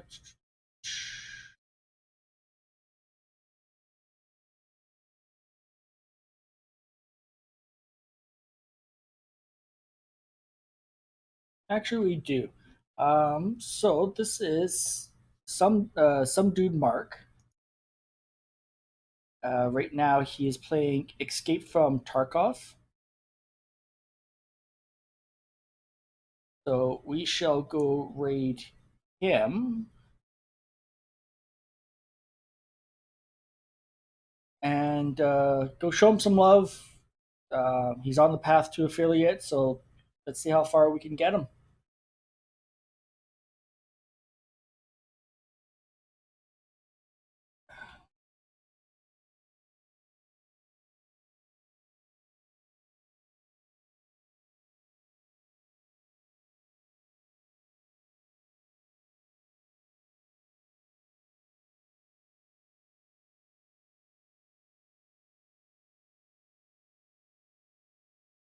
Actually, see. Let me just double check, see if he's online still.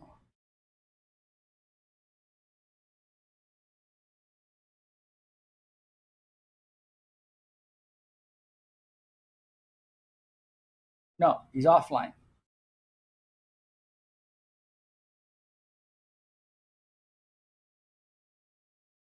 Okay, never mind then. Looks like he just ended. Okay.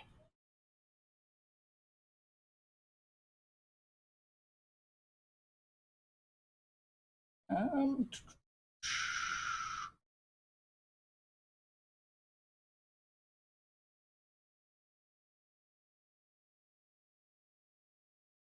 you know what? Apricot's online. She's.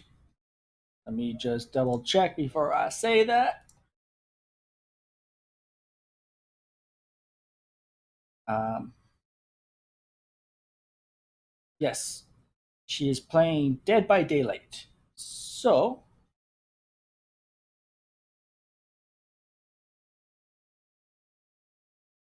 actually, no. Let's do Papa Popo. Double check on him. No, he went offline.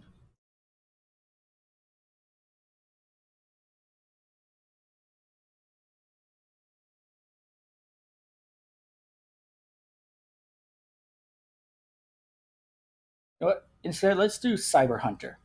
Um, they're playing Rogue Company. So let's go rate them.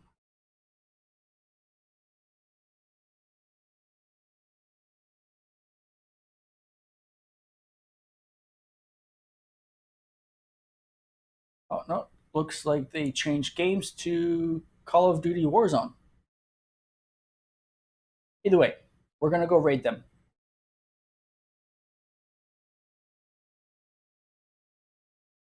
Um, actually,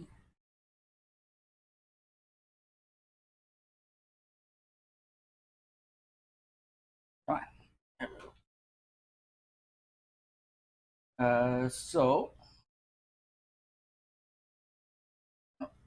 Yeah, that's it. So for those that are subscribed, those that aren't,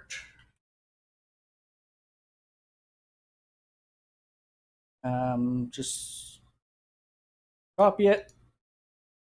We're gonna go rate them, and I guess we'll see you guys Tuesday for Life is Strange. And take care.